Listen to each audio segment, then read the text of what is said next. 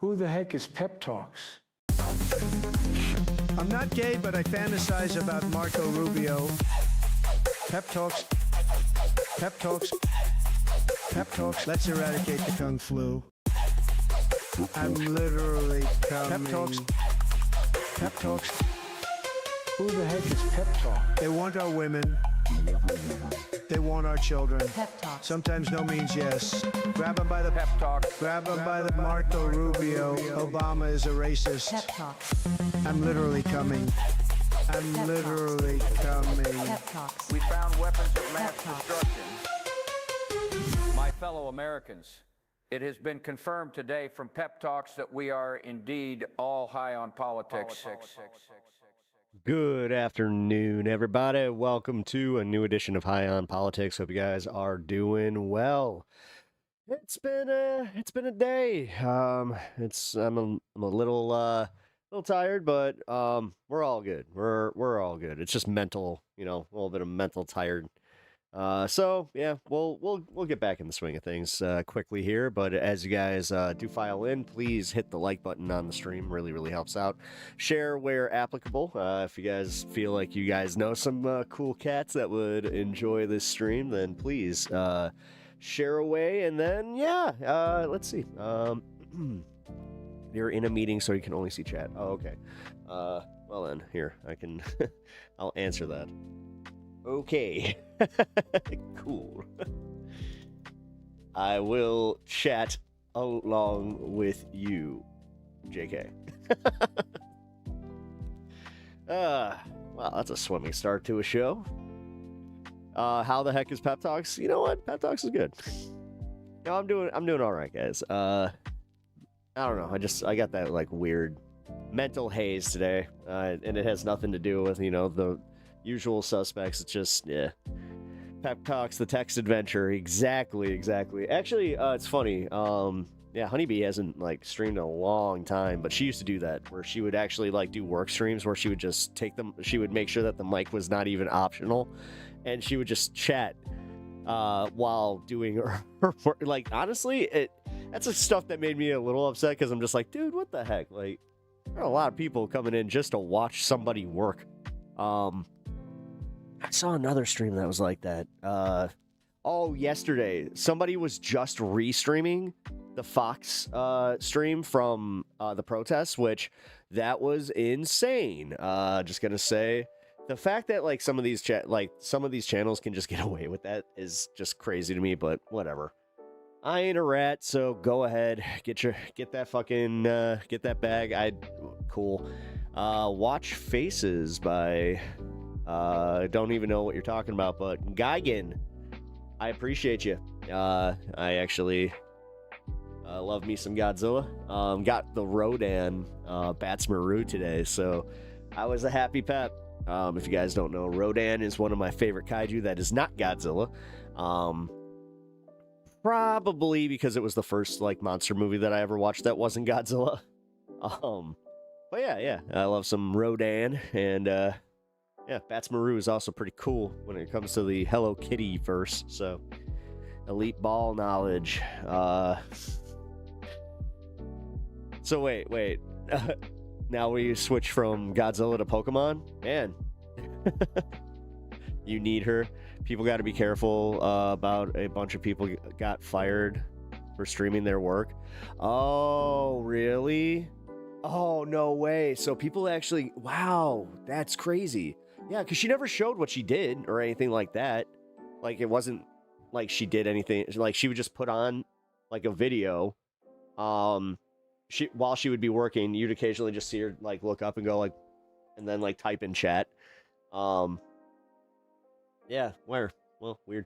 Maybe that's what happened, because I don't know. She didn't get banned from Twitch, but I don't know. She just disappeared from Twitch one day. So, but that is the way of streaming sometimes, where, you know, you get to this point where you feel like you might as well just go get another job, you know, if you're doing it to try and supplement income, which sucks because it's that little taste of, you know, you're living your dream. And then it just can go away, which, I don't know, man. That does suck. But that's also why I say, make sure that you guys follow me on all the platforms that I'm on. And that includes soon, possibly X. We're still figuring that one out. I'm going to talk to a few more people before I make that final call. Because it's another subscription I got to pay for. I don't really want to. I don't use X in a way where I don't care about ads. I don't care about any of that shit. I don't want priority access. I don't care. I just don't care. I want people to know that I'm streaming, that my stream is live, and occasionally just be like, hey, here's a retweet. Let's try and get some attention. But dude, the attention economy sucks. It is just so freaking daunting and just, ugh, I hate it.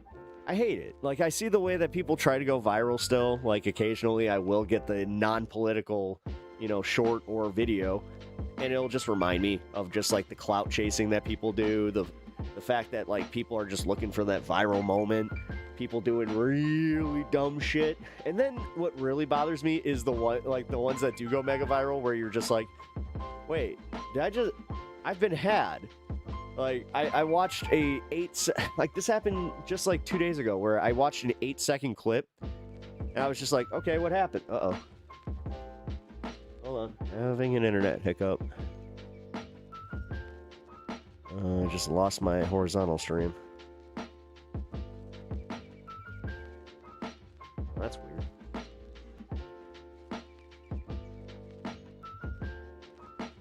Huh. Hold on, guys. Oh, we're back. Okay. Oh, I know what happened. Okay. This is an OBS problem. Alrighty, hold on. I gotta turn this off. Everyone wants to be the next Mr. Beast. Why? Who wants to be the next Mr. Beast? Mr. Beast works really hard. He does. Like, he's always... See, I don't want to be a content creator where everything I do has to then be content.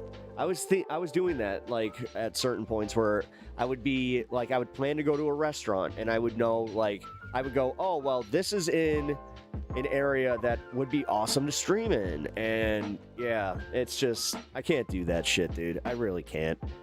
There's nothing, like, worse than when I'm with, like, my wife or when I'm with some friends, and I get that where I'm like, okay, write people's names, and you'll get 1,500 people watching. Write people's names. Just write people's names. Really? Well, should I just retitle my stream, I will write your name? I don't know. Maybe we'll do a test stream coming up here where we do like some of the clickbaitiest clickbait. I'll register as ASMR. Here, actually, I'll do that right now on Twitch. Because Twitch, I won't get in trouble for that. Here, I do need to do this since I'm talking politics.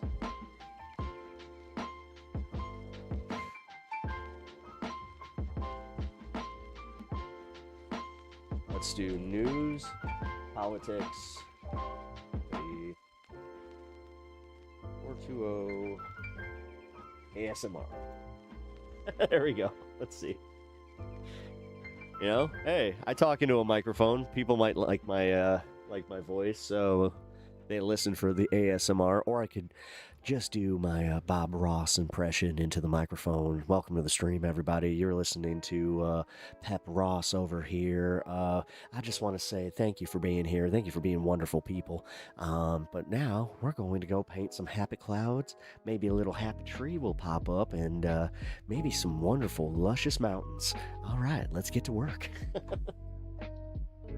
Hermit, I totally watch. Yeah, see, that's the thing. Yeah, people would probably watch me work if I was on camera. Yeah, no, for real. It is weird how many people do watch, like, people just doing their jobs.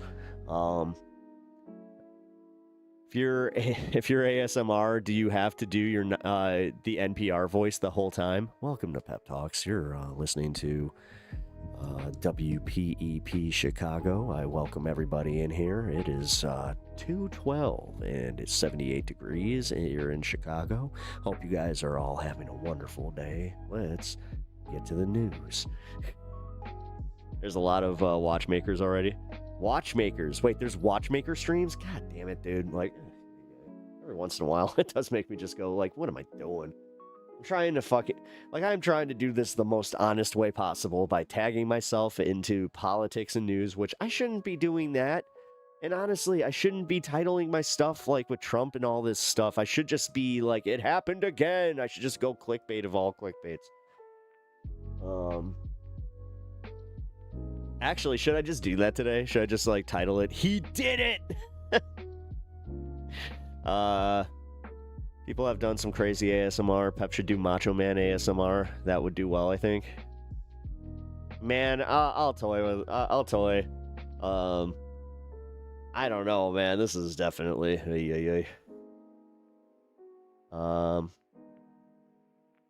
If you're wait. People have done some crazy ASMR. Oh wait. Okay, hold on. That's happening again. Chat is doubling up.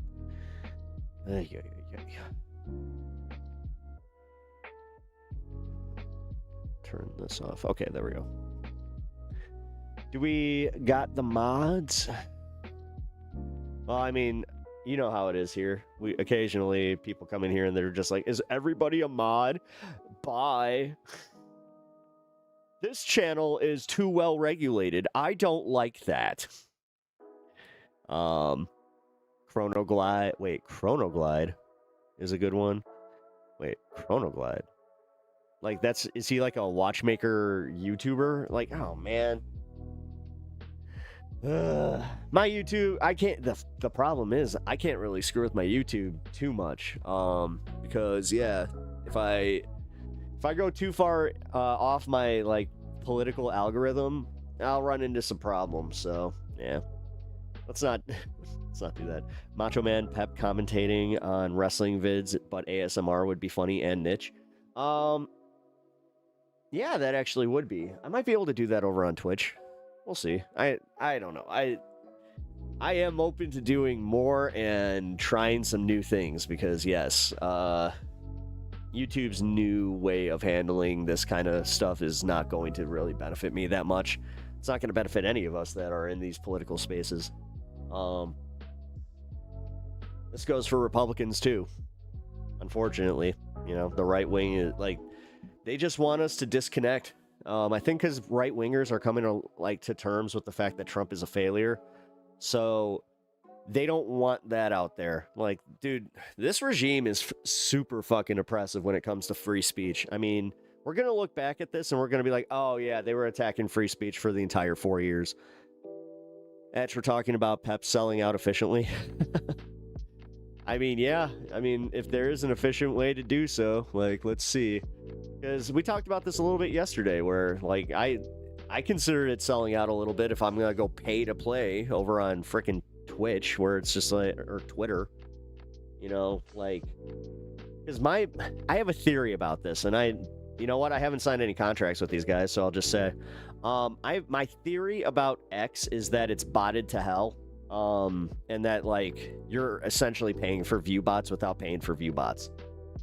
Because if you're not signing the contract for like getting view bots exclusively, then yeah, it doesn't, then, you know, your conscience is clear. And I don't know, guys. I don't know. I also don't really know how the fuck it works. How in the hell can you explain that like any stream that you watch on YouTube or Twitch, like your average streamer has over 100 live viewers on Twitter? Like that's just, yeesh. Man, I am bitchy today. I'm in a mood.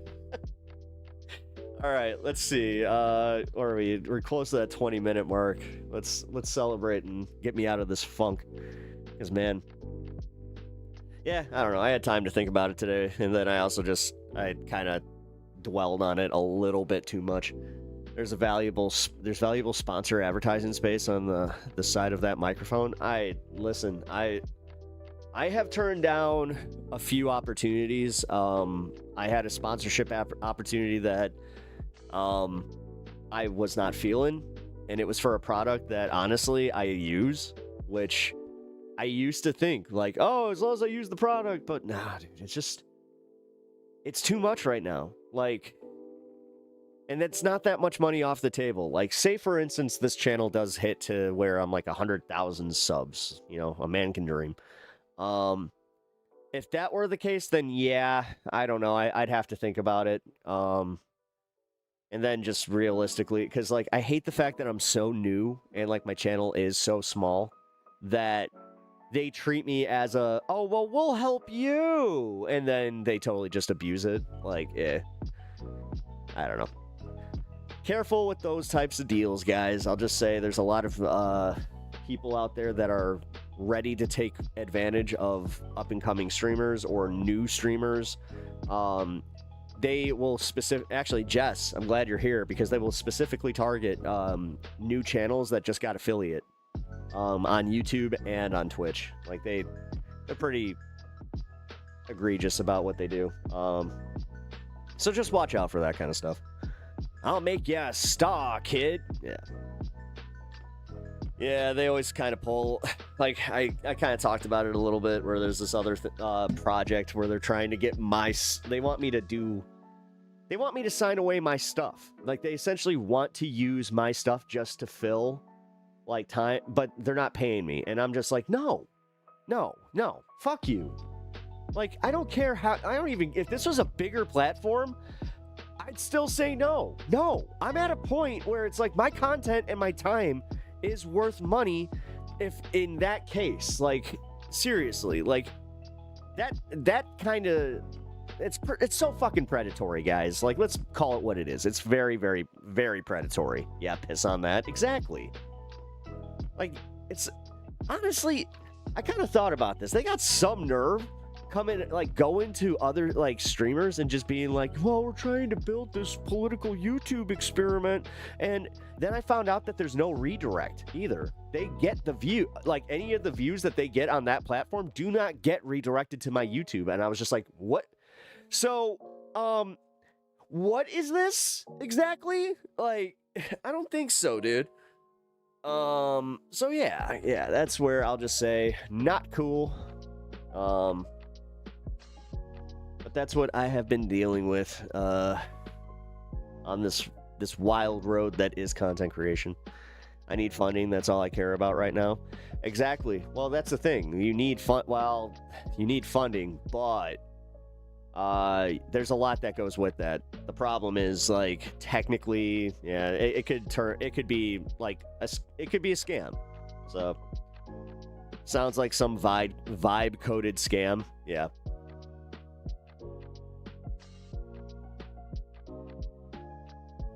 People are stingy. Pay for the content if you want to use it. Well, and that was the thing that got me when I brought that up. I was just like, well, so you're not paying me, you're using my content, and I don't get the views. Where exactly is the incentive for me to do this? Yeah. I think, and the other thing is, dude, they think because I'm a nice guy, like oh my God, they really think I'm a sucker. So, baby, hi? Whatever. What up, baby? How you doing? You're up to 75 followers on Twitch, but you're lacking subs. You're going to for a while. Don't rely on sub revenue.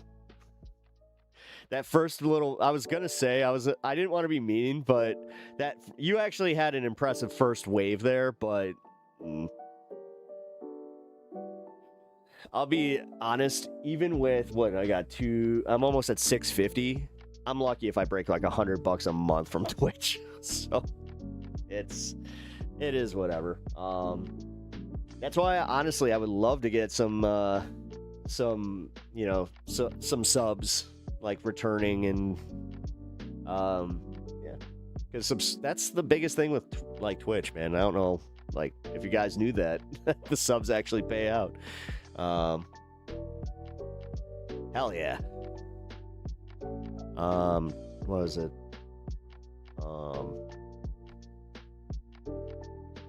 Transpath, right? Yeah, Transpath. I remember. What's the jersey? It's my old team jersey from when I was playing hockey. It was the, second to last team I played for. But, yeah. I like that jersey. That's why it's there. Also, reminds me of good times. But I'm at that point with hockey where it's kind of like when I was skateboarding. You just kind of reach a point where you realize that you got kind of lucky escaping with all of your bone, like, because I never broke a bone. So the fact that I was a skateboarder and I also played hockey and I somehow escaped both of those without ever breaking a bone. Yeah. Done and done. Nice. Ghost Train is entering the station. Hell yeah, Ghost Train. Welcome to the show. Appreciate you being here. Hope you had a safe trip. You don't make anything on this endeavor. No, that's the thing. That's what I don't like about like the way that they kind of treat new creators. Like if you're a new creator and you have like a certain amount of subs or like a certain amount of people that watch you daily, it should just go without saying that they should give pushes. Like right now, I am reading 0 concurrent viewers again on YouTube. Yay. That's awesome. Here, let's see. If I actually refresh this too, it's going to do it's saying the same thing. Like, this is what's really fucked up about this. I'm calling this out because YouTube can seriously get fucked when it comes to this stuff. Because they act like, oh, oopsie, it's a glitch on our end, but it's not OBS. It's not OBS. This is on YouTube's side. Like, this is from YouTube Studio. So YouTube Studio has a glitch. They call it a view glitch. It's actually this affects everybody. But the problem is they don't adjust it in your analytics. So you will literally lose, like it'll register as you had 0 viewers, even though you have like 18 or whatever. Or is YouTube being itself? No, YouTube's being itself, but that's why I'm just calling it out, and I'm just like, nah, you know what? I'm so sick of this. I really am. I'm at that point too where I finally finally. No, I'm just back at it. I'm back to that point where I'm just like, God damn it, YouTube. Why do you have to be such a trash platform? Going back to the idea where it's like, yeah, no, there should be alternative platforms, but let's be real. That's just not like, why can't we expect more from a $1 billion platform? It's insane. It's insane. Like what I was just about to say. It's insane how they can make so much money off small creators, because the second that you get monetized, of course they're gonna of course you're gonna put ads on your videos, which that also hurts you. Like that's the thing, you have to play it like, because most people will watch smaller creators because they're not gonna get layered ad breaks. Most demoralizing thing I've seen is this thing that a child star got called a child a slur, got hundreds of thousands of dollars, and I'm not able to even, no, that's exactly what it is. Oh yeah. yeah, you just need to go and you need to go viral for being just the worst person ever, and then have a bunch of, people that feel like they need to support bad people. Yeah, no, that shit is still wild to me. That lady in Minnesota that literally called an autistic black child a fucking slur. Like, multiple slurs, by the way. Yeah, that was crazy. But, all right, that's it. You know what? Let's do this.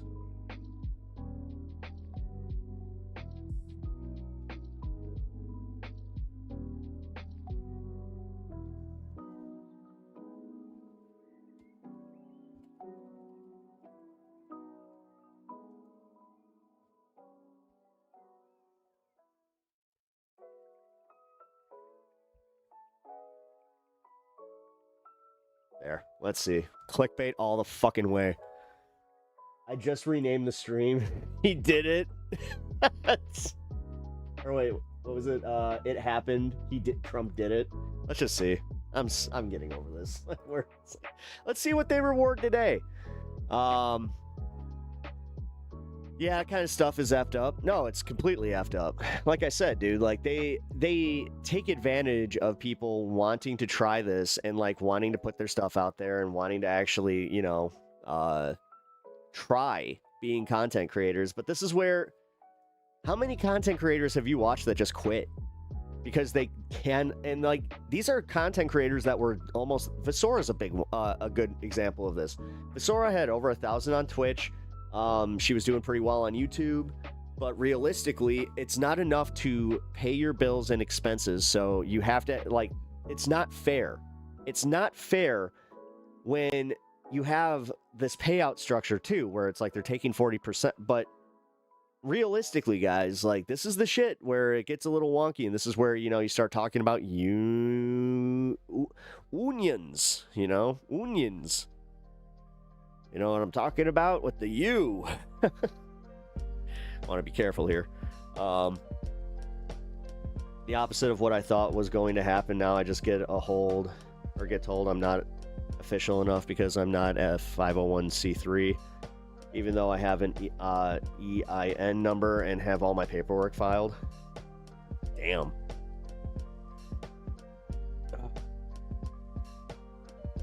I have 6 viewers on Twitch or on YouTube. I don't know. Now 10. I honestly don't know because it's not registering.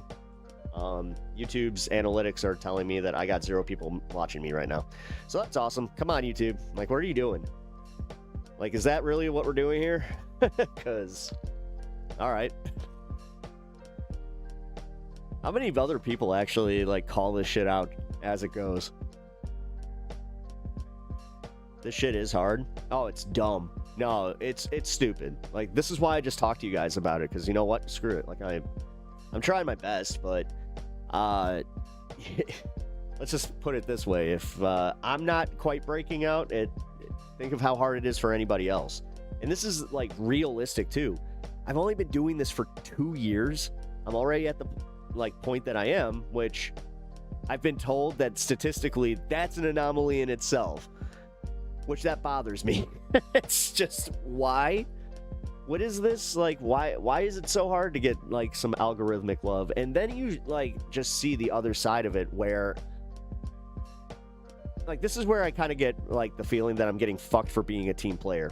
So I try to get you guys to pay through YouTube. I try to get the super chats, and like I said about the agent thing.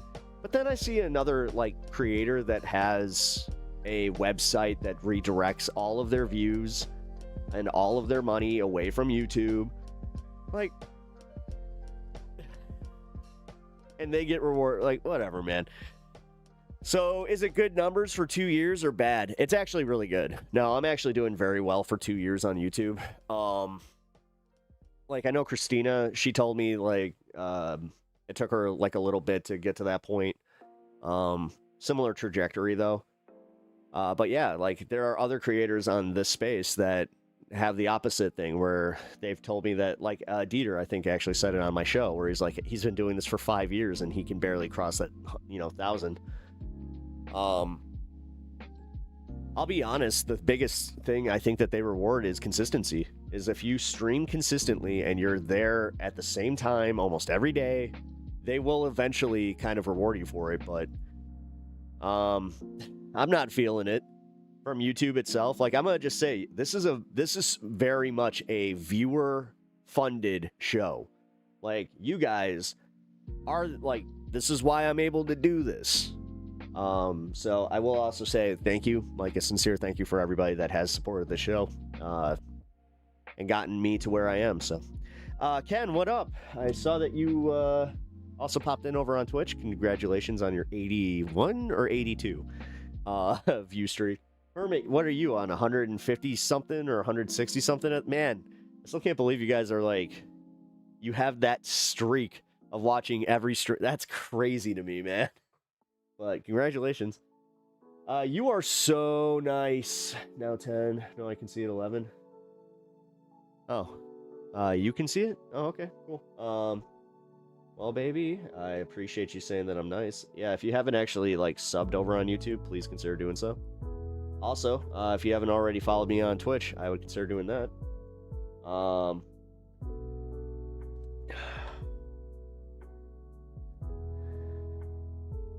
What kind of concert only costs 50 cents? Or 45 cents? Oh, a 50-cent concert featuring Nickelback.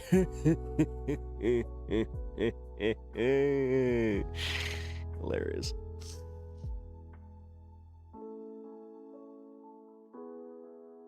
Quite funny. Sorry for the bitch fest, but yeah, not really feeling positive about what I'm trying to build right now. Well, go ahead and bitch away. Hopefully I can maybe bring you back into feeling a little bit better about it. I mean, let's put it this way. The fact that you just started your channel and you already made affiliate, like, what, you haven't even been there a month? Yeah, trust me. That in itself is impressive. This is where I have to be real about this, and this is where I was saying about, like, no, I have 3,000 subs over, or, yeah, 3,000 subs over on YouTube. Then I got, what, 650 over on Twitch? Twitch, I've not even been there 2 years. So yeah, like, it is actually fucking wild, like, to really think about. But it's also wild when I talk to normies or, like, people that are thinking about starting, like, content creation, how unrealistic they are about what it is. I can't tell you how many times I've had to explain to people that I do not get paid per view. I have had to explain to people that you don't actually get paid, like, by view at all. That's not how it works, which is stupid. I've had to explain that, yes, they can arbitrarily change the, like, what's the word I'm looking for? They kind of set the bar higher and higher every single time. Like, they just did it again. Apparently, you need to have over 8,000 watch hours of shorts. Yeah. Yeah, I'm not sure if you guys know this, but that's not really going to help anybody at all. Ever. So, it'll help. I mean, the established creators, I think that they'll be just fine, but, yeah. Grace said I told Pep that he needs to bedazzle you a Menards bag or something. Or that you need, yeah, I was about to say, you need to do that. I will not be bedazzling a Menards bag. But yes, Vampire Gracie, if you want some Menards merch ever, you know. Yeah, Man Carrying Thing did a video. Yeah, no, I watched it on stream yesterday. Yeah, it sucks. It sucks. It is very dumb. It was one of, like, the sadder things that I watched about, like, how they are going to 8K hours of less than a 3-minute clip. What is that math? Oh, again, you gotta, at this point, you have to have millions of people viewing your stuff on the shorts feed. But then they're like, Man Carrying Thing did the thing where he's just like, oh, well, we are gonna give you more views, but here's the thing. Lives will not play automatically from the thumbnail anymore, so that's bullshit. It's actually worse, and I tested this method yesterday. It's way worse, because before I was getting views for anybody that would hover over my thumbnail for a minute, which realistically, as a creator, that doesn't feel great. That actually, like, it feels fake. Like, I want actual, like, I would love actual fucking numbers as to who's watching me when and what I can do to kind of, increase my viewership. But no, fuck that. Let's just go change everything. Let's not let any of these creators have a plan. That'd be ridiculous. What's their logic? I honestly, I don't know. I don't know what their logic is. I'm not sure if there is any logic there. I can't see where there is any. Like, it doesn't... How the hell does that make any sense, guys? Like, how in the fuck can they constantly do this kind of stuff and then expect people like creators like myself to want to, like, create and spend hours creating? Like... I kind of get it, man. I kind of get why people just do the fucking the AI method. I kind of get why people do like the laziest fucking content, because you know what? It sells and it's fucked up. Thank you for the kind $2 donation. I really appreciate that. Hope your wife is doing good. Oh, Hashtag Menards. If you didn't know, Unimoogle is my wife in chat, so you were just conversing with her. We got the stand man. Let's get him. Yeah, look at that. Anytime you guys make a donation to the stream, the dog gets a treat. Equal to the donation as long as it's within reason. So he gets 2. We got a $2 donation. He gets 2 milk bones. And they're tiny. Look at him. He doesn't like the big ones. It's kind of funny. He's just like, no, I want the bite size. Whoa, almost dropped it. There you go. Gracie, are you from Menard's social media team? I swear, I mean, you really do more promotion in this chat than for that company. $100 for 100 bones. I would do that, but I would have to give it to him throughout the stream. Like, I would literally have to... We would go throughout the hours, and he would probably have to go take a bathroom break in between, so... It's okay, Pep Talks. You're an awesome creator. Maybe you should do like mini commercial jokes. I might do that. Use like AI to make them. Just try to make people laugh when content gets a little dark. That's not a bad idea. I mean, I could definitely start working on some stuff like that. Matt with 2 T's regarding AI. If dildos couldn't have... Wait, if dildos couldn't have ears, explains Stephen Nosferatu Miller. I still think that he looks like an anal polyp. After I saw somebody literally put up a picture of what an anal polyp looks like, I was like, it's uncanny. He literally looked like his neck and his, like, the way that his neck folds, like, into his head, and, like, and it's just perfectly, oh my god, like, he looks like an anal polyp.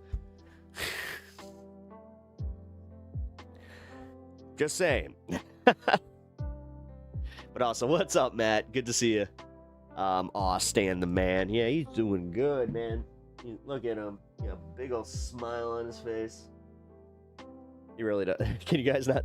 You guys see him? Look at him. Look at that big ass smile. He is very, very content right now.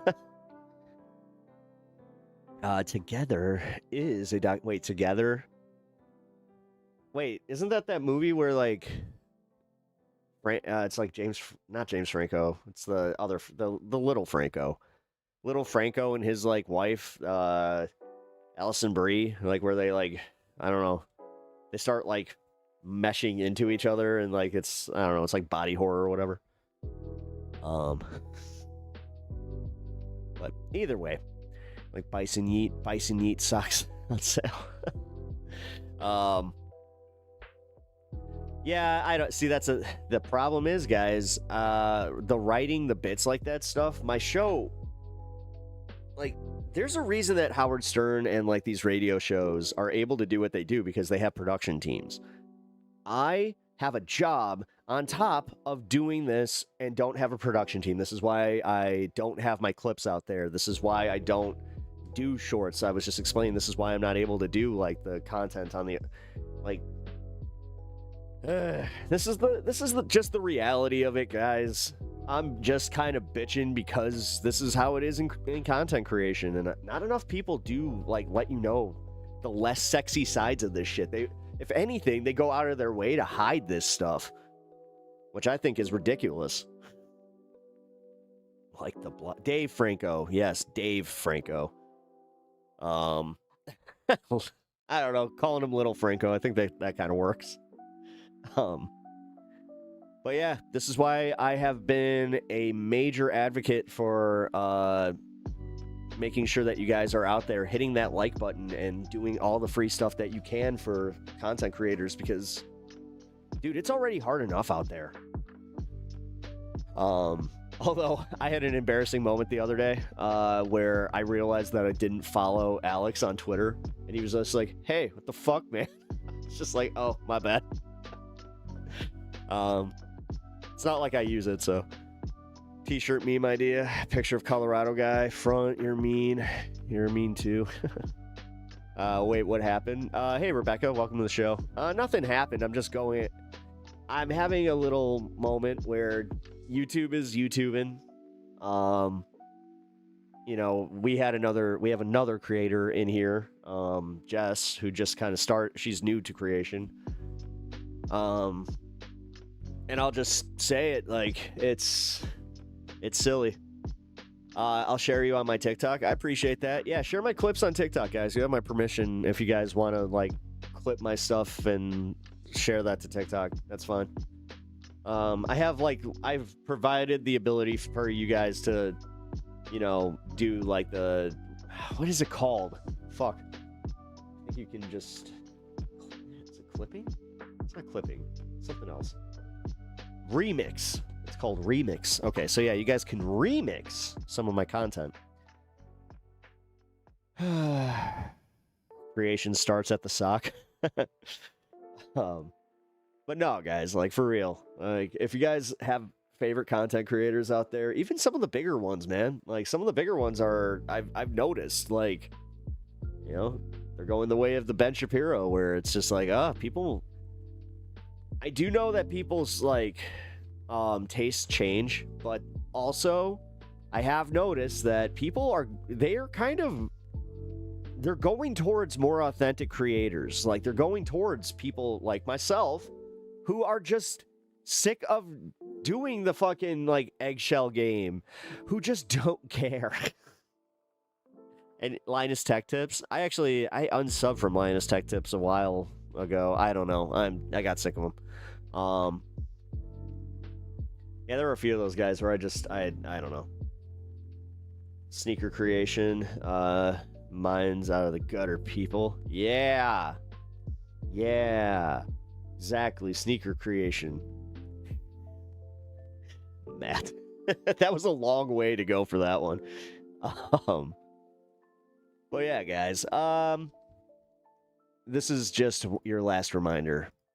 Like the videos and the live feeds of your favorite creators, because you know what? It is the only way that they can even get out there and possibly make some money.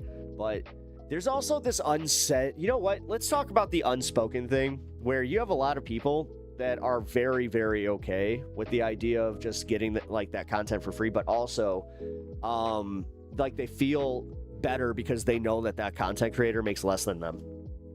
I've done that. I've caught myself doing that, where I'm just like, oh, I like this person because I know I made a little bit more and I had a more comfortable life. And I was like, that was one of the shittiest ways of thinking of, like, watching like creators, where I was just like, what the fuck?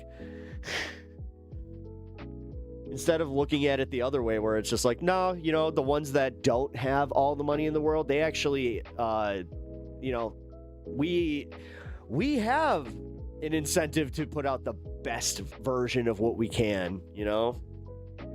So there is that. Authentic is difficult to spot, and I think might be major draw to right-wingers. People confuse being a dick with being authentic. Well, yeah, that's the thing. They're unapologetic in the way that they speak and in the way that they think. And that realistically is why I kind of have that, like, that summary of myself, where it's like, no, when it comes to this space, I do probably have the most right-leaning, I guess, opinions, because I do kind of have this, like, no, fuck you, like, fuck this idea that we need to put up more mental blocks. Like, god damn it, we already can't talk ourselves out of a fucking paper bag, and now you're trying to tell me that we need to, you know, put some more fucking, safe spaces or whatever the hell. I don't know, man. That stuff is annoying. Philip DeFranco is CIA Philip DeFranco is a CIA asset. I don't see how. Why? Just because he kind of started pivoting left with his actual his content and started covering the news from a more biased perspective because he finally couldn't pretend that everything was normal. I mean, dude, Philip DeFranco spent the Biden years trying to convince you that, yeah, you know what? I don't like Biden. I don't like the Democrats, which, that's kind of why I watched him, because I took that as like, oh, he's like more left-wing coded. And other right-wingers were just like, no, nah. Phil really is 100. Like, he's what you would consider like a centrist, but like more of a center-right guy, especially when it comes to taxes, and he makes enough money. Like, I don't know. No, because he always supports bombing people in other countries, regardless of party line. He doesn't support that shit. What are you talking about? So that's a hard one to for you to even prove that he is somehow in favor of bombing people. Philip DeFranco, okay, man. Dude, you banned me from your Discord for making a lame office vegan joke. I didn't ban you from shit, but if one of my mods banned you, then I don't care. Like, the thing is, dude, if you were not being chill in Discord, then you're not for Discord at that point. At least not our Discord. I do reserve the right to stand behind my mods and be like, no, I trust their judgment. So deal with it. Or you could cry some more. Has it worked for you?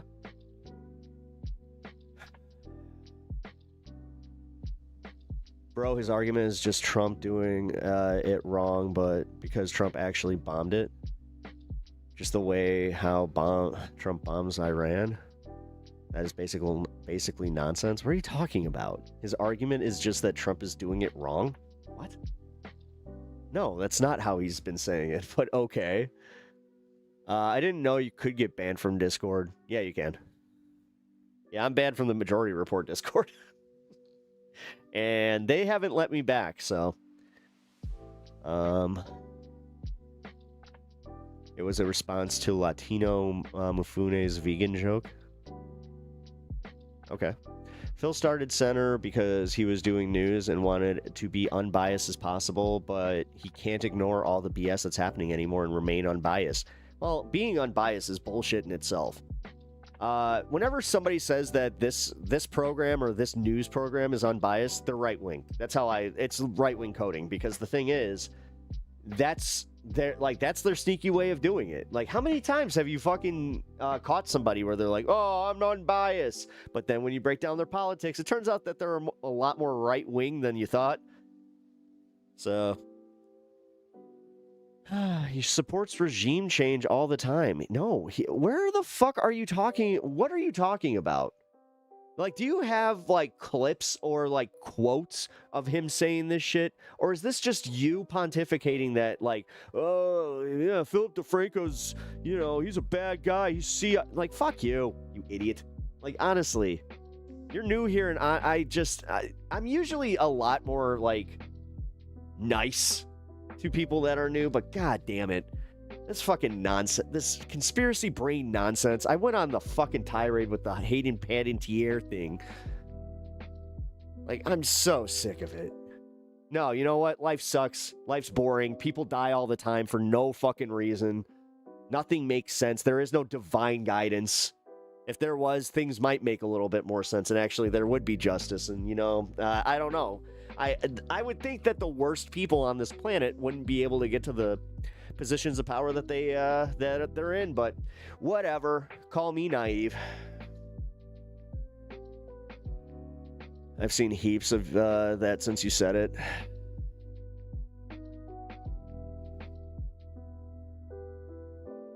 If someone's issue is that Phil isn't left enough, I could roll with that. The thing is, I don't necessarily care, because I don't need these people to always be a reflection of my politics or what I believe. I think I covered that yesterday where I was like, you guys, like, everybody needs to calm down with that bullshit. Otherwise, you're never going to be happy with anybody. What up, Unlisted World? Good to see you. How you been, man? I've had, I don't know, it was weird. I had like I just had that thing where I was starting the show and I just kind of felt my brain go like, maybe that's what, I'm getting to that point of burnout, which I need to be careful with. So, yeah, tomorrow's going to be 50-50. I might just take the day. I don't have anything planned. And that's kind of the bitch of it is, I don't know. Because I got the panel show tomorrow, so, but yeah. If there's Just God, Heroes would have stopped if there was a Just God, Heroes would have stopped after Season 2. After Season 2, it should have stopped after Season 1. Just leave it at the cliffhanger. That's kind of how I do it. Like, I've rewatched Heroes Season 1 probably like 4 or 5 times.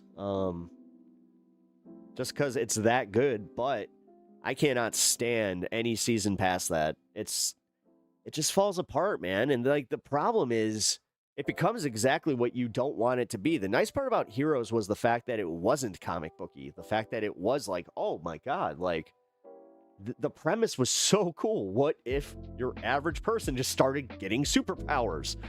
That's cool as shit. You know, it was like X-Men just done better. But yeah, and then Sylar, like, he's one of like the best villains on TV. And like the thing that they kind of did in, what is it, Season 3 or 4? Like, they ruined his motivations. Like, God. But yeah, either way, I liked her as the healing factor character, and I liked how they kept, like, the whole thing was to keep her away from Sylar so Sylar could not become a healer. So, anyone watched the show Silo? No, I've never even heard Silo. Huh. What's it? Is it what I think it's about? it's kind of like Fallout, just less Fallouty. Yeah, they made him good. That's what happened. Yeah, that's right. He turned into a good guy. Yeah. Oh, he just had he was just misunderstood. It's like, nah, dude. He like totally like took out a whole cast of characters that, yeah. Purple Man was a great villain too. Purple Man is one of the most underrated comic villains in all of Marvel, but yeah, I was glad to see David Tennant rock that.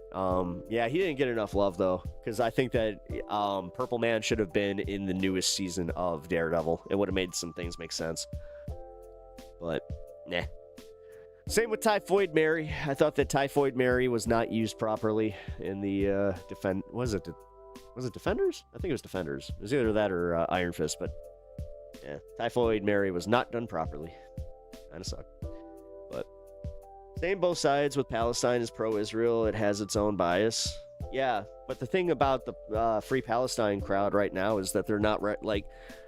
What really pisses me off is how now it is kind of empty in some regards, because what we're not doing is we're not trying to stop what they are doing in our name. You understand that Jared Kushner and like the Trump administration is doing exactly what they said they were going to do. Like, we all laughed at that AI image of like, you know, the casinos on the beachfront. No, they're doing it right now. As we speak, there are bulldozers just pushing rubble that is mixed with human remains out from those areas so they can start rebuilding. The problem is I've had a lot of disingenuous people come at me saying like, well, you know, it is actually like, it's better. It's actually better for them. You know, it's not the perfect solution, but it's a better one. At least like they're going to have places to like live. It's like, they'll have places to work. And by work, I mean literally work for slave wages, and they're going to be told, oh, we rebuilt this. You should be happy. Like, dude, it's the worst case scenario. It really was from the very, very beginning. So, Matt, duty calls. Have a great day. You have yourself a great day there, Matt, with 2 T's. I will talk at you later, brother. Okay, unmuting stream. Yay! Oh. I didn't realize I was spoiling stuff. My bad. Yeah, I forgot. All right, every once in a while I will talk about something that's been out for long enough where I just assumed everybody's seen it. I'll try and be better with that. Televani, what's up? Yeah, I kind of forgot to hit you up. It was kind of funny. I was like a half hour from starting stream, and I was just like, crap. I didn't even want to bother you with the thumbnail, so got a pretty basic one today. It looks all right, though. Tomorrow, though, or Friday, you just expect me to hit you up. You are fine. No, cool. Appreciate it. There needs to be an agreed-upon statute of limitations for spoilers. There should be. I think there should be. Like, if it's been a year since something came out, I'm sorry. No, you can make the time. Like, Lanterns. I watched Lanterns last night. I'll say this much. I'm very glad that I didn't have anything spoiled for me, so I will not be spoiling anything. I'll just say it was very, very good as a Green Lantern fan. And as a Green Lantern fan that was really turned off by the Ryan Reynolds movie, this was a apology, and it kind of made me go, oh, you know what? I feel like busting out some old Green Lantern comics, because now I'm back to that, where I'm like, all right, cool, because the Green Lantern lore is really, really cool. So, but yeah, I think that a year, once it's past a year, just let them fly. Again, it's like people that are just like, spoiler alert for Endgame, where it's just like, dude, that came out, what, 6 years ago?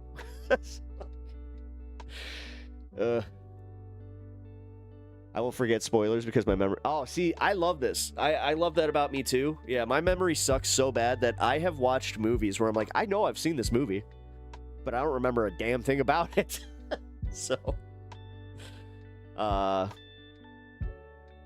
Which core is your favorite? What do you mean, which core? Oh, which Green Lantern core? It's technically CORPS, but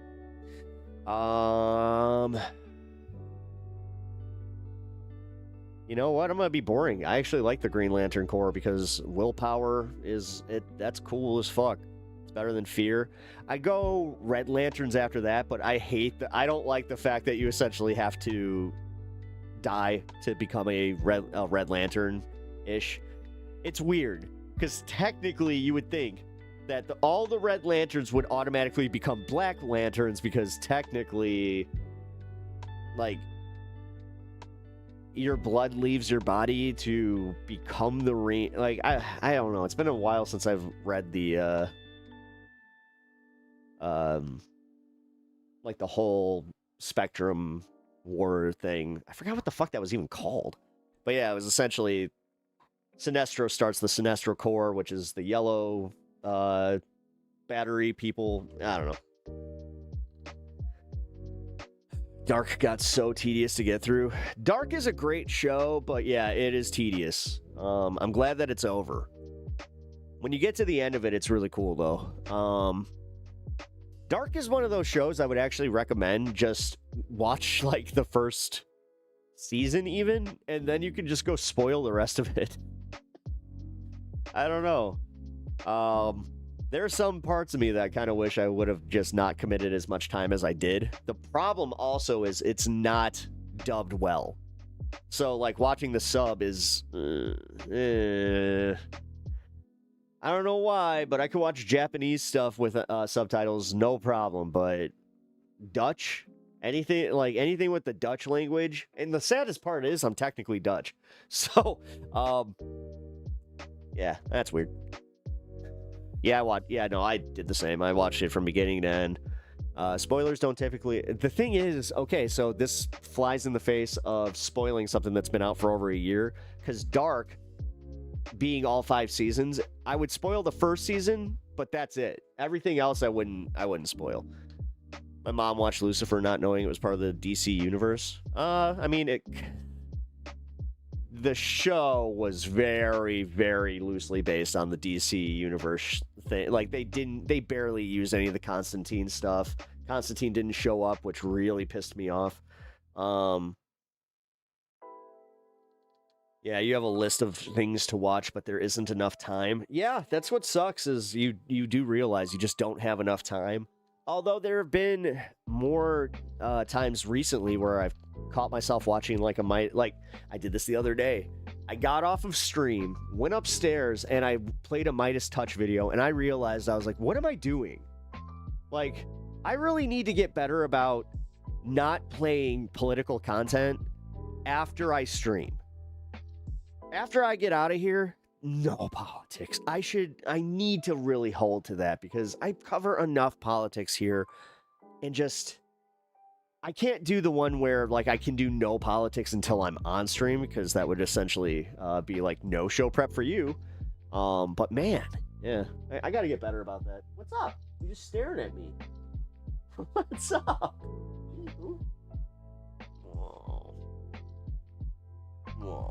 I hate even trailer spoilers. The problem with trailer spoilers is the fact that they spoil the entire show now. Like, there have been multiple movies where I walked out and I realized I saw the movie. Superman was one of those where I was just like, okay, I saw that entire movie through that trailer, like, or through all the trailers. Like, because the movie is also, like, put together the way that it is, it's edited for TikTok generation, because it is not what I would call the best cohesive movie. It's literally like scene goes to other scene to another scene. Whoa. Yeah, I can't let these kids lose their attention span. What up, Bandit? Good to see you. Welcome in. Listening to Ben Mycelis could put anybody to sleep. The problem is Ben Mycelis has one of those confounding voices. I know I've said it a lot here, but I cannot get over how he will start with a very, very deep voice, and then he'll start talking about Donald Trump is panicking. Oh,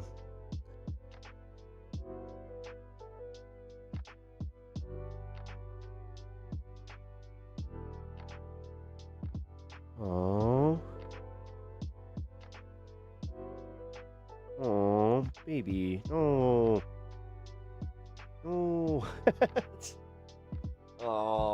I just got an update from one of my neighborhood apps. Apparently somebody hit a cat. It was one of the neighborhood cats. I recognized this one. I had seen it the other day. Fuck, man. I wish more people would not let their cats out like that. It really is just... And I get it. There's the whole argument, yeah, well, you shouldn't, coop them up. It's like, technically, yeah, you should. Just don't declaw them. Pinkerbell, I've taken naps to Pep stream before. Hey, well, that's great. Wait a minute. All right, there's like something weird about that one where I genuinely am happy that I can help, in your nap time. But I also kind of feel that, like, really? I'm putting you to sleep? Like, crap. I usually pass out to the stream. Well, that's a different story. It's late at night there. Like, if you are doing this at peak time like I am, where it's just, it's freaking 3 p.m. here right now. So, yeah, it's the time zone thing. It is. No, I know. I get it. And I don't fault you for it, man. I walked past a smooshed one on a walk the other day. It ruined your day. Yeah, I actually saw a groundhog in the street today. That also broke my heart. I don't know, guys. Like, I constantly get these reminders that humanity sucks, and that's one of them. Where it's just like, dude, animals, and this is why I think I have the connection with animals that I do, is that I understand that, like, you want true innocence. That's true innocence right there, where it's just they don't get it. They don't get anything but just responding to the external, like, world around them. Like, yes, It's the same thing with like humans. There are some dogs out there where I hate to admit it, where it's like, some of them cannot be saved. But it's not like the pit bull thing. I hate that. I hate how like pit bulls are some of the sweetest goddamn dogs I've ever fucking like been in contact with. You know, it just sucks when you do run into a dog that is, you know, a breed like that is also improperly trained. I mean, shit, there's one. Only time that I've ever had to run from a dog, it was a pit bull. But the guy, like, he's sucking on us. Like, me and my buddy went to go pick up. And, yeah, we should have known it was sketch from the beginning. Because the guy was, like, being really weird about it. And then when we were looking at the bag, he was just like, all right, go, get off my property. And we were like, what? He's like, I will sick my dogs on you if you don't leave right now. We're like, dude. Like, and my buddy was about to say it too, where he's just like, I don't think that this is actually, like, stuff. It's like, never go to China with your dogs? That is one of the biggest myths ever, by the way. There's certain markets in China, Korea, but realistically, like, this idea that, like, Asian people see dogs and all of a sudden are like, ooh, yum, that's racist as fuck. I'm not okay with that one, Vampire Gracie. Like, that's not even funny. You know, like the eating the cats, eating the dog shit. That wasn't even that funny. Because, like, realistically, it caused so much fucking damage to... Like, do you understand how many people are suffering right now just because of a fucking dumb joke from a fucking dumb president talking to dumb people? Like, I'm about to go right back into where I was yesterday, where it's just like, guys, I don't want to do this. I don't want to remind you guys just how bad everything is, but fucking A. Like, it is bad out. It's bad. It's bad. You know, people are out there fucking making excuses to continue to just be the worst type of person, so. Dieter, what's up, man? What up, tough guy? Hey, put him up. Hey, just missed a fun little rant I was just going on. Started the show by going on a rant about how content creation can be its own little bitch, and how people really don't understand that when you withhold like the like and the subscribe, how it's just like, dude, that is just, I'm gonna say it's such a dick move, especially if you actually like the content. Yeah, there's like a special place in like content hell for you people. If you're not hitting the like and subscribes on channels that you actually enjoy. Sorry, didn't mean to be mean about it, but Rav, I do that too. I see a turtle in the road and stop and move it unless it's huge. Yeah, same. Yeah, no, I've done that. I have moved turtles before. I've stopped for ducks. I've stopped for geese and helped them along the way. I have found a cat on the road where it was like the worst one, where it was already hit, and I stayed with it, and unfortunately, it did not survive. That was one of the saddest days of my life. I was like 17 when that happened. God, did you like Pep's stream? Yeah, there you go. Yeah, you know what? The big G. He'll be mad. Speaking of which, more crane videos, please. I actually have one more crane video that I was going to be posting on my shorts coming up here. I did see them again on my walk, so they stopped at a bird feeder. So I think I'll be able to get like 2 or 3 minutes of them just pecking away. You know, it's the mom, the dad, and there were 2 of them. So yeah. Endorsed by the Lord. Dude, could you imagine how pissed off people would be if I did that? Where it's just like, this podcast is endorsed by your Lord and Savior, Jesus Christ. Maybe I should do that. They look like they're house shopping. I swear to God, dude, it's when you see them in real life, like, it's fucking wild how big they are. And like the dad crane at one point, he did his like the wingspan.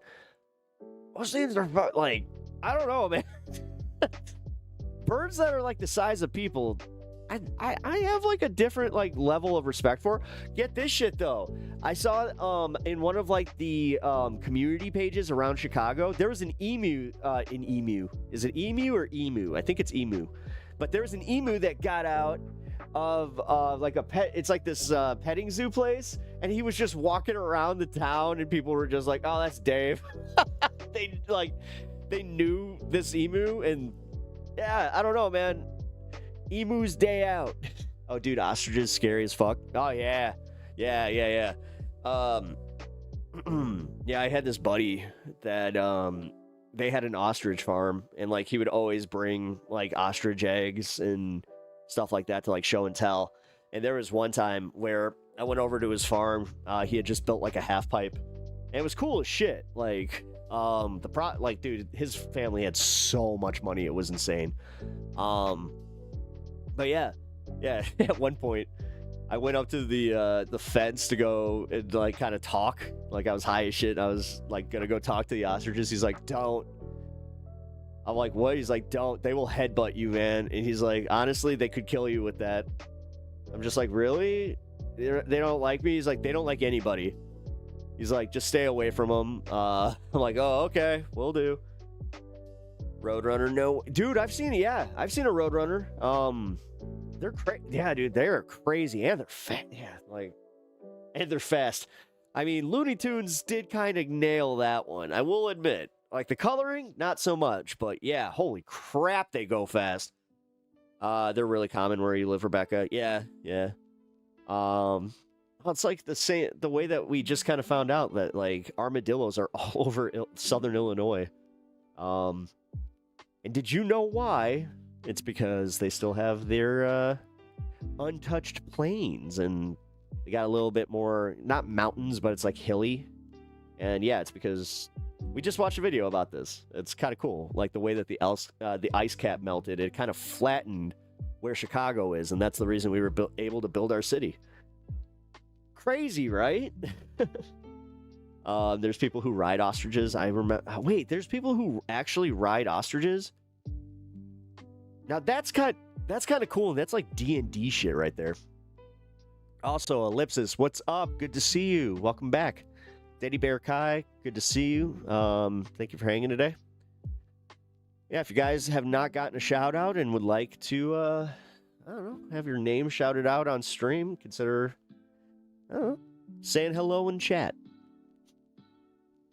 I'm trying my best, dude. I really am. But yeah, Dieter, if you're still here, I was also talking about YouTube, you know, how bad it is with, like, ad revenue and just how bad they fuck us sometimes. So, onions with the U, you know what I mean? Is what I was kind of talking about, but also using coded language because, you know, onions are good for you. Emu War, spoiler alert. Oh, dude, I mean, the fact that the emu was, you know, just going out for a little day on the town, I kind of find that hilarious. Speaking of, here. Oh, yeah, dude, here. Okay, so let me get to this.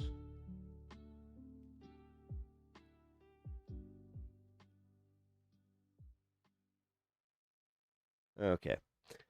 Let's do some news, guys. Are you making any money from these streams? Yes. No, I do. Like I said, I'm very lucky that I have a pretty committed fan base that, yeah, you guys are, I'm totally viewer funded, man. I can now say it. I do not do sponsorships. I don't, I'd actually prefer not to do sponsorships or any of that stuff.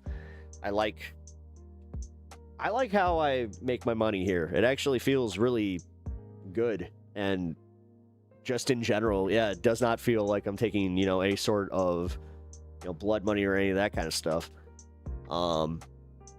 Making it off the merits of just my performance and making you guys happy, and then having to answer to you guys also, and not an actual boss. That's fucking cool.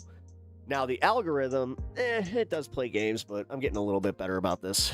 Not looking at it, not caring as much. So, are you sure the Australians won the emu wars? I keep seeing that the emus were the winners. I can't believe I haven't heard of this. Wait, was there an actual, like, emu war that I'm missing here? We have heaps of peacocks. Wow. Yeah, no, Texas has peacocks. DFW, I saw 2 huge male peacocks just wandering around downtown neighborhood. Had to pull over and take pictures because no one would believe that shit. Yeah. That national bird of India right there. No kidding. Yeah, like in the suburbs though. Yeah.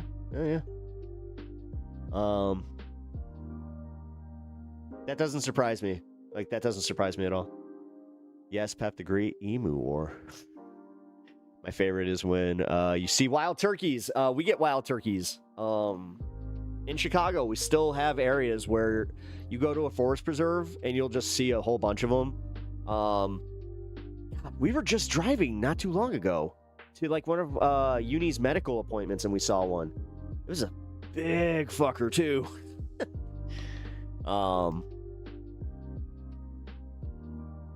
Wait, they ran out of... Wait, that's crazy. Wait. So, hold on. I gotta read about this. Let's see.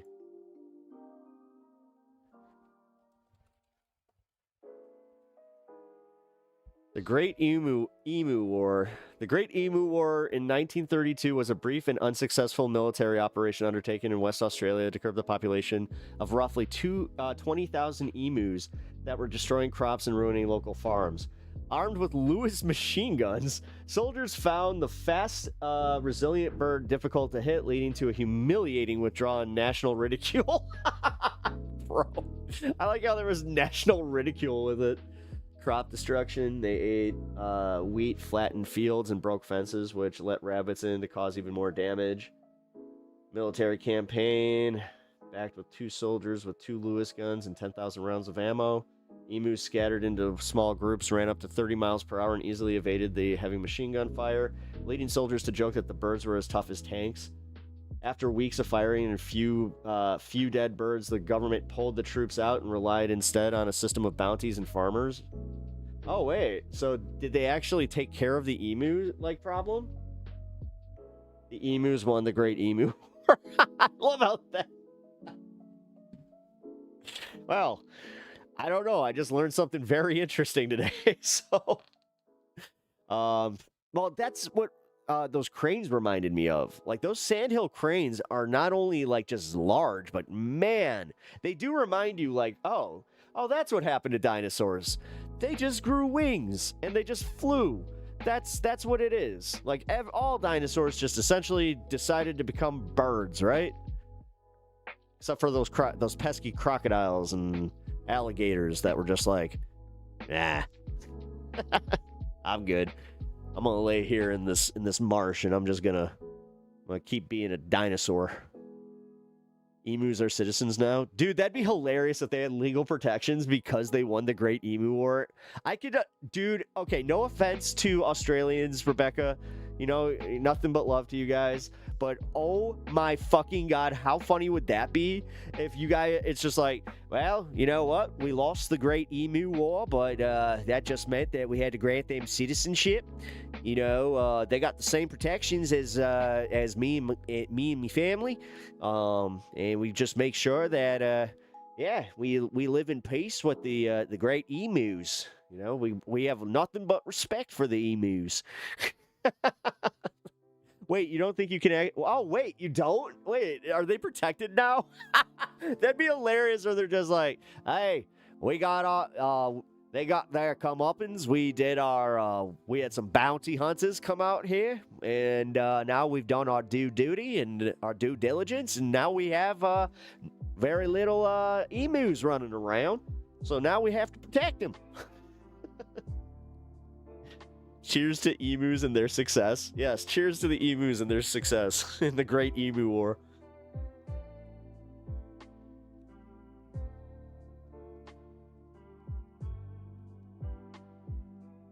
Sounds like the whole affair was emotional. That was actually pretty fire.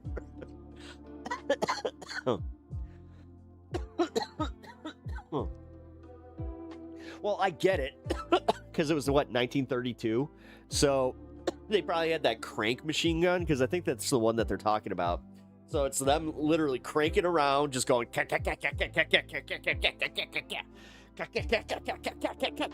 the emus are just like, we can run and pivot and pivot and pivot, and they're just like, oi, I can't hit the bloody bird. Oh, man. Want to have a bit of fun. Airmen are leaving messages. I know, we already saw that. We already saw that yesterday. That was on the show, the show's coverage then. Okay, so we're going to go into watch mode here. We're going to bring up large fight breaks out. There we go. So a large fight broke out at one of the Wisconsin fairs, which if you guys don't know, Wisconsin fairs are insane. Like, their county fairs are probably as big as your state fairs, which is wild because they only have a couple thousand people in, like, you know, these counties combined. But whatever. Today, we do have some new video just into our newsroom this morning of This guy does not look human. what appeared to be a large group of teenagers and young adults fighting last looks night like a human on suit. the state fair grounds. Let's take a look at the video first.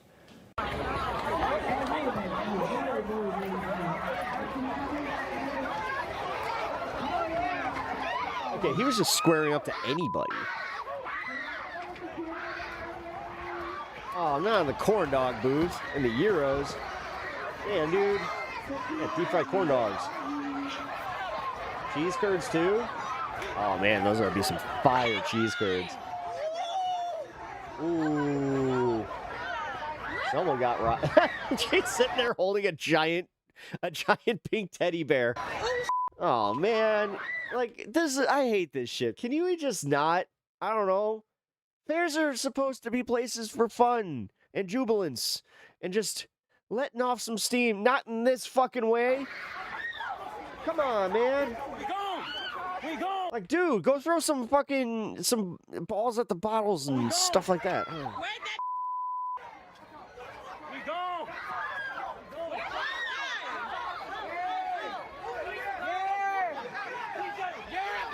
I mean, dude, the fact that they were just going to kick him in the head.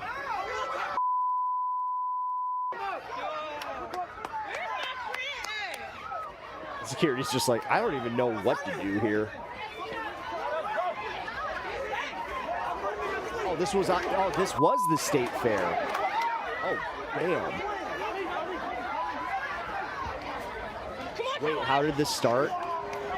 Two groups just got into it, and then it fucking escalated. The problem that I'm seeing is the fact that these guys are literally squaring up with anybody that would walk towards them. Like, that one guy was just fucking flailing haymakers. Is this Teen Takeover 2.0? I don't know. The thing is, dude, like, I will just say this much. Teen Takeovers are nothing new, necessarily. It's the fact that we just have phones out. Unruly teenagers are not exactly something new.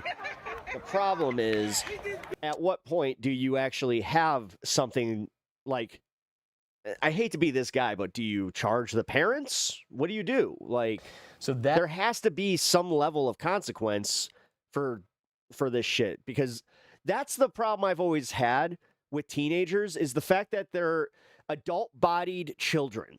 Like, they have the bodies of fucking full-grown adults and the brains of fucking children.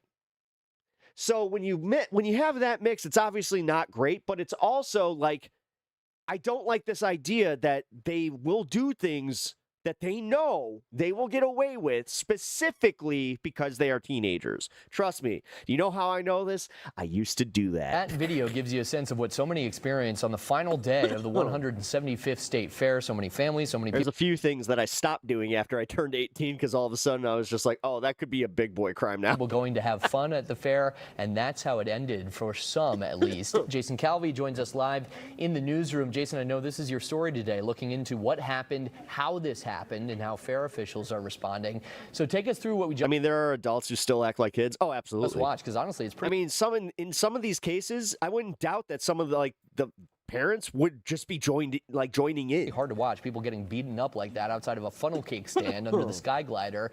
What do we know about what happened? Yeah, we know that our crew at Wait, State Fair the State last Fair night is saw already? that It's not even fall large yet? gathering of police officers. No, we showed at the they beginning usually of this do it newscast. before, You saw those mounted patrol like school on gets back in horseback. session. They looked to be guarding the gates near Spin City, that entrance there near Spin City.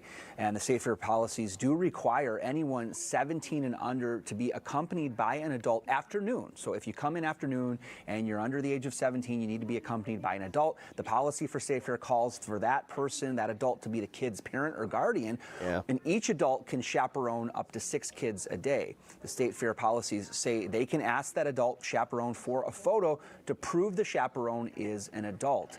Now, the Wisconsin State Fair has their own police force and their own security guards. We know West Allis police say that guy got their knocked the fuck officers out. did respond, but State Fair Park Police Department is leading the investigation. We've reached out to State Fair, and we haven't gotten a response back yet. This is now, what, about 12 hours 13 hours after these fights at State Fair Park. Can't have and anything we haven't anymore? Yet heard from State Fair. We're waiting for their response to find out exactly what happened here.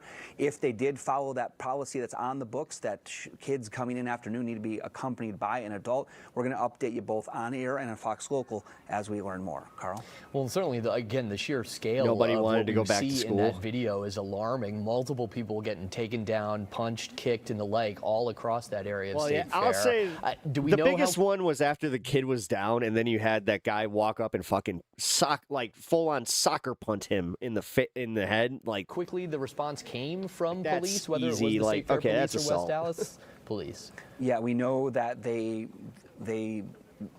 potentially a 38-person fight, according to the dispatch audio when they called 38. that in. So they had to call in backup from West Dallas police to come in and back them up. As far as how long it took to get that response, we don't know exactly how long that response took. But it's interesting. You started the newscast showing video from last year, the last day of the Summerfest, Right. or State Fair last year. oh, it's Summerfest. Oh, both- yeah, this is in Milwaukee. State Fairs now, I've gone to the, back-to-back State Fairs have Summerfest. ended in chaos. Last fun. year, the flooding. This year, They have like 4 days of live music and like a huge festival. these massive takes fights over, that like, took place quarter there of the city. in the Spin City area, as well as Excuse me. where people were getting the food. Yeah, two very different situations, but none of them anything the State Fair officials or regular fairgoers want to see there either. We know there were threats going around online of one of these potential teen takeovers at State Fair. Didn't necessarily see it. We don't know if this is connected to something like that at this point, right, Jason? We don't know, really, just getting into this and really trying to get answers from State Fair, right. because this is, again, Carl, second year in a row Yeah. where people had a lot of questions about how State Fair handled the crises that were in front of them. Last year, it was a massive amount of rain that caused the State Fair to have flooding on the grounds of the property, and then we had questions about that last year. This year, now we have these major questions about what happened with these teens coming there. The big fights taking place there. You saw people kicking and punching. It looked very, very dangerous, to be honest with you. There's people on the We get it, guys. We get it. ground hurt. It looked like they were very much injured. People getting kicked, people getting No, punched. there were definitely at There's a least lot of 2 guys questions there specifically that were like, they got fucked up. here about what happened. There was the The policy. problem is, so like, I'll just say this. There have been a few times I've watched somebody get knocked out and I knew they were in the wrong. But the second that somebody was going in for like those extra hits, that's when you step in and go, no, because that's how you catch that's how you catch that extra charge, and everybody there can be implicated. Policy on the books, which I shared with you, Yeah. Carl. Were those policy followed? I think that's That's where it is really like, again, stupid people, stupid kids, not ever thinking of like, no, this consequence could never get going to be me. part of the investigation that the State Fair is going to need to look into to get answers Right. about what That's happened not just here. stupid kids, And I let's be believe you're real. going to have Adults people like asking this, those like, questions at the you state guys brought level that as up. well. Jason Calvi asking the questions. We hope to bring you the answers as soon as we get all them from Fortnite's officials fault. and Yeah, State sure. Fair Park Police. Jason, thank you so much. We'll take a short break. Fox 6 News. No, like, again, I hate that there's like this entire generation that are like my age that pretend that we didn't do this shit. Like I said, the only difference is we didn't film it. Oh, by the way, I laughed at this.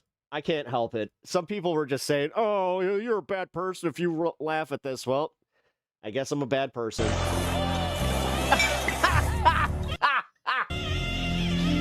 Dude, the fucking sack sends me.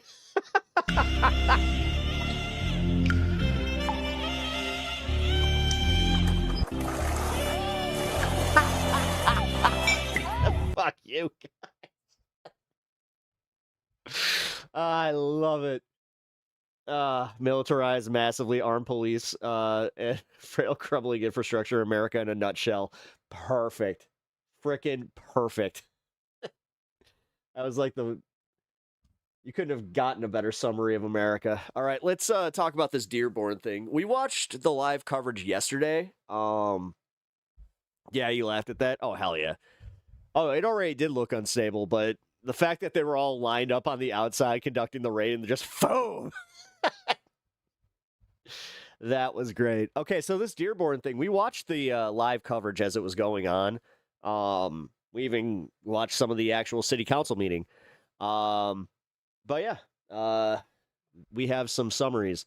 Pep, what's the t-shirt today? Oh, slightly stupid. We are promoting peace through strength. We keep on rolling down and showing our bellies to the Muslims, and they take us over more and more each year. Peace through strength. Far-right anti-Muslim activist Jake Lang speaking to a large crowd outside Dearborn Centennial Library tonight before addressing City Council. Good evening, I'm Rup Raj. We're covering this story from all angles tonight. Coming up, we'll be speaking live to U.S. Senate nominee Abdul Al-Sayed, as well as state representatives on both sides of the... We're covering that too, so we're going to watch the summary of everything that happened and then go right to the Abdul Al-Sayed interview. Political spectrum, law enforcement Stupid is experts, such a good legal band. experts, Oh, yeah, they and are. community activists. Seen A them lot 3 going on times. tonight, but we have live team coverage tonight with Fox 2's Dave Spencer and Dave Kinchin. Both have been on the scene all afternoon. Actually, this is the Now let's first get year live to in Fox 2's Dave Spencer, who is in the middle of a lot of that chaos. And Dave, overall, the 30,000-foot view here, was this a successful police presence that enabled them to have their protests without a lot of unrest? I think if you would ask them, this went off without a hitch in their minds. They knew that there would be a large contingent of people coming right here to the Henry Ford Centennial Library, and they knew they had to be prepared, and we saw that in action. All's quiet now, as you could see. In fact, they came by with a loudspeaker just about a half hour ago, the police did, and notified the people that were still hanging out here that the meeting is over, it's time to come home. Well, we saw them comply with that order and then get on their way, Cruz. and it's been quiet ever since. We did know there were a number of arrests, or a number of people that were at least taken into custody after some skirmishes broke out. We witnessed that firsthand. Police did confirm that to us, that there were a number of people taken into custody. So let's kind of walk us through the day. So right around 6 o'clock, that is when Jake Lang made his appearance here. He was set to go speak before the city council meeting. The city council moved from its regular chambers in anticipation of the large crowd and moved to the Henry Ford Centennial Library, and that's where a lot of the protests were set up, right outside of the Centennial Library. And we saw a number of bike racks set up as a perimeter around this. Well, those bike racks, those initial ones, were breached by some supporters who were following Lang in as he made his way to the front of the library. The problem is they were letting people in around the back, so they weren't allowing anybody in. So when those two forces met, they were pushed back by the police. In fact, I did witness a couple people wince back, rubbing their eyes as if they had some sort of spray in their face, and then they got back. Then we saw moments after that, police come out in full-fledged riot gear, set a perimeter, a half circle around there, and that's kind of where things kind of maintained for the rest of the evening. Who are the ones trying to break in, though? Until the meeting was adjourned. So for 4 hours or so, these collisions between what would be Lang supporters and then the other side would kind of spar on and off. They would kind of get contentious at times. Police would have to intervene at times, and then they would step back the perimeter. We watched those riot police in unison step back. We saw mounted police, all of this to keep an effort of making sure everyone's safety was first and foremost, and that. Well, don't say our, because I'm not part of that. I'm part of the DSA, so pretty much transpired for the length and the. Yeah, we are the new left MAGA, and you know what happened with MAGA? They won. They won because people were sick of the fucking status quo politics, dude. Duration of the meeting, and then again, as I mentioned, instead of blaming the fucking fecklessness of the Democratic establishment, you're gonna sit here going, "Well, we can't let the DSA win because they're too lefty left. I was told so." They came back out here. The police did mention, as we watched another group from the other people protesting walk down Michigan Avenue from west to east, make their way outside of the Centennial Library as things turn from light to dark, and have a mild protest out here as well. some skirmishes there, very few after that, and then the peaceful protest Yeah, look came what to a happened conclusion, there. and that's Francesca where we Hahn stand was now. 3,000 votes away from winning. That's exactly what happened there. It's almost like people actually have an appetite for some farther left policy. You're going to have to wait to hear from police to get the final numbers on how many people were I'll arrested. take that if there were loss any as the injuries, fucking anything win to you that. think But, it is. There wasn't anything that you could point to say this was a failure here. From most part, it was a very successful demonstration. There was a lot of leeway when it came to free speech, and it was directed at all people, including the police.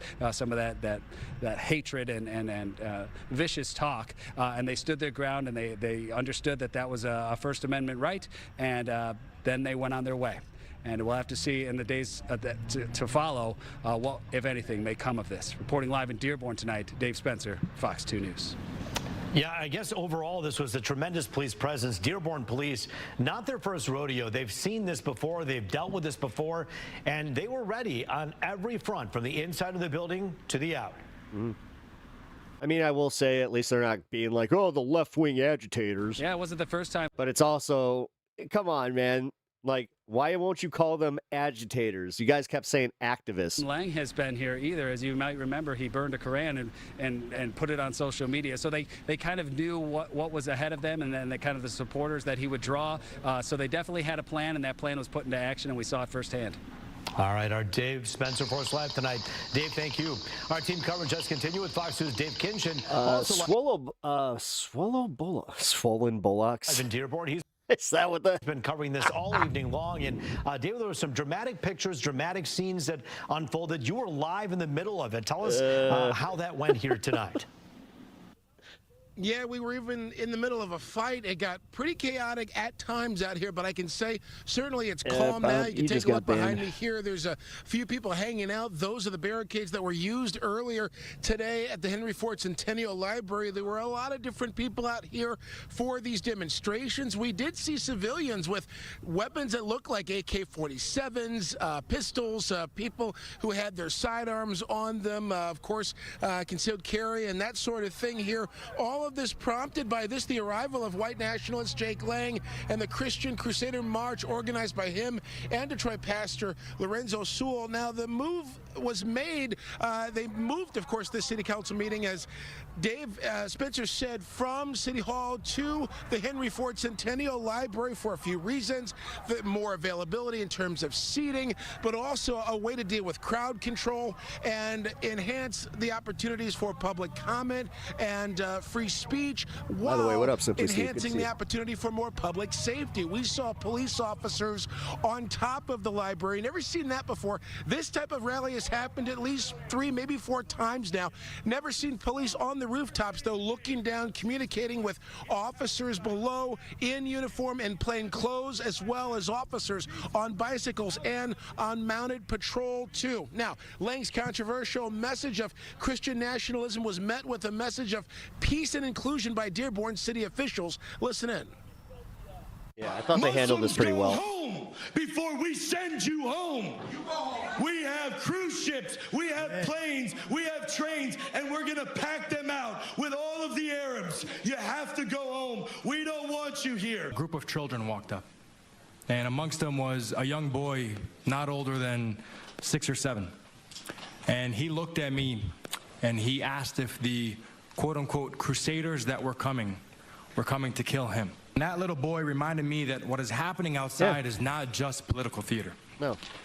Fear has consequences. It's literally creating a system of fear. And the thing is, guys, when that man is allowed to just go out there and they call it activism and all this bullshit, and he has multiple cases against him. Like, it is kind of insane that he's just allowed to do all this. This is why I think he's a CIA plant. Everybody wants to say, like, oh, everybody's a CIA plant. No, the obvious CIA Send plant. my love to my Aussie chickie babe. Unicorn emoji. Rose Thank you, Rebecca. emoji. Appreciate the dollary dues. So tonight, I want to speak directly to him. And I want to can one speak to every person be resident so of shitty? Dearborn who has felt that fear. I want to boldly say that you belong here. That you belong. Now, the supporters of Jake Lang say, look, this was simply about saying that this is a Christian nation, that Jesus died for the sins of this country, and that this is one nation under God. They say that is their message and that they're standing by it. Of course, many members of the Dearborn community here, business leaders as well as city officials, say they actually encourage a lot of residents in Dearborn not to come out and take part in this demonstration today. And some city officials saying, in their words, don't take the bait as far as some of the presentations that were made here. Again, it did get... So... we're just going to read what he was there for and not go like, yeah, well, that's kind of fucked up. That's not how our country runs. Oh, wait. Heated at times. I did see starting to think that these Fox News people over here in Dearborn kind of agree with Jake Lang. There were probably some others. We did see state police swooping in at one point to try to quell a situation as well. So there were some skirmishes here or there. That's happened at these types of things before. But overall, definitely do you know what peaceful. good Jake is up to? Reporting live in Dearborn, Dave Kinchin, Fox 2 News. Nope. Our pal Jake has gone radio silent. I have not had any communications with him since he initially went radio silent, so I don't know what to tell you guys. Stan totally just freaking farted. Bro. Oh my God. It's so much worse because he's sleeping. Why? Why do they get so bad when you sleep? Can you guys see him? Wait, he's not on his bed. He's like laying next to his bed. Which, yeah. All right, let's watch the Abdul Al-Sayed reply to this. And we should mention that we reached out to both Senate candidates who are running right now for that important office. Mike Rogers and also guys, before I do anything, I'm about to be the 420th like on this post. You guys should try to get to the same point on mine. Let's go. Hit the like button. Yeah, 420. Dr. Abdul Al-Sayed. We did not hear back from Mike Rogers. Wanted to know if he had any comments, thoughts about what it is that happened in this state in which the entire world was watching. Dr. Abdul Al-Sayed. This actually might have just lost Mike Rogers the race. Did agree to talk to us. He joins us now live via Zoom. And Dr. Al-Sayed, good to see you. Thanks for joining us here today. I want to ask you, this is not the first time we've seen this type of thing happen with Jake Lang or, for instance, with Terry Jones many years ago. How do you think it was handled? How do you think it went? Yeah, Rube, first, thank you so much for having me, and I'm sorry to have to meet under these circumstances because... Explain how Fox is a credible source. Well, technically, this isn't necessarily Fox in the Fox... Like, this is not ran by Fox News' division. This is run by Nexstar, which is a local subsidiary, which is then run as a local news station. Because they are community-based news, they do not have the same leeway that a Fox News affiliate would have, just carrying the Fox News channel. So that's why. What you're seeing here is a bunch of out-of-state ads. You guys are genuinely wondering if you're being told the truth. Just look into whether or not your station is registered as a news station that can then be held to the standards of libel that print publications and broadcasting is usually held to, or are they an entertainment entity that tries to label themselves as more like news entertainment? Agitators come news-ertainment, if you will. In defiance of the broad, incredible America that we exemplify here in Michigan. Ooh, you can hear. A guy like Jake Lang is coming to try and make news, to try to highlight something he doesn't understand, which is the notion of an America that is big enough for all kinds of people. I think about my household. I was raised by my father, who's an Egyptian immigrant. My stepmom, Jackie, who's a daughter of the American Revolution. Chances are her family's been here longer than Jake Lang's. And I got to grow up in this incredible household where we understood that whether I was talking to my parents who are Muslim, or my grandparents who are deacons at the Presbyterian Church, or my uncle who's atheist, that the things that brought us together are so much bigger than the things that tear us apart. Now, it's always been this competition. Small people like Jake Lang or Donald Trump or Mike Rogers, for that matter, want to make America a lot smaller than we know it to be. But I've had the privilege to travel across this state for the past year plus. I've been to 110 different cities, and people aren't as interested in how you pray. They're interested in what you pray for. If you pray, what you hope for. what you want for your kids. And that's the kind of America I know. That's the kind of Michigan I know. And people like Jake Lang don't understand that. You know, you came to the forefront again after 2018 running for governor. And now in the Senate race, the visibility of that race, of course, across the world has been watched. So much has been written about you, your wife, your family, your grandparents. Do you see a rise in this kind of sentiment from Jake Lang because of your ascent into the limelight? You know, they've been trying to battle for a small America where only some kind of people get to belong. And the thing about that they don't understand is, you know, we just celebrated 250 years of an America built around the idea of a government of the people, by the people, and for the people, around the idea that there shall be no religious test, around the idea of e pluribus unum, out of many one, and the idea that somebody who has a name like mine or prays like I do could be elected by his or her fellow Michiganders. That's contrary to what the America that they want it to be, but it's exactly the America that our founding fathers understood our country to be a part of. And I just want to say to all of the folks out there in Dearborn, all the folks out there who are afraid today because of how they pray or because of where their family comes from or because of what their name might be or who they love or how they identify or all the different ways that people like Jake Lang might say that they don't belong, that you do belong here, that this is your America too, and the things that bring us together. Okay. Guys, more lawsuits against the police for protecting people like Jake Lang and then going after other left-wing protesters that deserve the same type of protection for their First Amendment rights being threatened by those same police. Are what we believe in about what our country can be. How what we're we can just build accepting together this when we shit, reach dude. across those divides. Not because we're all the same. You do understand that this is one of those things where they're not ICE. We actually can sue them for not doing their jobs for us, the people, right? But because we all want the same things when we look our kids in the Just eye. And that's the opportunity I'm reaching for. Dr. Abdullah Al-Sayed, we thank you for your time here today. Again, we should mention we reached out to you at the same time, reaching out to your opponent to see if they wanted to offer any thoughts as well. We thank you for taking the time to join us here tonight, keeping it relatively, unpartisan here and just having the conversation that's very, very important. Thanks for your time here tonight. That was big, dude. He needed, like, the other guy needed to show up for that. That was huge. All right. Neighbors say noise from Detroit or Michigan data center is 24/7 and upending their lives. We've been covering the data center debate in Metro Detroit for nearly a year now, but there are still few local examples of what it's like when they're up and running. One of the most common areas of concern I hear about is the noise that they could emit. But one community in southwest Michigan has been experiencing the reality of a data center next door for a couple of years now, and they say the sound has changed their lives. What would you say to people who've never experienced this for themselves? It sounds like someone set up a vacuum, like in your living room, and the vacuum is just, that thing needs to be cleaned. Like the filter is clogged up, so it's a high pitch whining, and they just left it on and walked out. You've seen movies and stuff where they have somebody... The thing is, if they want these data centers, then they need to put them in their communities. That's how this needs to go. They'll torture them with sound. Data centers should only go where the median income is $500,000 or more. If that's the case, then fine. Have at them, guys. And that's basically what it is. Lindy Valenzuela and Marjorie and Billy Finn are neighbors who all live directly across the street from a data center in Dowagiac, Michigan. The data center is known by residents as Hyperscale Data.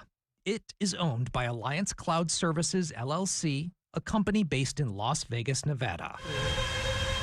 Cool. They tell me that for the past couple of years, it has been emitting a high-pitched sound, 24 hours a day, 7 days a week. But it wasn't always... The thing is, I see the God, guns, country, all this fucking shit. I'll just say this, man. You voted for this. This is like, you get what you vote for. I cannot feel bad for certain people that are now just turning and going, hey, this doesn't make a lot of sense. It's like this.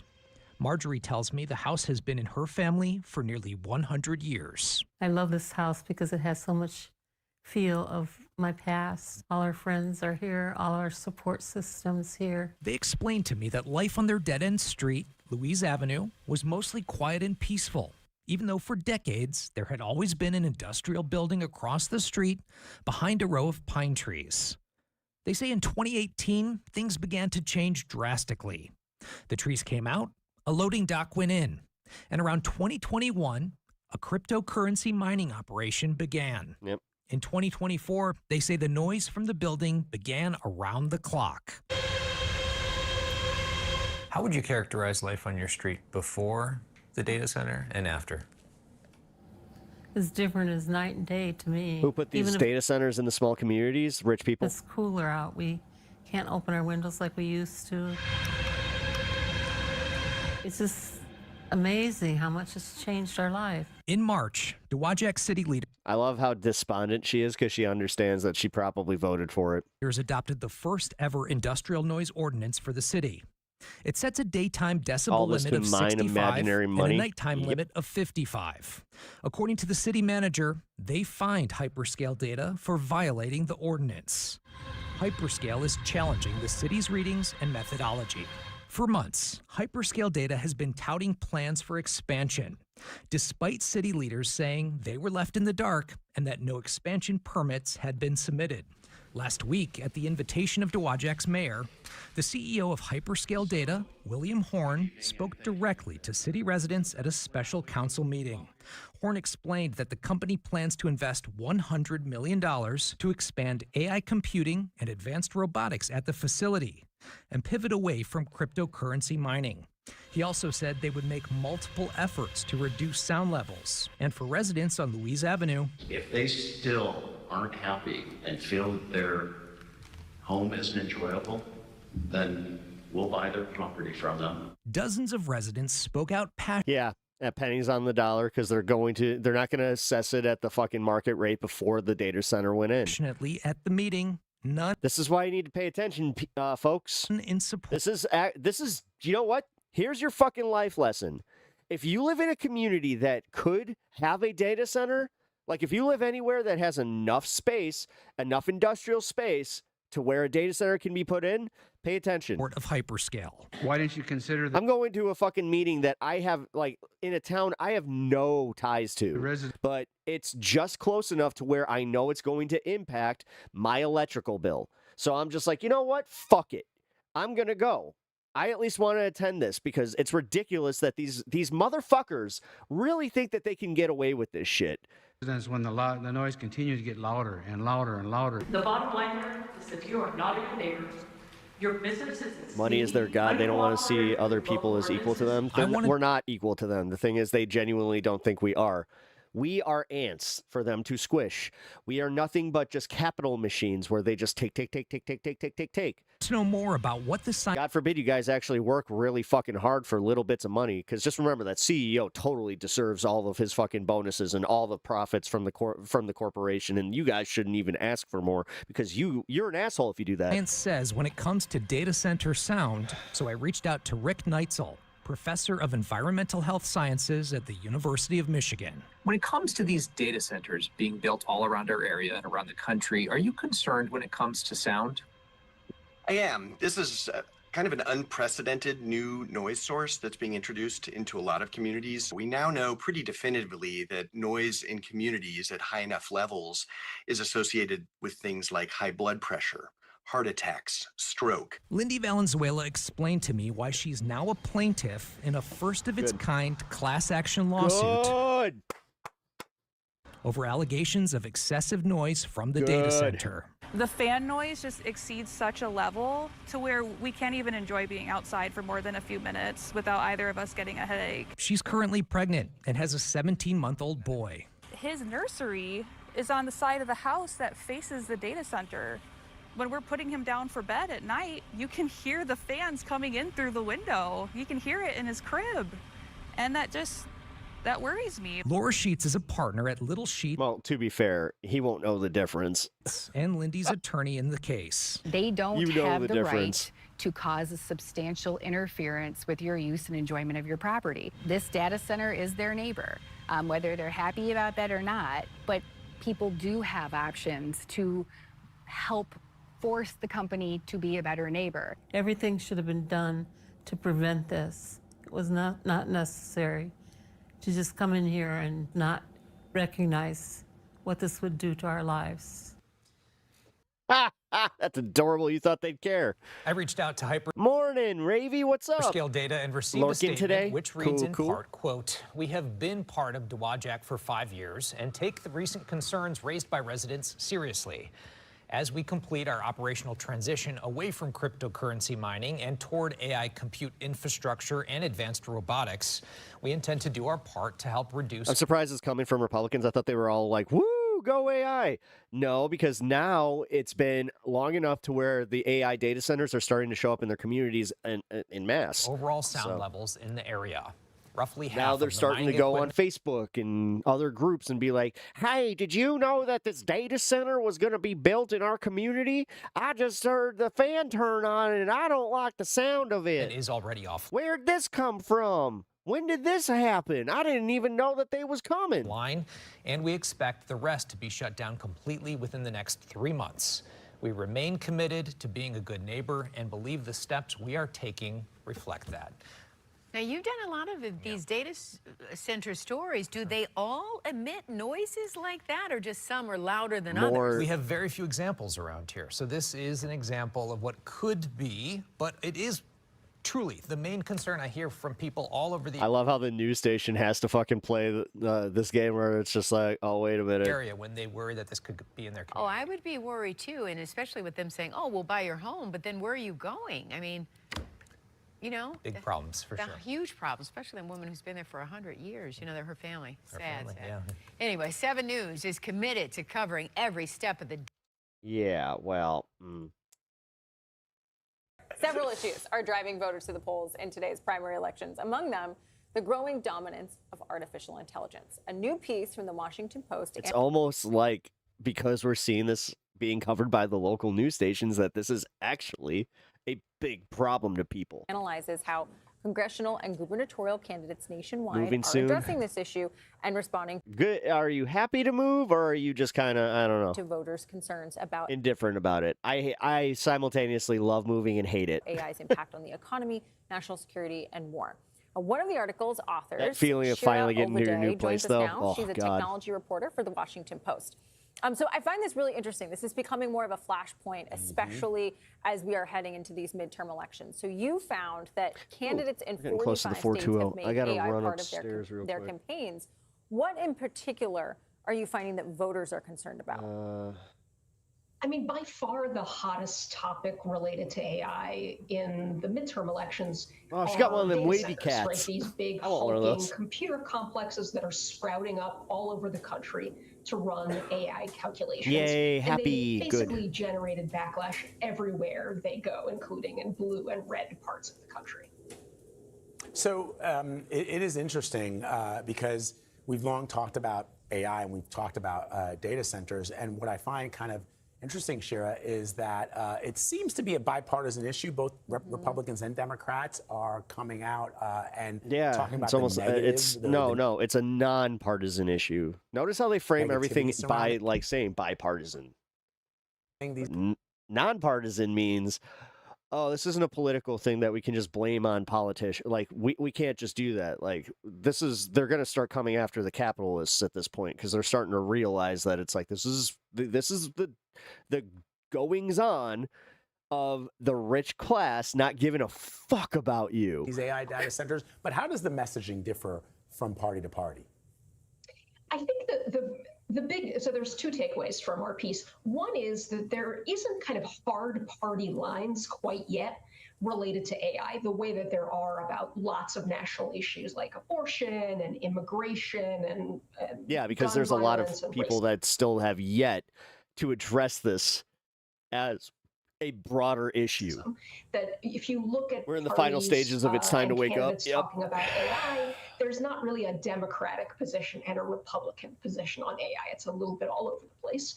And the second thing that I'll mention from our analysis is that Democrats in general are far more likely to talk about AI as part of their campaign issues platforms than Republicans are. And you can Yeah, because we understand the capital part of it. come up with all kinds of theories about this. I think maybe one working theory is that Democrats simply propose more government policies, right? It's the nature of the party to have more government involvement, and so that AI is part of that too. Going back to the data center point, your analysis found the data centers account for the largest share of AI policies mentioned on campaign websites. How does the attention to them in a campaign perspective compare to their actual presence in the U.S.? We hear all the time about they're building, this company's investing, but sort of what's that split right now? Yeah, I think that's a really interesting question. I'm not sure how to kind of assess that analytically, but it is very clear that in places where there's lots of data center building, so I'll pull out Ohio and Texas as two examples, you see a lot of backlash to those data centers, and you've seen candidates and politicians, elected officials respond. So again, I'll give two examples from those states. Vivek Ramaswamy, who's the Republican candidate for Ohio governor this fall, he's was the co-leader of DOGE, the sort of Elon Musk reducing government spending and involvement policy last year. And he basically unveiled this very sweeping and aggressive data center policy as part of his gubernatorial platform that basically says if a data center is going to be built in your community in Ohio, the data center owner has to pay all the electric bills of households in the country. And I don't think we've ever seen anything like that. There you go. That's fine. And I don't think we've ever seen anything like that from a Republican, to put a point on it. And then Greg Abbott, the governor of Texas, the longtime governor. This is kind of funny because this is corpo structured news where it's just like, So we can't even really ask too many questions about this because we don't want to expose how this is technically, again, not a political issue, but a class issue. Governor of Texas also had to propose this, again, rather sweeping set of data center regulations in a state where he and many other politicians had previously They wanted to deport immigrants because they were taking their jobs. What are they going to do about AI? Really fascinating reporting. Sure. You'd think that they would care. I don't know. Thank you.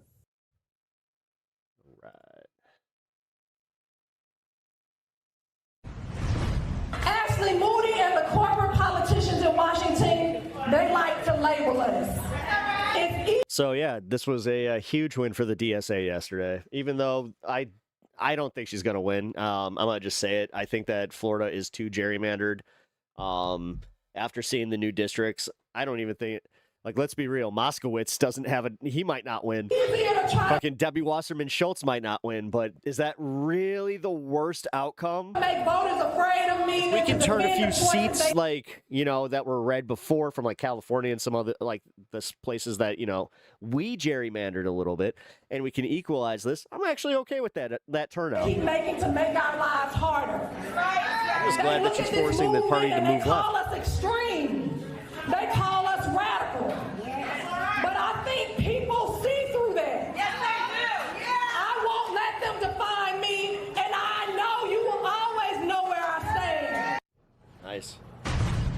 That was Florida State Representative Angie Nixon last night after defeating Lieutenant Colonel Alex Vindman by double digits to secure the Democratic nomination for the U.S. Senate in the state. Nixon is the first DSA candidate to win a major party nomination for statewide office, and she joins us now. Representative, I just first got to ask you, how did you win? Like, what happened that made just earlier in the show that made somebody call this the greatest upset in the history of Democratic politics in the state of Florida?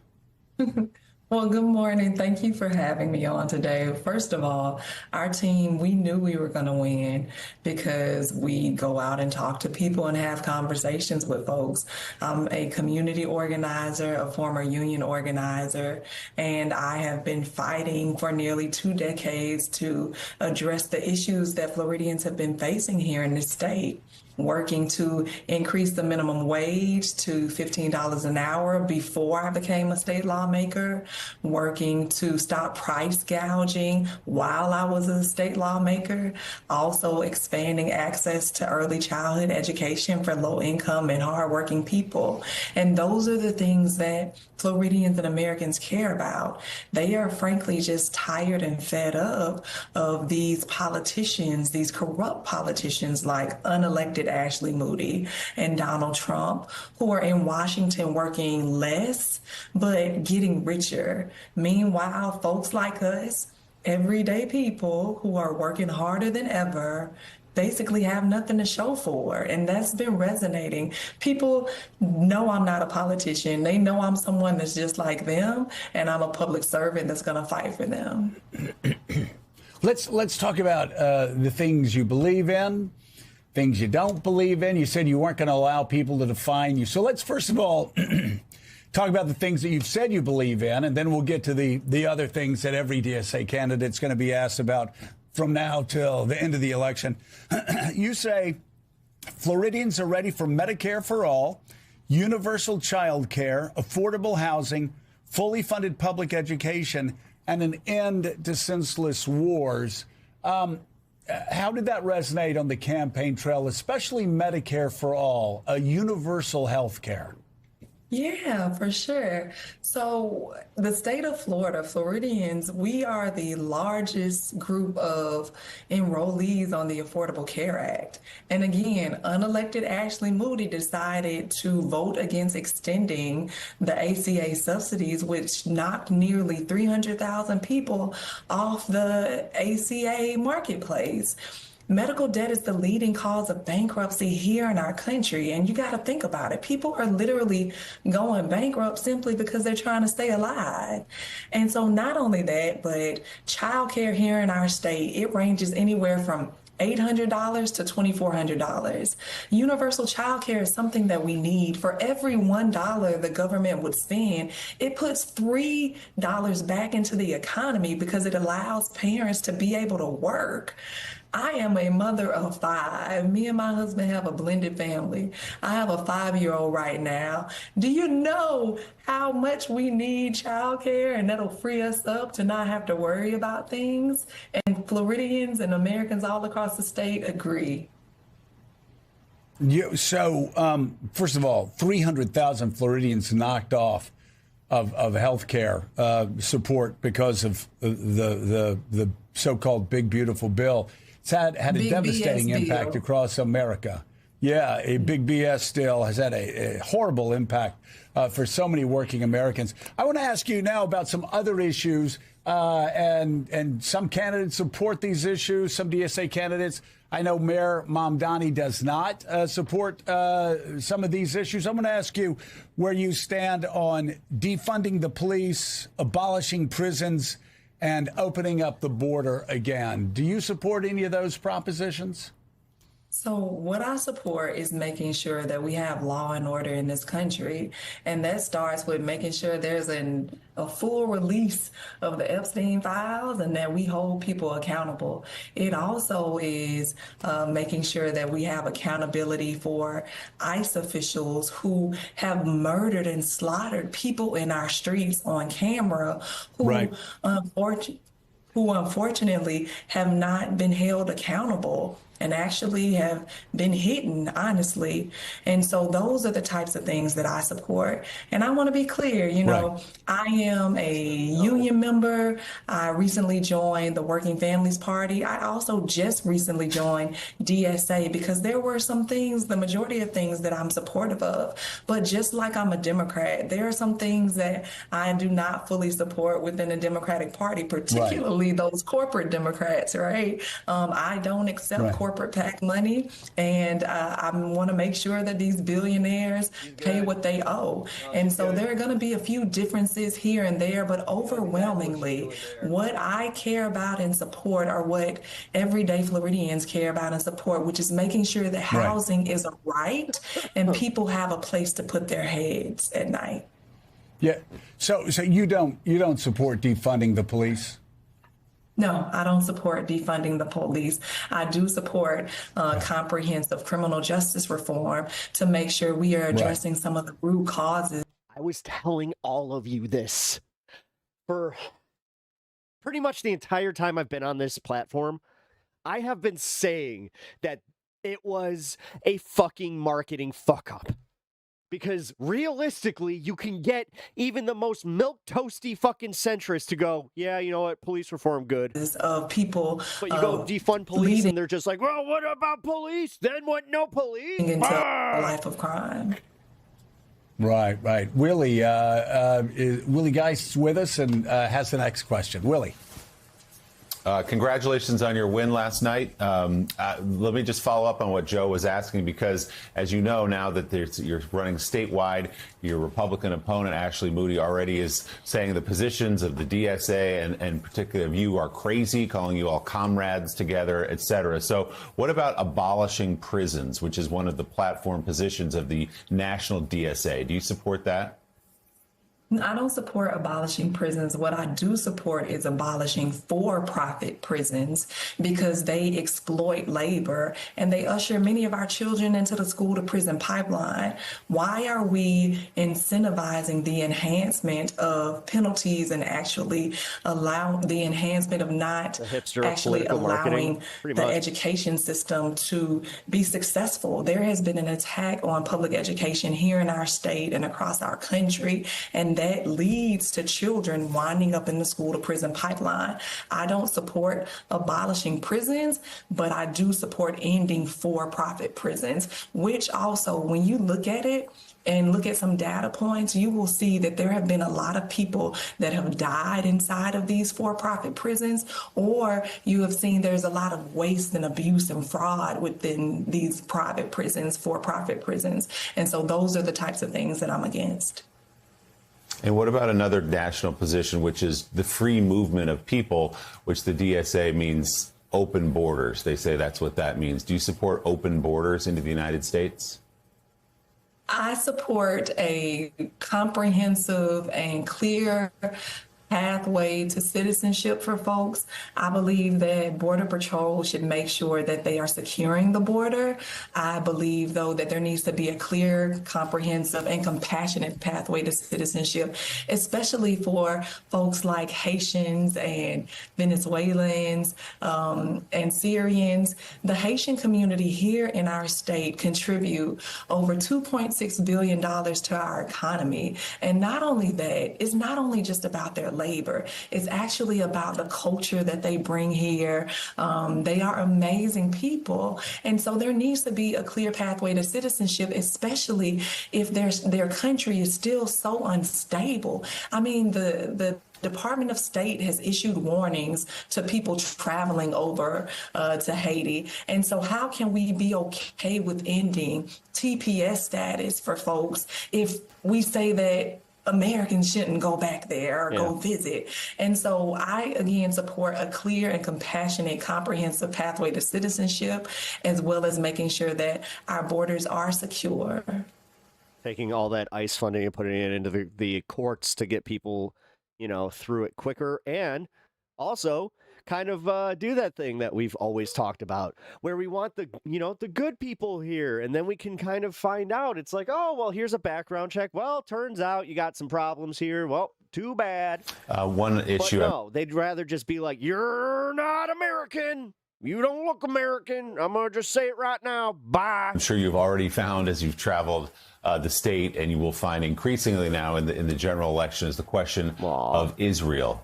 So I'm curious what you would say to a Jewish voter who's interested in you. Eunice Simbi, her likes her what they've poop seen, bag, as she called her, in many ways. She had a moment where I guess because it kind of farts, so it did do that, and the cat was laying on it, and I guess the cat looked at it dirty, where he was just like, It's your economic message as well, maybe an independent voter, Democrat, but also even a Republican who's fed up with Donald Trump, and looks at the DSA national position of just cutting off all aid to Israel, economic, military, everything else. Would you support that, cutting off aid to Israel? So you asked me what I would say and how I would make a Jewish voter or a person comfortable with my positions. And what I would say is that they should look at my track record. I have a proven track record in history of fighting against bigotry, calling it out in all shapes and forms. I believe in the safety and well-being and dignity of all people. And I want to ensure that when it comes to military aid, or aid to any country outside of the U.S., that we heavily scrutinize it. Because right now here in our state, in our country, we have veterans that are living unhoused on the streets. We have teachers that are calling my state office. And that you understand how long we've been saying, oh, support your troops, the veterans, blah, blah, blah. But in 2026, they're still unhoused. They still are under-medicated. It's insane how we treat our veterans in this country, and then just expect us to go and, send some more of our kids into the fucking meat grinder. Monthly, because they can't afford to live in the state of Florida anymore. And so we need to make sure that we're putting Americans first before we go ahead and start sending money or military aid to any country outside of the U.S. So that's fair. Gene obviously. Robinson, I think that's why. just as, I'm sorry, Willie. Good. No, I just wanted to just put a fine point on that. So that's why you won your economic message, because people in your state are suffering economically. But just to put a fine point on Joe derailing him actually kind of made him say like the real thing that I have a feeling if Joe did not interrupt him, it was going to be a little more just like, well, congratulations on your win. We'll see how this goes in the general. But right there, he had to correct and just be like, oh, this is why people are mad. You know what? People are mad, and we can see it. Would you support cutting off military and economic aid to Israel? At this time, I believe what's happening over in Israel and in Palestine is not good for Israelis or Palestinians. And I believe that Netanyahu is a war criminal who needs to answer to his crimes. And I do not support sending any money or any weapons to Israel at this moment. No, I don't. Okay. All right. She handled that pretty well. Trump pauses 50% tariffs on Canada, announces deal, but no detail. President Trump hits the pause button on his threat to impose a new 50% tariff on imports coming into the United States from Canada.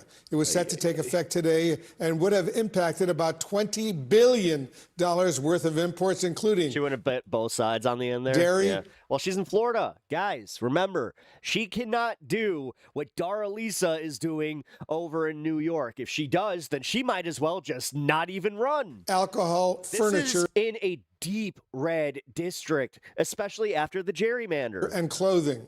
To unpack all of this, let's go live to CNN economics reporter Elizabeth Buchwald, who's joining us from New York. Elizabeth, this is significant. What does this pause mean for any deal between these two countries that supposedly are such strong... I created a problem, and then I solved it. Go me. Strong allies. I'm the best. Yeah, well, it's a classic thing that we've seen over the past year and a half, these really 11th hour announcements. And right now we're getting 3 extra days of breathing room here.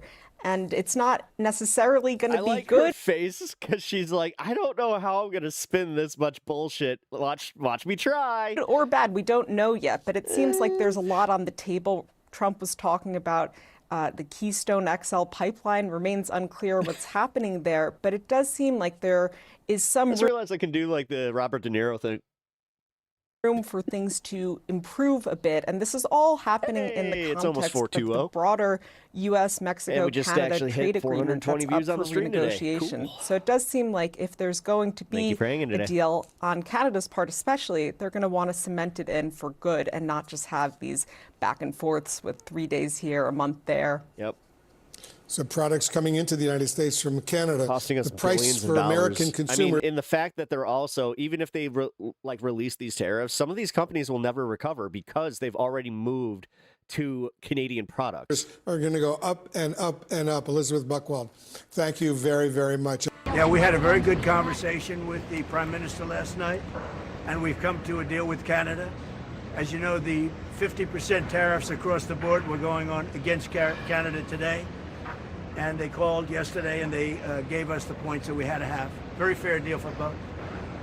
The tariffs will be non-existent for our farmers. Our farmers were paying tremendous tariffs into Canada, and those tariffs are going to be totally eviscerated, down to zero. Is the U.S. going to lower tariffs on Canadian autos or lumber? We're doing certain things. Got to give something. and we're doing certain things. They were paying a high number. We're reducing it a little bit. It's good for everybody. 4020. But our farmers are going to be thrilled. Our manufacturers are going to be thrilled.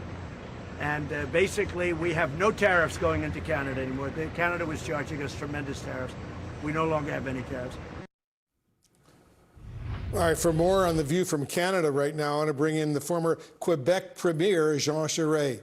Jean Charest, thanks so much for joining us. Welcome back to our show.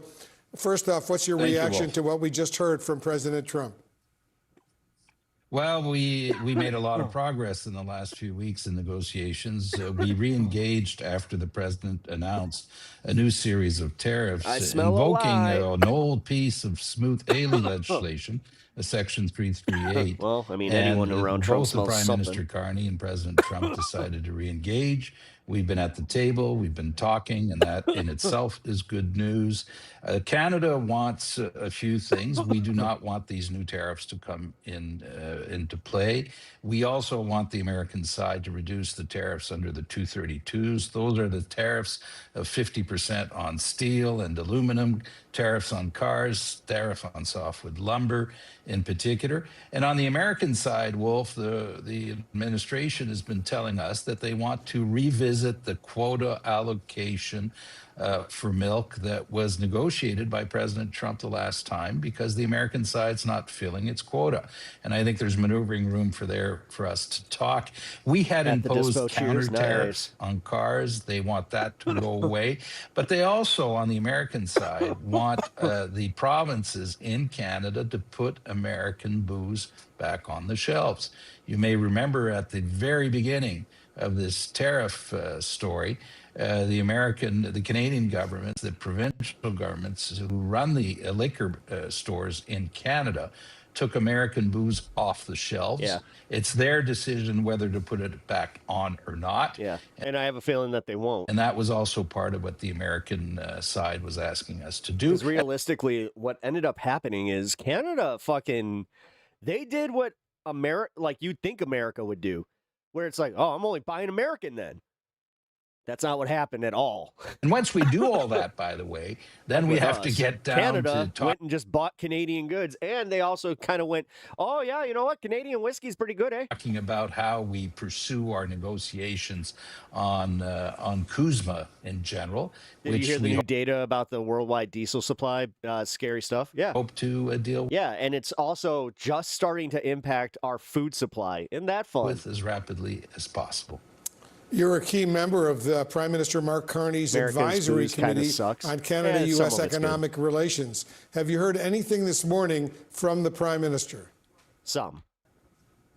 Well, we found out this morning that our minister who's responsible, his name is Dominique Leblanc, was meeting with Jameson Greer this morning. My favorite booze is Mexican. 11:15. I like tequila a lot. These new tariffs were supposed to come into place on midnight last night. There's a 3-day pause. So but if I do a margarita, we can finish off the negotiation. I will always go for it. Expect both sides to be very careful on what they'll be saying. No one wants to derail what Sailor looks Jerry like rum, a baby. possible deal.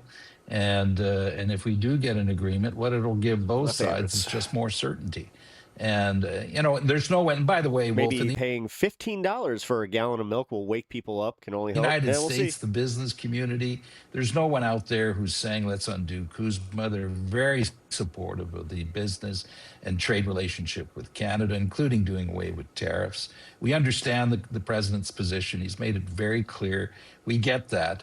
But we want an agreement that is going to be good for both sides. I will give you one example, aluminum.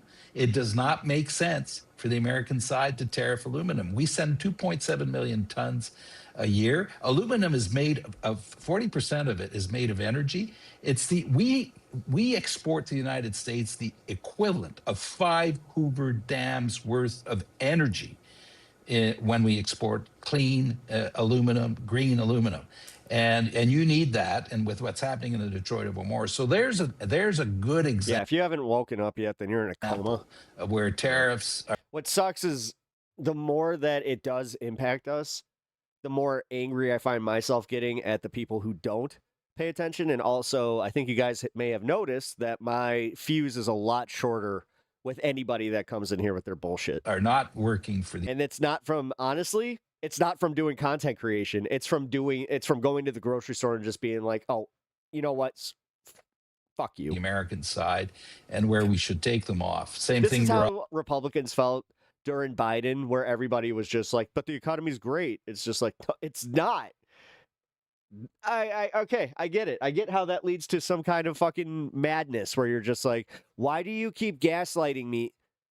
I am paying way more for everything right now.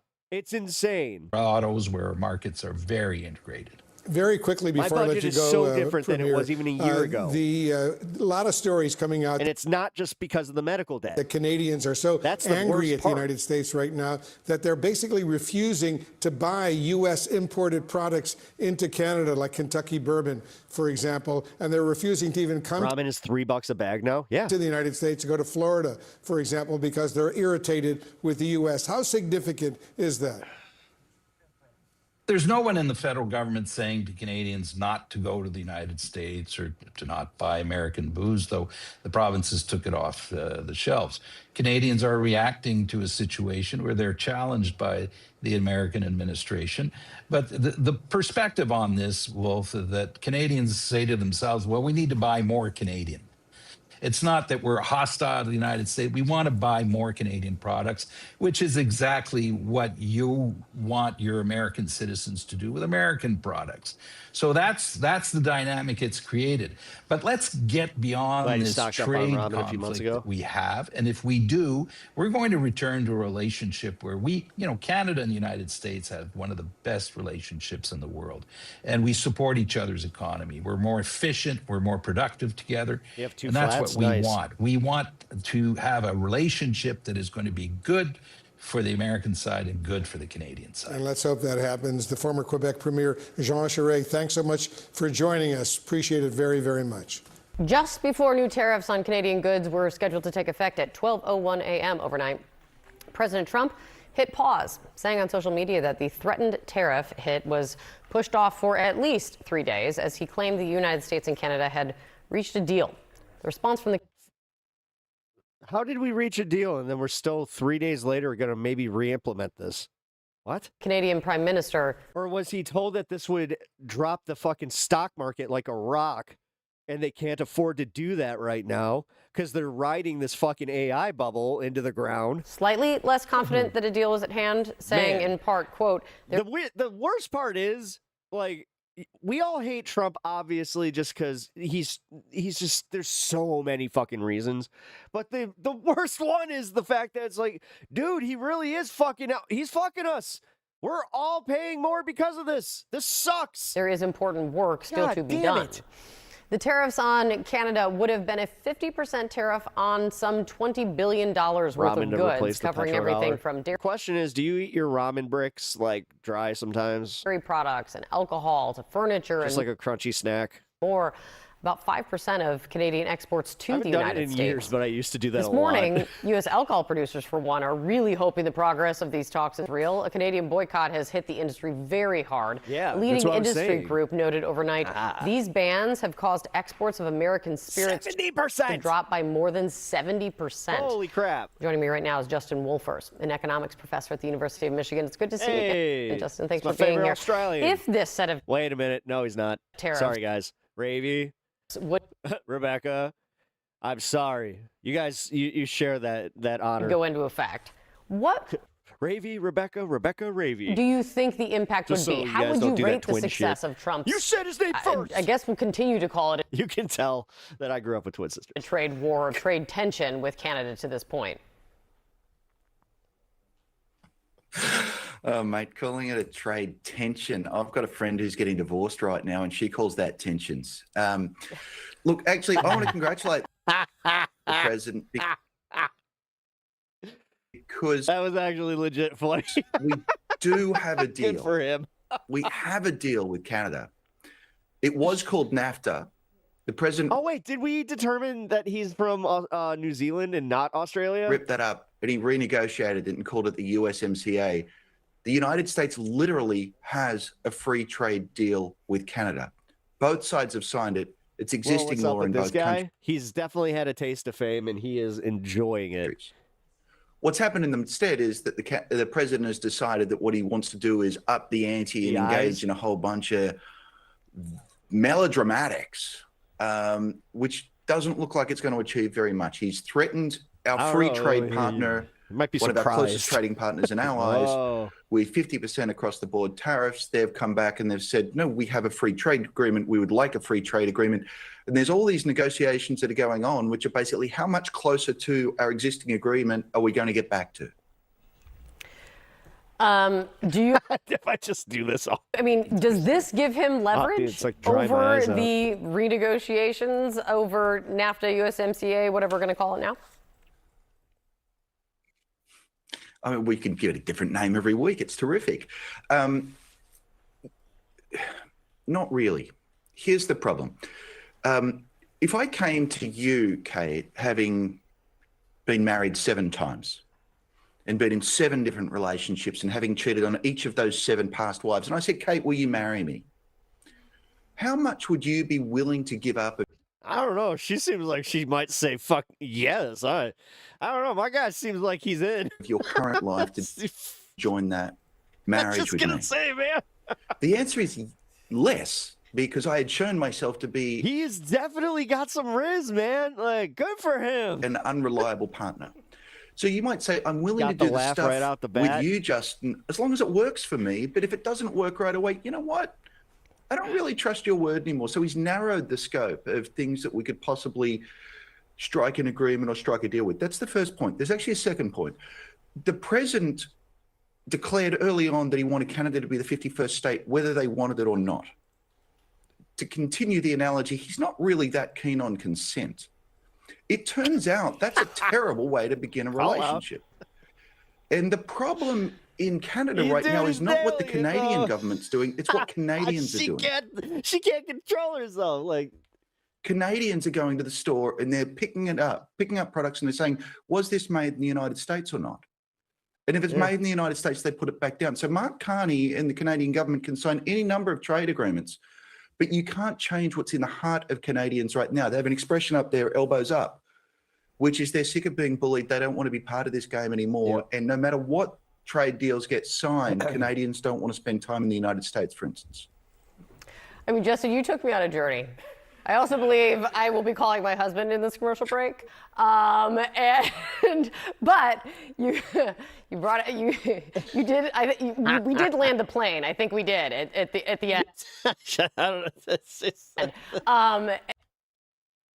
She understood how that looked. Dude, she can't even speak. Fascinating. Sorry Thank about you so that. much. No, that was not a criticism. I just didn't know I was going to be proposed to this morning, and I really enjoyed it.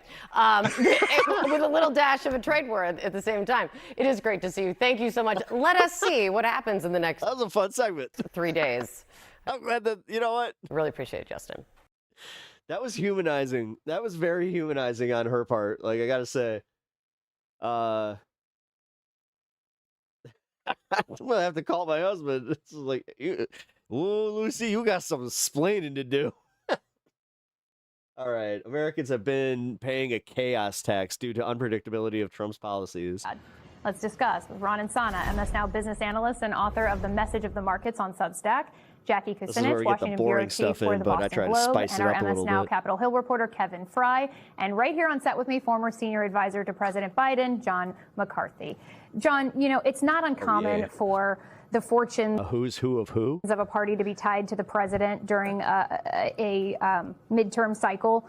But this seems like a dramatic reversal when this was a hallmark promise of the president to turn the economy around. Yeah, absolutely. And I think that we're almost talking about tariffs in I swear, Helen, straight to the moon. Really, what Americans have been paying the last several months is a chaos tax. Wait, because businesses Kate, can't predict what's happening 3 months out. Kate. American families don't know if the president's going to do something and suddenly upend the cost of groceries and gas. And that's really what's been the issue here. For years, decades even, Republicans have been the party of business stability, lower tax rates, stable rules. The president has completely upended that. And Republicans in the midterm are going to have to go out and campaign on a system that they didn't ultimately design. So I think that this is going to be a real problem for them as they're looking towards November. And I think the Democrats are in a really good place to campaign on a stronger message of lowering costs. Yeah, and it's not just Democrats, it's not just the polls, and city after city, Trump voters themselves are now telling us that this economy is just not delivering. Wait, moderates really fuck up our affordability angle? For them. Yeah, they kind of do. Here's what we heard from some of the 3-time Trump voters in Florida. This is just a sample. He's robbed more people. So, yeah, I'm not his fan of anymore. I thought he was for real, but now I see the people he puts in office, and they're all his buddies. We can't have the 1%ers running everything. You know, the money they have, pissed, man. The power. They are pissed. They just owning everything, own all the homes, all the businesses. What's that leave us? I guess he tried, and now we're in this war, so it's not happening. So I'm a little disappointed with that. People are struggling to stay in their homes, put groceries on the table. They cut more programs that you need, or the money that should be allocated for American people, I believe, have been going elsewhere. Jackie, the president keeps insisting that affordability is a hoax, prices are actually down, and he, as recently as the last few days, said he's not going to apologize for $4 gas in the context of the Iran war. It doesn't seem like that's a winning message for his party. It certainly isn't helpful for these Republicans, particularly. You know what it said when Biden opened the border and allowed 31 million illegal aliens in the country at bankrupt the entire black community? Yeah, that's exactly what happened.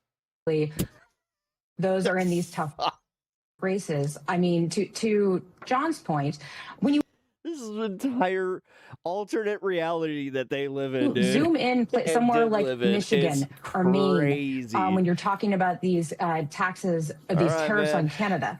These economies are very much entwined with Canadian. I couldn't help but just laugh at that one. That was economy, and like, so damn, it's like a meme of a fucking to John's Republican point, right the there. businesses can't plan, and Republican candidates are left trying to explain this. Susan Collins, for example, has come out against a 50% tariff and has done what she can to try to convince the White House to dial that back. But this is in addition to gas prices, to the rising cost of food, and is just creating even more headwinds for these Republican candidates who are trying to walk that line of not getting crossways with the president, but also with addressing the concerns of their constituents, which is very much about affordability and not about marble in the White House grass. So, you know, John, on the other side of the aisle, Politico points out that in 2024, high gas prices were a key attack line for Republicans in political ads. But now the tables have turned. The Democrats are leveraging this, are trying to harness some of their momentum on the economy. Is it enough for Democrats, let's talk about them for a moment, to just say there's a problem here, or do they need to actually outline specific policy items and agenda items that will give some relief to the American people? Well, interestingly, Democrats in Congress have already done this, and that's the good news. Now, Democrats need to spend 100% of their time talking about the 90% of the things that we already agree on. Yeah. Because if you look at what will make up the ultimate Democratic majority in the House, this is oddly enough something the Congressional Progressive Caucus and the more centrist New Dem coalition have already put out affordability agendas with specific plans of what they're going to target. Almost all of these things overlap.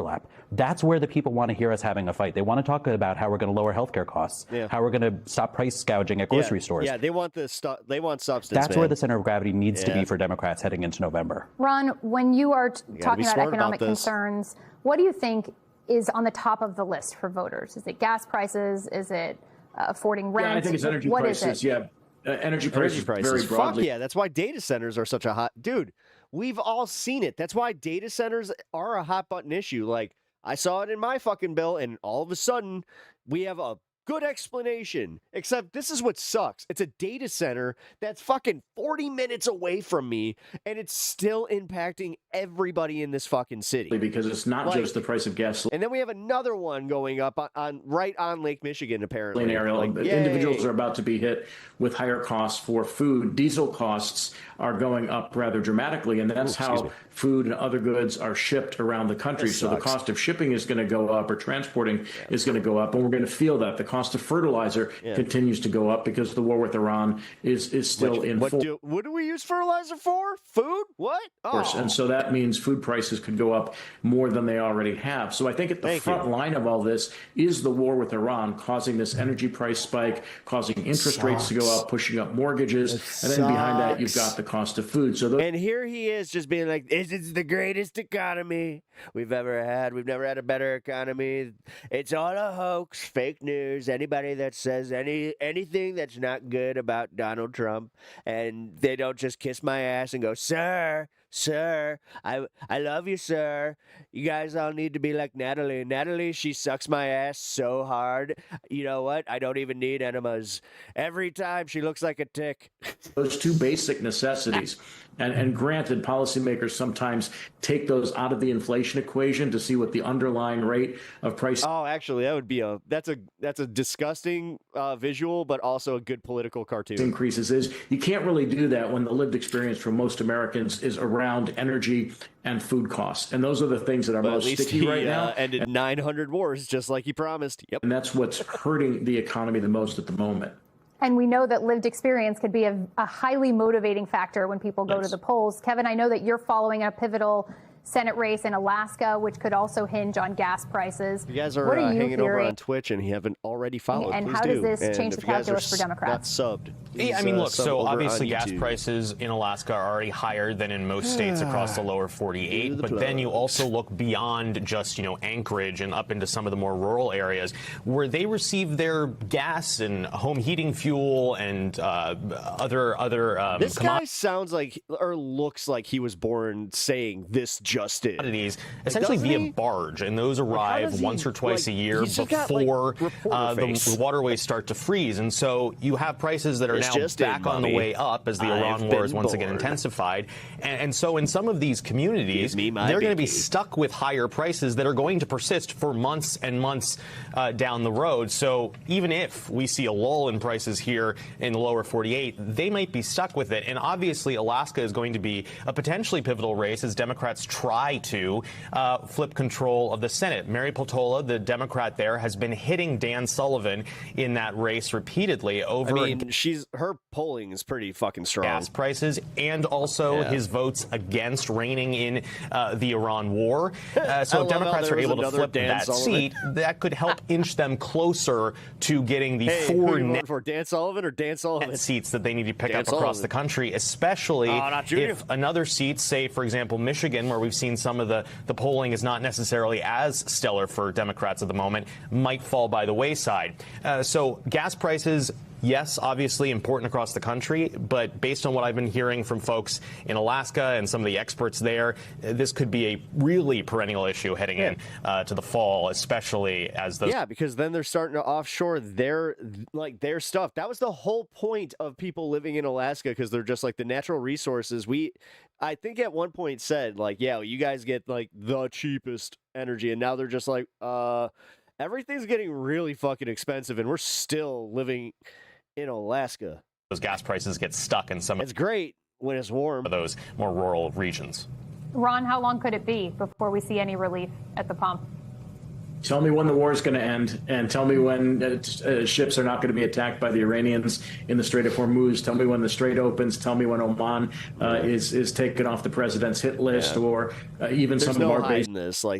It's that bad, guys. The economy is not going to recover. Gulf states that are being attacked by Iran. When all of that comes to an end, we could see a meaningful drop in energy prices. But unless or until that happens, we are stuck at these prices or higher. And so there's really no way around this. It's not like the president cannot mandate gasoline prices down, even though they tried those freedom stations a couple of months ago in Pennsylvania and southern Jersey. If you can, hey, let's put it this way. If you can afford this kind of stuff, then maybe consider throwing a sub or a membership, It has really no impact on the price of gas nationally. So this is really both about the war. And as you mentioned at the top of this conversation, Ariel, the tariffs are having an impact on prices as well. So those two things taken together, unless or until they are resolved in a favorable manner, prices stay high. I just want to ping pong back, Jackie. Should Republicans be worried? Are Republicans in Washington worried about what could happen in Alaska? I mean, I think they're looking at the entire map, and that is now on especially after Murkowski's like voting record. The map because of everything everyone just outlined. I think we began this cycle not really thinking the Senate was in play, and now it very much is, and it is largely in part of policies that the president willingly implemented. This war was a war of choice. And a lot of Trump voters didn't want, voted for him because they wanted out of these wars. If we can switch Maine and Michigan right there. So Republicans having to contend with that, absolutely they're worried. Huge. And they're going to need every penny of all the money that they're raising to try to keep the Senate. John. And it's not just going to be gas prices, right? Like part of it is because that Mary Peltola is an exceptional candidate. And people in Washington sometimes think that Alaska looks one way, but it's one of, a pretty diverse state. About 40% of the population is diverse, Black, Hispanic, and Native, and it's a very high union density state. This is a place that Democrats have been trying to put on the map for a while, and I think she's the right candidate to do it. Ron, the conservative Washington Times, this is today's Wait, they confirmed that Nick Shirley was a plant? On-page top headline. Trump embraces Biden policies amid economic crunch, backs drug pricing, use of oil reserve. What's the lesson in this? Well, I mean, it's the same lesson that President Biden, to a certain extent, learned, but then lost on, which is unless you can actually bring prices down, you don't win elections. And yes, he's this president has drained the strategic petroleum reserves to levels we've not seen since 1982. Something President Biden did not do because that raises the risk of disruptions in the energy market that could keep prices higher, even if the war comes to an end. Also, this is assuming that there aren't going to be other disruptions, like the whole thing with Ukraine right now. Apparently, there's some shit there that could totally tank the world economy that we're just not talking about. You have to refill that petroleum reserve. That means the government's buying it and pushing the price back up. And so all of these different things, and you add to this some non-Biden experiments that this president is undertaking that he would have otherwise criticized as somewhat socialist, like buying stakes or obtaining stakes in 31. Let's be fair. You would also be criticizing, Biden and anybody like American companies that are now at least in part government owned, and they're pulling levers that don't really matter at the end of the day to what people are experiencing, particularly middle income and lower income individuals. And today they move to lower interest rates by buying long-term treasury bonds. But that is only good until November 4th, the day after the midterm elections, not surprisingly. Sorry, I got a hair that got tangled. Haha. Oh, that really fucking hurt. Okay, we're good. All right. Yeah, we're gonna just get through this stuff. U.S. bond sell-off. All right, this is again scary as shit because now we're leading towards if the stock market fucking AI bubble pops, we have nothing to fall back on anymore because the bonds market is now fucked. It's completely fucked. Okay, ladies and gentlemen, markets have been open for 6 minutes. Let's get down to business. The yield on the 30-year U.S. Treasury bond has hit its highest level since 2007 as investors remained very worried about inflation and government borrowing. Right. So what does it mean for the state of our economy? Joining me now to discuss this and more, Scott Lincecum, Vice President of General Economics at the Cato Institute, and Greg Ip, the Wall Street Journal's Chief Economics Commentator. Unfortunately, these are the guys we need to listen to. And Deputy Economics Editor. Okay, Greg, why is this happening, and what does it mean for the average American who is not focused on the bond market? Okay, there's several reasons that long-term interest rates, which is what bond yields are going up.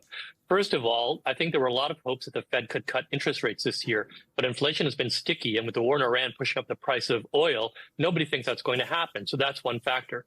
Another is that we have this federal deficit, which is approaching, actually topped $2 trillion this year. The federal debt is approaching $40 trillion. Dude. All that borrowing is pushing up interest rates. Yeah. And the Treasury is now competing with they want more. They want fucking trillions more. Dude, we don't have that type of revenue. Companies building AI data centers who have to borrow money for that. So that's pushing up long-term costs. Just doing this and shit. Finally, it's a global phenomenon. You look at Fragile Japan. White masculinity.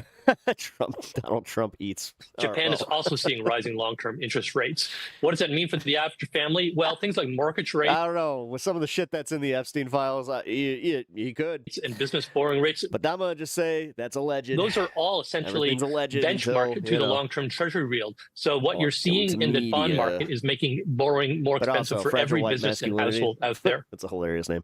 Hi. Welcome to the show. Here's what's really interesting to me, Scott. In the early days of the Trump administration, the bond market and bond yields specifically seemed to be the only guardrail for President Trump, right? He even appeared to back down from certain announcements when rates would go up. It seems like that's not the case anymore. Well, he doesn't have as many levers to pull, I think, is one of the issues. When this is what happens when you lose leverage. Markets freaked out after Liberation Day. The president could go and negotiate a bunch of deals and lower the tariffs and exempt a bunch of stuff, and that could cause bond markets to chill out a bit. This time around, well, the tariffs are already lower, and he's not going to get rid of them entirely. Yes, he could end the Iran war, but that's easier said than done, whereas he's learning. And quite frankly, there's no interest in Washington or in the White House to address the debt, and which being driven by profligate spending and a bunch of tax cuts as well. So there aren't any levers that he's at least willing to pull.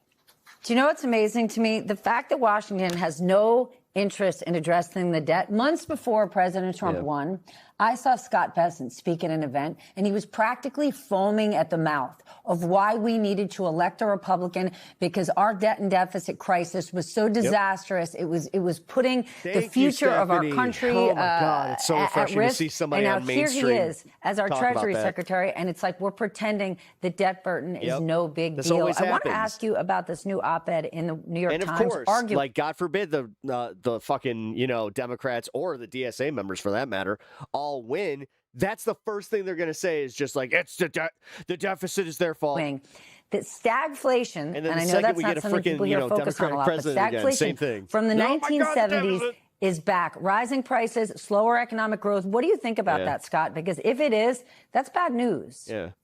No, he's really, it's so funny how he said, I don't want to be Jimmy Carter. It's like, dude, you're literally doing the Jimmy Carter thing. I mean, you're even doing shit with Iran. And you were just like, I don't want to be Jimmy Carter. Don't think we're at the full-on 1970s stagflation yet, but certainly you're seeing some signs of mini stagflation.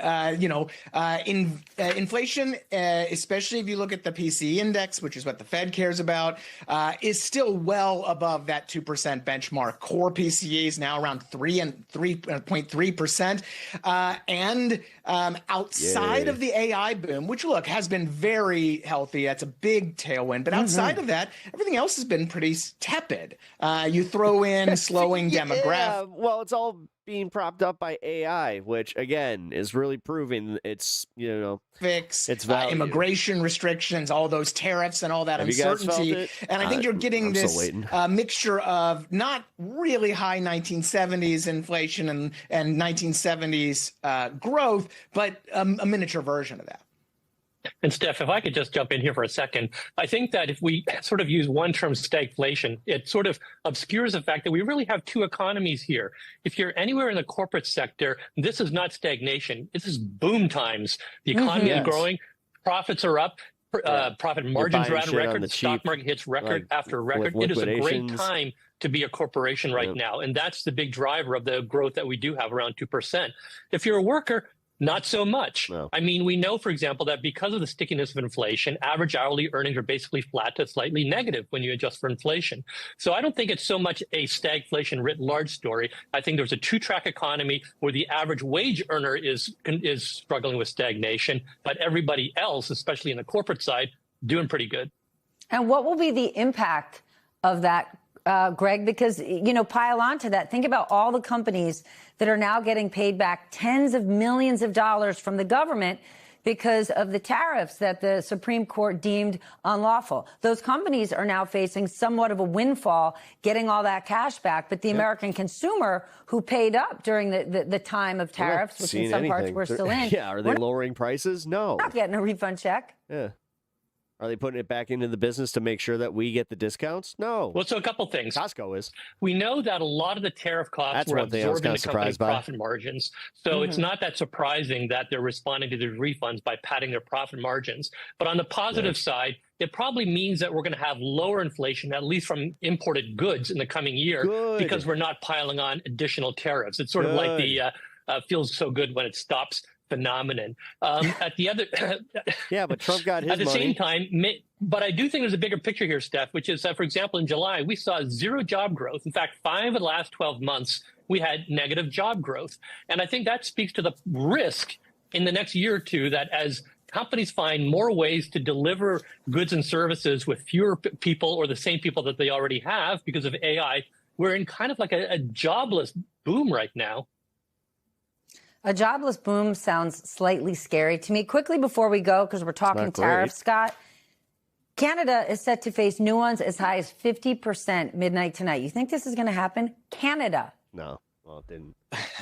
I don't think it's going to happen. We do not need to cover that part.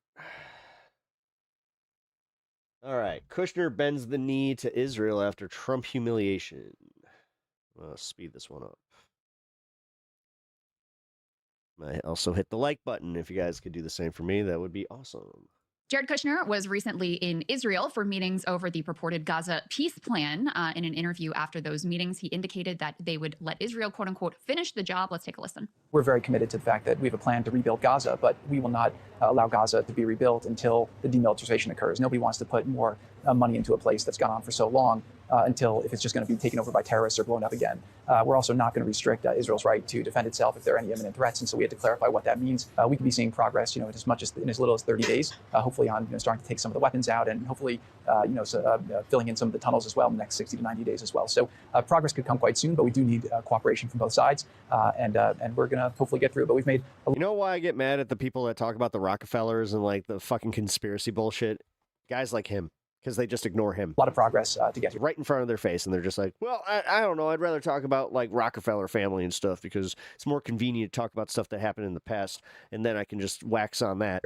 For Israel, we think this is a win-win situation because if Hamas actually gives over the weapons and the tunnels, willingly over the next 60 to 90 days, that obviously would be the elimination of a huge security threat for Israel, almost an unthinkable achievement. And if they don't follow through now on their commitment, everyone will see that they're not genuine about peace, and then Israel will have a lot more support from the U.S. and others to go and finish the job in the appropriate way.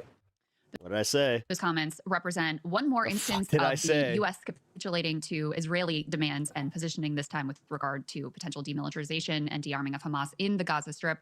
Join us now to talk about why we seem to see this trend happening over and over again are Eli Clifton of the Quincy Institute and Ian Lustig, political science professor at the University of Pennsylvania. They are also co-authors of a new book, Israel's Lobby, America in the Grip of a Foreign Power. Gentlemen, welcome to you both. Thank you for having us. Yeah, of course. So, Ian, let me go ahead and start with you. Why did you think it was important to write this book at this particular moment? There have been many books in the past about the Israel lobby. John Mearsheimer and Steve Walt wrote an important book 20 years ago, but the world has changed so much, and the lobby has changed with it to pose threats to America, which are much more severe than people have realized in the past. In the past, what is now a toxic special relationship with Israel cost America a great deal in its foreign relations. Now it's not just a matter of paying a high price abroad for policies that can have no daylight between Washington and Jerusalem, but there's threats to American freedoms at home because the lobby, unable to defend Israeli policies, is resorting to suppressing American freedoms, specifically punishing, prosecuting anyone who tries to seriously criticize the relationship between the United States and Israel or criticize Israeli policies, especially in Gaza and Lebanon. Right. And Eli, I want to ask about that point about the changes that have taken place just in very recent years. You get into a lot of this in the book, both the changes in Israeli politics, but also I just wanted to zero in on this one point you all make. You write the 2010 Citizens United versus Federal Election Commission Supreme Court decision combined with a dramatic increase in the proportion of national wealth controlled by the super rich opened the floodgates for narrow special interests to invest unlimited money in the American campaign finance economy. And could you walk us through a bit how we have seen post-Citizens United, particularly money start concentrating even more on this issue in particular? I mean, it was like Israel was just chomping at the bit for that Citizens United ruling. That's right. So to be clear, when Citizens United, when that in the Speech Now decisions first came down, the greatest fear that was being discussed was the possibility that corporate money and dark money would flood our campaigns, and they did to a degree. That was a well-placed fear. But perhaps the thing that people hadn't anticipated is that a small group of plutocrats, of billionaire donors, would mobilize and would do so publicly, stating that the reason that they were doing it was because of Israel and their desire to get politicians elected and to get policies in place that would continue that no daylight policy between Washington. It's like, yeah, you know, like big conspiracy about globalists. Well, Israel. And what we saw in the first post-Citizens United election, which was in 2012, was suddenly Sheldon Adelson came out of the gates, giving millions and millions of dollars first to Newt Gingrich's primary campaign, and then Mitt Romney's, when Mitt Romney was the nominee for the Republican Party.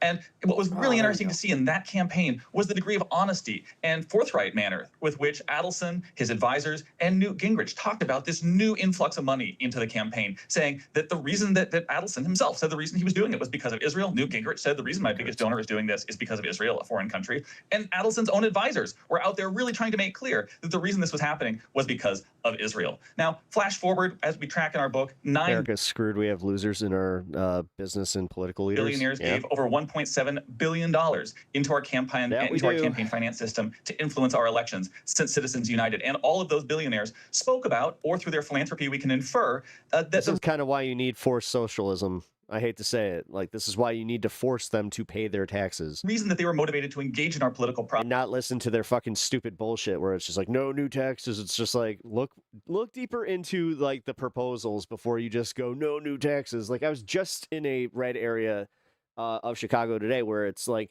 they have the Republican Party saying no new taxes and we need to cut costs. It's like, what? Process and to give such large sums of we have a balanced budget here in Illinois, bro. Like, money was because of Israel. That was their central driving issue for engaging. I'm so sick of these fucking Republicans every time coming in like we're better at business, and everybody's like, and then every single time they leave us with a fucking deficit and a broken system. It's awesome. With that degree of money and wealth seeking to determine the outcomes every once of elections. In a while, like so I say, I would say that and it have is said. Sometimes America deserves what we got. A key element is the Citizens United decision allowed the lobby to pivot to this focus on a small group of ultra-rich individuals, even as Israel's public support for Israel within the electorate craters during this time. But it is made up for by the fact that our elections have become something that plutocrats are allowed to have an outsized say in. Yeah. And Eli, is that the only mechanism that is used here to create impact in our politics, to wield influence in our politics? And I don't mean to downplay whatsoever. We've all witnessed just in this election season alone the tens of millions of dollars that are flooding into some of these races, mostly to confuse and mislead voters. The ads have nothing to do whatsoever with Israel. Oftentimes the money is funneled through a variety of different PACs to try to obscure where it ultimately is coming from. So we know that different PACs to different candidates, and this is why you see certain races have like 6 people in there. Has a massive impact. Are there other mechanisms that they use as well, though, in order to try to get the results from our elected leadership that we may not be as aware of? Well, I think that in terms of trying to control the debate, which is something that Ian referenced earlier, that these plutocrats, when you look at what other things they advocate for, and the things that's why they want us out here talking about trans people in bathrooms and blah blah blah. I think that I mean, you still have these idiots that are just like, yeah, the left takes over, they're coming for the Guerns, and then you have Trump literally doing things like with, again, trans people, funny enough, where he's like, I'm going to take the pew-pews away from them. We can't have them with the pew-pews. That doesn't make any sense. And then you got people like, yeah, take it from them.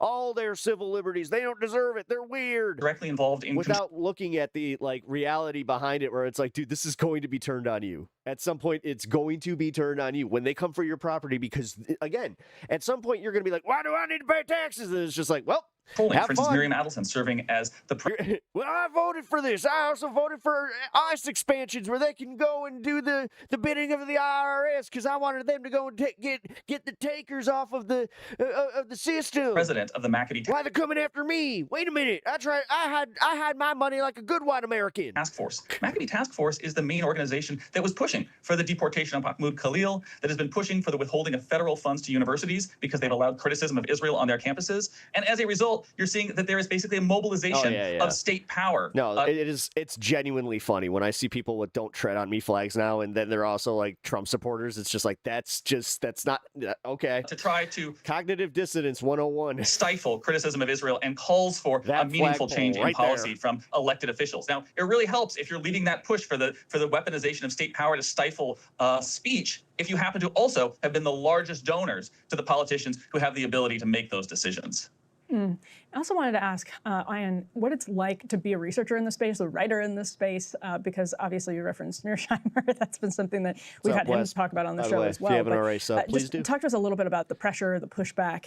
Maybe it's less now because of public opinion, as Crystal referenced earlier, but the headwinds, what's it been like to work on this book and to speak out on this issue? I might disagree, but... Well, I mean, I've been working in this space for over half a century.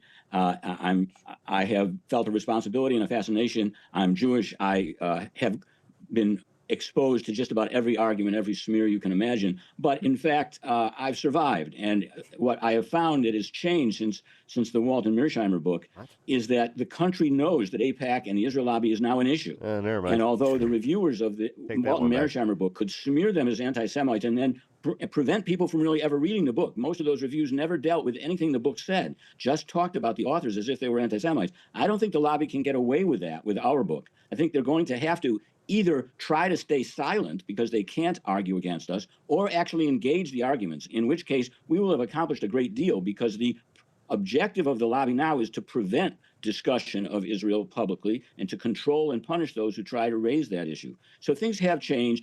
One has to have a thick skin and a sense of humor, but one also has to focus on the facts, on the analysis, not on appeals to prejudices, appeals to mysterious conspiracy theories. We're talking about very specific mechanisms of power, mechanisms of influence that operate in the United States and that do so legally and that do so with success because of the commitment of the people behind them and because of the structure of American politics that encourages the mobilization of special interests. Eli, to pick up on some of that, so we've been tracking, of course, in today's show, the Florida election results on the one hand, which are highly relevant to this conversation, actually. On the one hand, you had the shock victory of Angie Nixon, who is a DSA member. She's an avowed anti-Zionist. She opposes genocide. She introduced a resolution that got 2 votes in the Florida State House, calling for a ceasefire in November, just a month after October 7th. Then on the Republican side, you have some, I think it's fair to say, genuine bigots running, capturing the attention of young Republicans. In particular, you had James Fishback running for governor. You had Dan Bilzerian running against another bigot, Randy Fine, in that primary. Both of them lost, but they both also got into double digits. And they both also did quite well among young Republicans. So I'm curious what you make of those, how you make sense of those developments and how you view them, and whether or not you are concerned that some of the genuine information that you reveal here could fuel some of those bigoted conspiracy theories.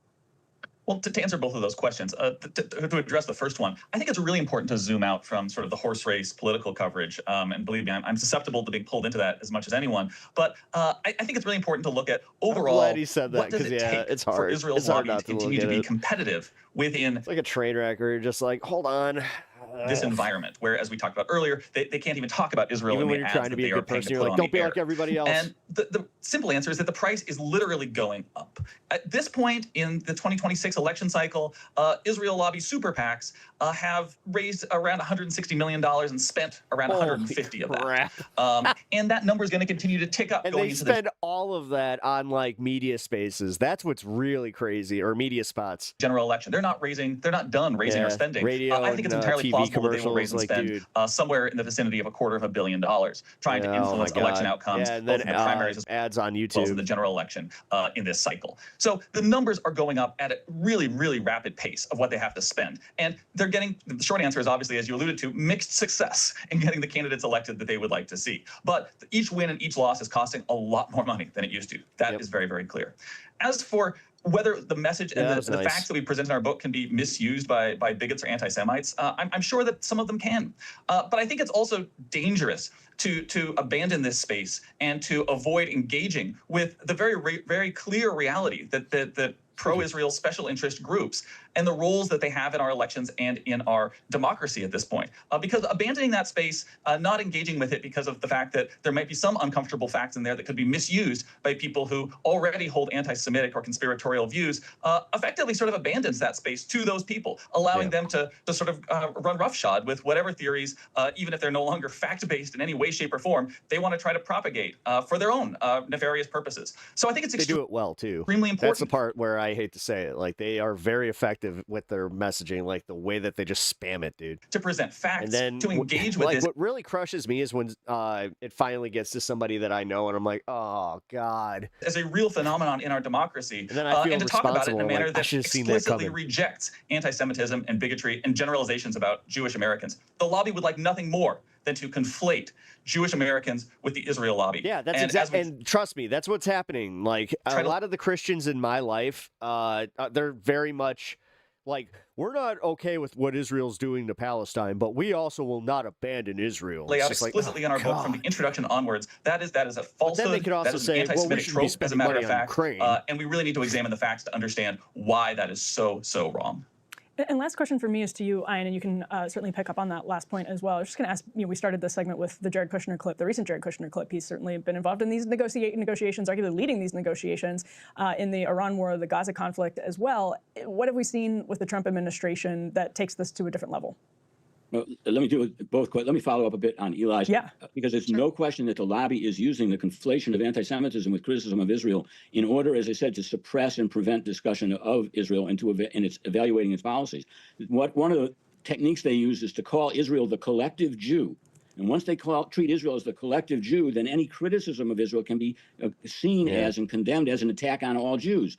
This is outrageous because it forces American Jews into a position as if Israel is their homeland. It's their country. That's not true. So, but then the lobby goes ahead and tries to benefit from what it sees as or codes as an upsurge in anti-Semitism. There really is a threat of anti-Semitism in the United States, and most of it is due to Israel's policies in the name of the Jewish people. So it's people like us who are focusing on the facts, not on wacky conspiracy theories or mystical ideas, that can make that key distinction between criticism of Israel and normal and real anti-Semitism. Now look at Jared Kushner. You know, I find it a little amusing. When Jared Kushner was on CBS after the so-called success of forming the Board of Peace and ending the war, what he said was very clearly, yes, we got the ceasefire and all this other silly stuff. We had spent a lot of time on the complex issues. Nothing's ever really going to be done about it. And so I don't take seriously all of this fluff about the Board of Peace and reconstruction. He is shoulder to shoulder with the Israeli government. He may put a few ambiguous words around it, but you could hear in that talk that he gave that he never looks for what the interest or the safety academic, and he's had it. The Palestinians are. Everything is couched as if it's all a matter of what's a win-win for Israel. This is exactly what we're talking about. This demand by the lobby that any American government, whether it's associates, whether it's an ideological commitment, as Biden had to Zionism, whether it's a purely transactional commitment, which is what the Trump administration has, but the insistence of the lobby that there be no daylight between the American government and the Israeli government, and that is costing the United States more and more and more. And I did want to get your perspective as a political scientist on some of the election results that we've seen, specifically this Angie Nixon shock victory in Florida. She spent literally $0 on television. $0. And was able to win, and it wasn't even close. Alex Vindman, as a well-known figure, was that has to scare the shit out of a lot of establishment people. Like, I think that's kind of cool. You know, the star of one of the Trump impeachments. He was running millions of dollars of TV ads across the state. I'm not going to pretend Israel was the only issue, but it was a very clear dividing line between these two candidates. And Angie Nixon was able to prevail against incredibly long odds here. I wonder what you make of this result, and perhaps tie it back to you started by saying we're at a particularly dangerous moment because of the way that the Israel lobby is trying to crack down on free speech here in the U.S. It also seems that they're at a particularly precarious and vulnerable moment, given the way that these political results have changed and given the way that public opinion has shifted so dramatically. Some wackos in chat. There's a complicated set of questions you're asking me, and one can't learn everything one wants to learn by the outcome of one primary election in Florida.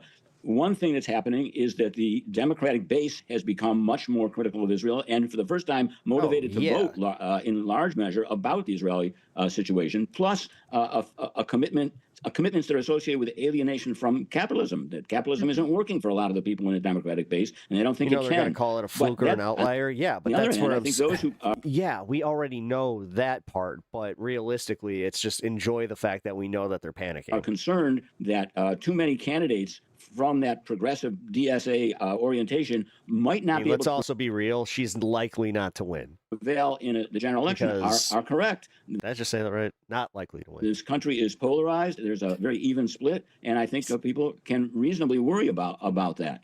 I think one of the things that's going on, which we have been tracking since Obama came to power, is the role of social media. And whether Vindman, for example, ended up spending his money very, very unwisely on conventional television commercials, whereas Nixon actually cleverly used social media, which is much more important for, at least for the Democratic base voters in the primary.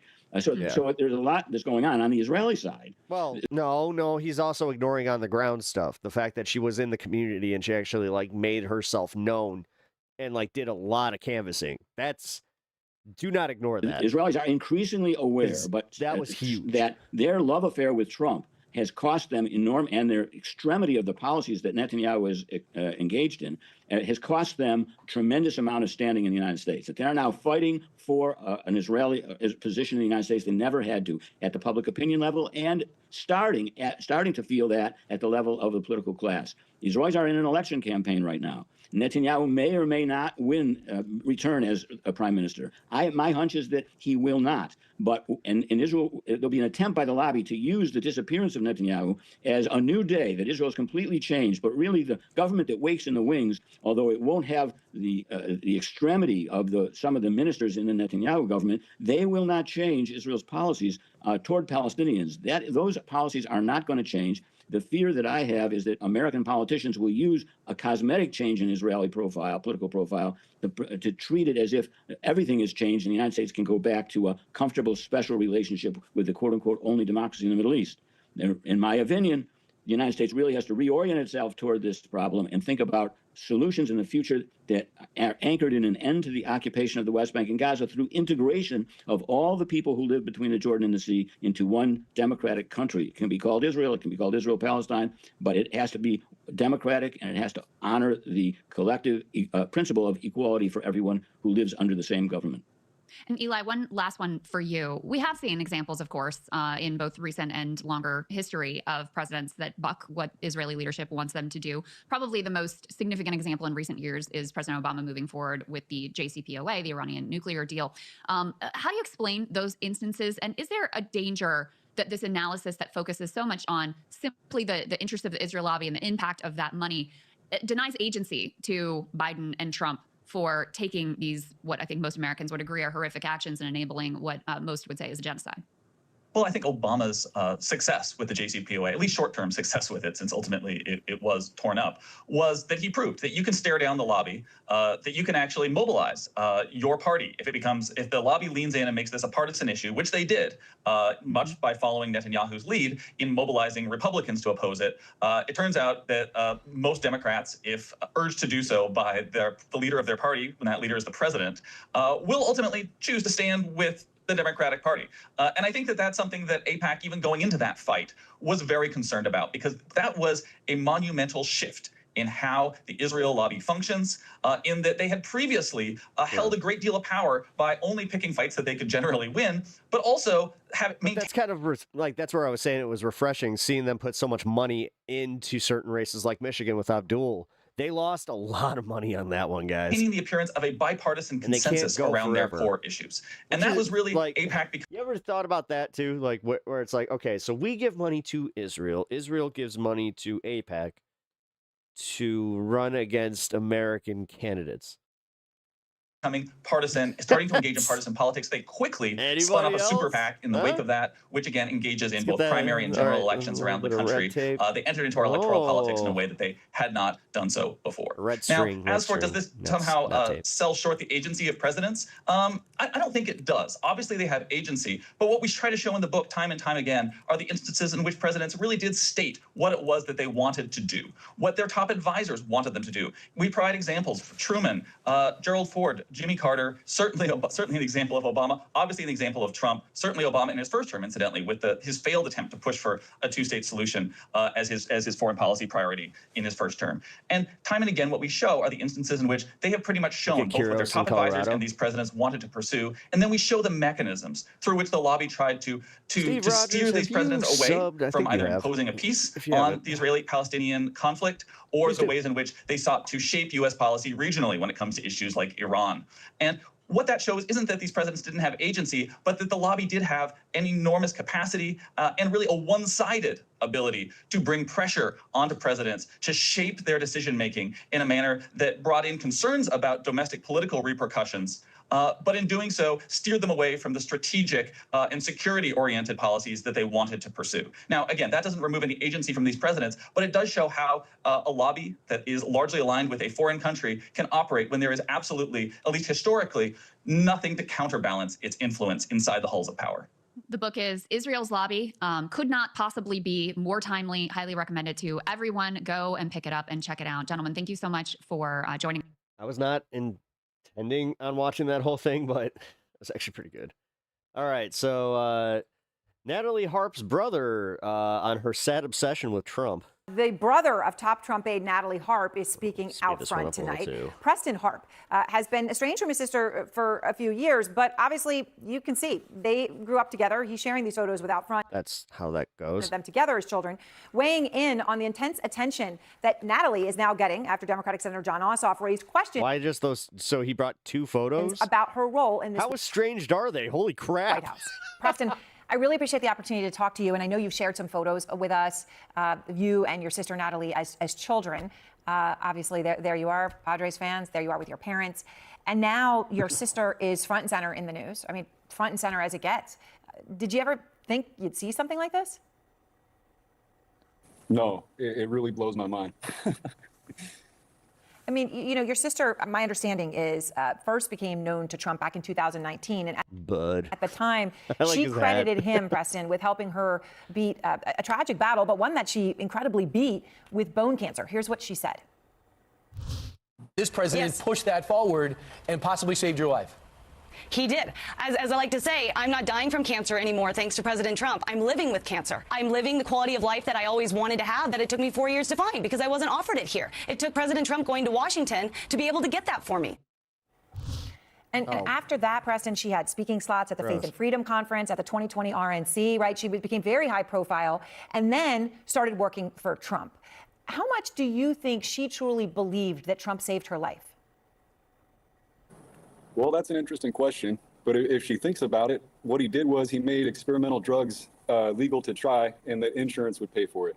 Yeah. So it's not like he like physically saved her life, you know? It's kind of different. Like, no, it was a good policy. That's objectively a good policy. It's like Donald Trump didn't pay his own money to save my sister's life. So it really just depends how you look at it. You know what I mean?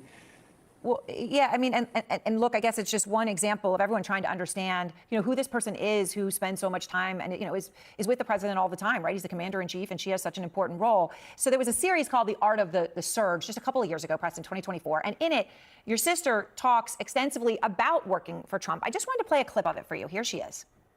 Politics was never something I liked. Business was my background, real estate, MBA. I was very much not interested in politics in California. I feel like you get the same kind of sort of politicians. But when I was sick, I started watching the Republican debates. He was my first exposure to politics, and I loved it. Like, this guy, you know, he gets it. Oh my God, she's so dumb. So she says there he was her first exposure to politics, right? You guys grew up in the same home, the same family, so you understand where she's coming from in a way that no one else does. Yeah. I mean, what do you think drew her to him? Well, my mom raised us with the idea that American exceptionalism was the correct way of looking at things, that the United States is the boss of the world, that, like, you know, slavery was back then, that was normal. People weren't bad because they had slaves. And so your mom was a horrible and it's person. like Trump wants to take all those books out of schools. He wants to rewrite history. And so, like, I think that my sister, unfortunately, didn't break out of that delusion that my mom raised us with. And Trump is like everything that my mom taught us to respect. Yeah. So I think that's where her infatuation. Yikes, Mom. Yeah. For Trump comes from, honestly, because I don't think it's a physical attraction. Let's get real. You know, like, personally, I don't think so.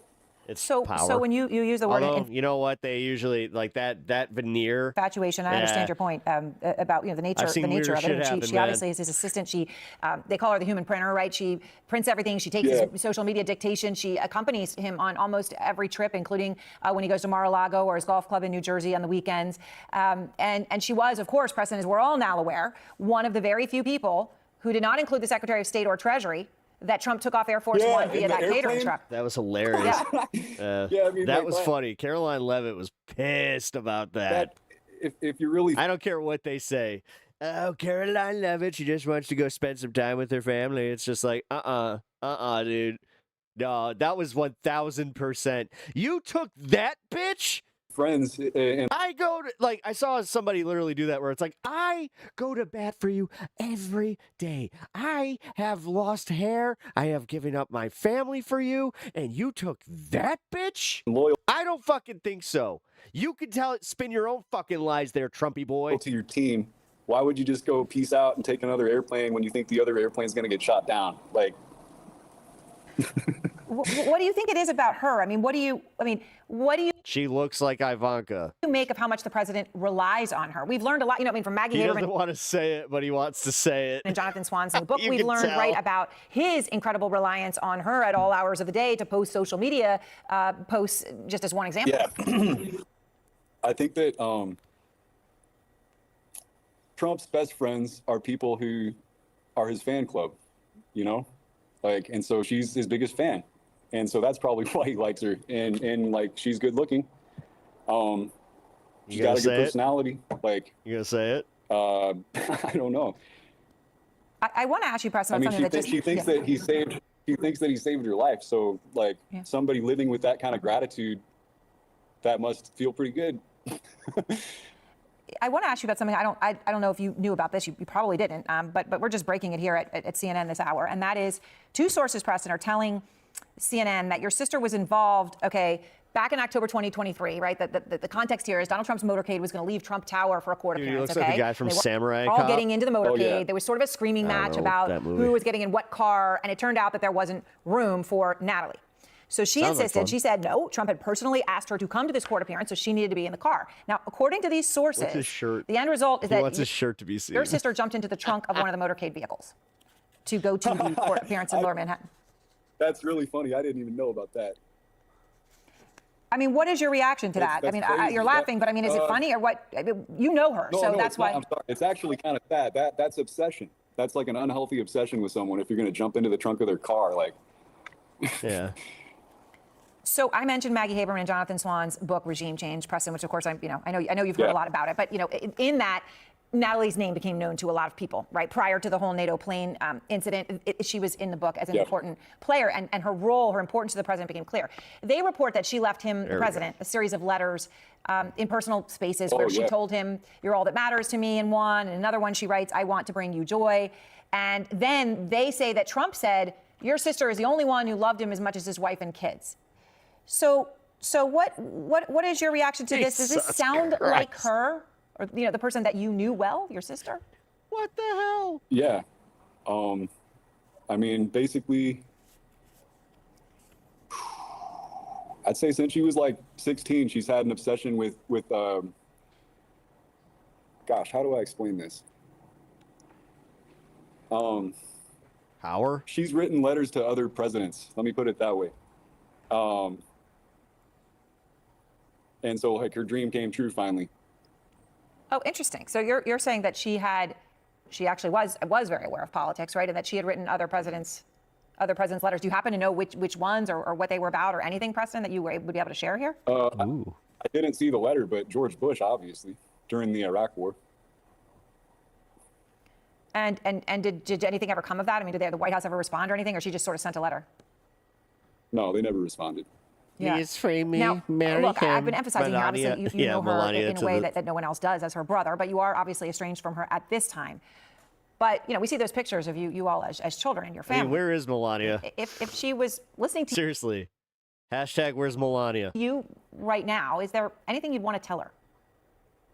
Yeah, I love you. I hope that you change and that you wake up and you realize that everybody on this earth is part of a human family, and no country is better than any other country. And the history of the United States is unfortunately really sad, and it shouldn't be rewritten. We got to all come together and try to make it better. Hell yeah, bro. Well, I really appreciate your time and taking the time. Yeah, no, that guy's rad. To talk to us. Obviously, your sister's in a position of incredible influence and power, and that's important to all Americans. So thank you for sharing with us. No problem. That's cool, man. Good job. All right. Flock cameras. That's all I'll just say.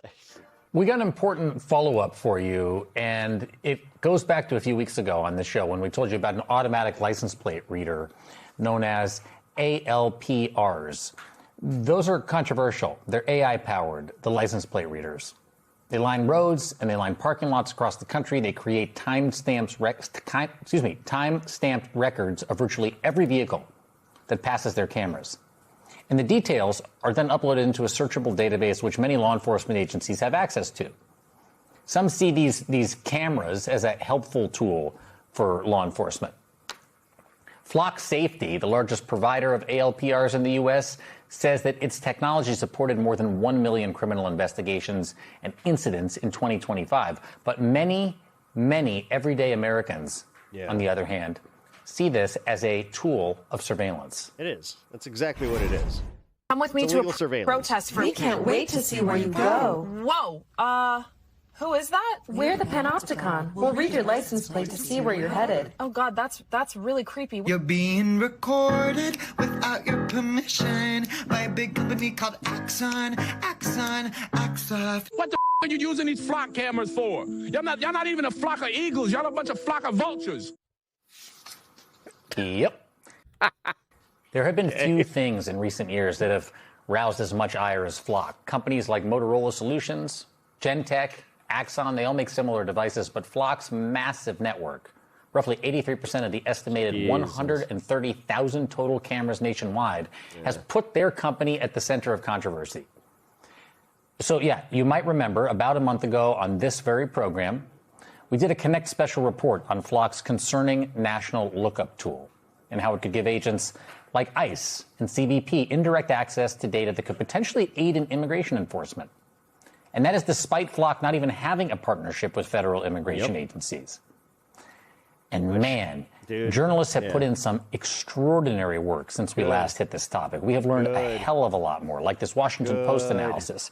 It found this. This is what's great about our country. This is why our press, our free press, is something we need to protect. Because this shit could be easily squashed by the higher powers or the powers that be. Authorities have charged or accused at least 50 law enforcement officers of using license plate readers for unauthorized purposes, including banned Flock. Now we just have stalk women without their knowledge or consent. I have no birds. Flock's system was involved in 46 of these cases. Flock's CEO responded to this report on Friday. I don't think that Flock created police abuse. Why do all these guys look just subhuman? Like, what is this? Or not subhuman. What's the word I'm looking for? Not like fake human. They look synthetic. I mean, can you put yourself in those women's shoes? Well, no, it's horrible, and I apologize. Did you lizard person take enough responsibility soon enough? I think hindsight is a brutal tool. Of course, we could have done more earlier, and we listen and we learn, and we'll continue to move forward. There's a report by 404 Media. It tells us how police in Wisconsin need to put that guy out of business 10,000%. Used Flock to determine a man travels to Michigan frequently, where marijuana is legal, then back to Wisconsin, where it is illegal. That's what they used it for, to help establish probable cause and search the car. There you go. The man was later arrested on marijuana possession charges. And then there's this from Business Insider. It's an exclusive report. Like I said, this is 1,000% them report on how the Flock system in Roseville, California, abusing their fucking power. But this is where lawyers, come on, guys, misread the license plates, and 71% of alerts sent to the police. I'm sorry, you're gonna have to take some hits. Flock told Business Insider this happened in part due to the city's atypical setup: older hardware, higher placement of cameras. MS Now reached out to Flock Safety for comment on all of these incidents. We did not hear back. The company's website says this, quote, "New features, upgrades, and software improvements roll out regularly." All of this new reporting, coupled with general concerns about privacy, have triggered pretty major fallout for Flock and similar companies. According to DFlock, a group that tracks ALPRs and educates on the dangers of them, 23 different states have seen Flock contracts canceled or rejected or deactivated. God, I want to see that all over the country. In 2026. And across the country, protests and demonstrations and heated city council meetings have gotten underway. There's even a growing movement of activists targeting automatic license plate readers, with folks like this masked man on your screen filming themselves actually vandalizing and destroying cameras. In Tennessee, one man allegedly shot 4 flock cameras in July. The growing disdain for this technology is coming from both sides of the aisle. Something to connect in. Yep. Flock and data centers are the one thing that every American's just like, what the fuck are you doing? In these polarizing times. And then you this is where I keep saying, guys, class. It's all the class. This is the class shit, the class war. And this is where it's like, all right, data centers, fine. Flock cameras, fine. All in your areas. I mean, they probably already love the security aspect of this, but they can have it all pointing just at them. I guess. But we don't want violence, and we don't want to be spied on. And this is the price of security. Like, we already went through this with 9/11, where it was just like, how many of your freedoms are you willing to give up for the fucking security theater? In all seriousness, this issue of privacy has arguably reached a boiling point. A boiling point, yeah. DeFlock told MS Now, quote, the growing movement to end the use of automatic license plate readers is at heart a struggle to address a long-brewing crisis of democracy. Why would it be? And that's why, starting today, DeFlock says the National Week of Action is happening in 447 different cities. They told MS Now they hope to convince local governments this: put public funding toward programs that have been proven to address the root causes of crime and violence rather than in surveillance. I should add that DeFlock says it does not, quote, advocate for or coordinating the disabling or destroying of cameras. And that brings us to the latest turn in this saga, because the backlash appears to have reached the very top. Last week, Flock Safety announced new safety measures, including cutting the default data retention from 30 days to 7, requiring law enforcement agencies to opt into audit assistance, they call it, by the end of the year, which will flag abnormal search behavior and lock users out of the system. That seems like a Band-Aid. Require users to justify each search with case codes, and offering offense filtering for sharing. Okay, so that's going to do away with the cops just fucking spying on their loved ones. They'll give cities more control over data. Coming up next, we're going to speak to someone who has reported on all of this, another guest who has been on the ground following the story closely as well. We'll be right back. Joining me now to discuss the growing criticism of flock license plate. As I said, man, Jacob Sarbaroff, his coverage has been pretty fucking tight. Are Joseph Cox, the co-founder of 404 Media, which has been leading much of the coverage, extraordinarily so, on ALPRs. He's also the author of Dark Wire, the incredible true story of the largest sting operation ever, and Aaron Fernando, the organizer with Flock Off Ithaca. Thanks to you both for being here. Joseph, I want to start with you. We talked to DeFlock, as I mentioned, and they told us at MS Now that the new security measures don't adequately address concerns with these ALPRs. And let me read a little bit of what they said. ALPRs are fundamentally a dangerous tool which no one should be able to use. Cities, counties, states across the country have had laws in place designed to prevent ALPRs from being used for a variety of purposes. Police have regularly been caught breaking these laws, even years ago. Based on your reporting, can't lose your freedom sort of if you these don't new have announcements actually do anything to plug the holes that are most concerning to civil libertarians, ordinary people, now that they're rising up across the country? The other thing that we can all agree on is the Candace Owens, Andrew Wilson debate. What, that he lost handedly, and that he might have ruined his career with that. I'm all jokes aside, Andrew Wilson made a huge mistake doing that debate, because I think Flock has a. And he thought he cooked for a second there, but after watching, you know what? Fuck pattern of introducing new measures when media coverage comes out and then they're forced to do so. When we did the stuff about ICE, they removed California from this national network. They removed Illinois, Virginia as well. They did that. Then there's all of this reporting later about cops abusing the system. We did that in June, and the Washington Post did as well. They introduced more measures. So clearly there's sort of a whack-a-mole approach or a piecemeal approach. Yeah, and then you have the township fucking stuff that's happening too. This isn't even by county. I found that out the hard way. It really depends where you are sort of on the spectrum of this technology. Some people just do not want these cameras whatsoever.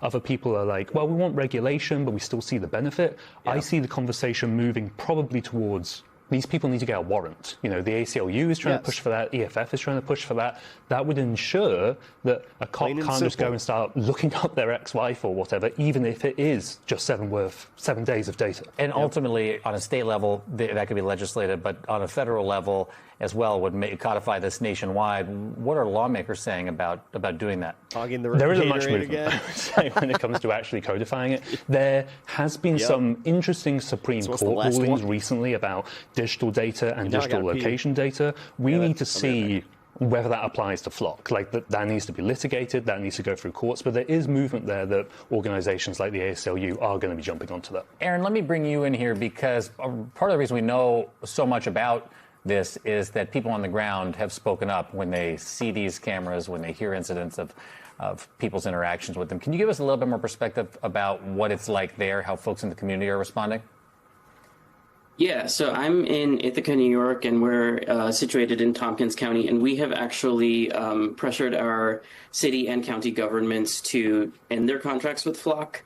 There was widespread discontent with the fact that the equipment was going up, so it took a little bit between the contract being signed and when the equipment started going up. But once it was going up, it was just very salient, very like in people's lives. You could see it when you were like driving to whatever, the grocery store, maybe your place of worship, maybe to drop off your kids at school. And so people just didn't like being treated basically as if in order to ensure safety, that everyone must be treated as an ever monitored criminal already.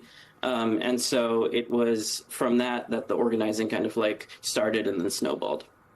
Well, Ithaca, in the scheme of the size of the municipalities, is probably certainly not the biggest. How many people would you say are sort of getting involved in your movement and are opposing these types of automatic license plate readers?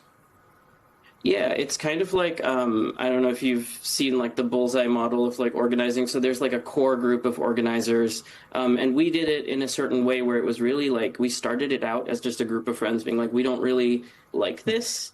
And like, let's maybe go to public comment. And then that was like pretty well received the first time. It was like, okay, maybe we can do a little bit more and a little bit more. And so that core group, it eventually grew to about 10 people.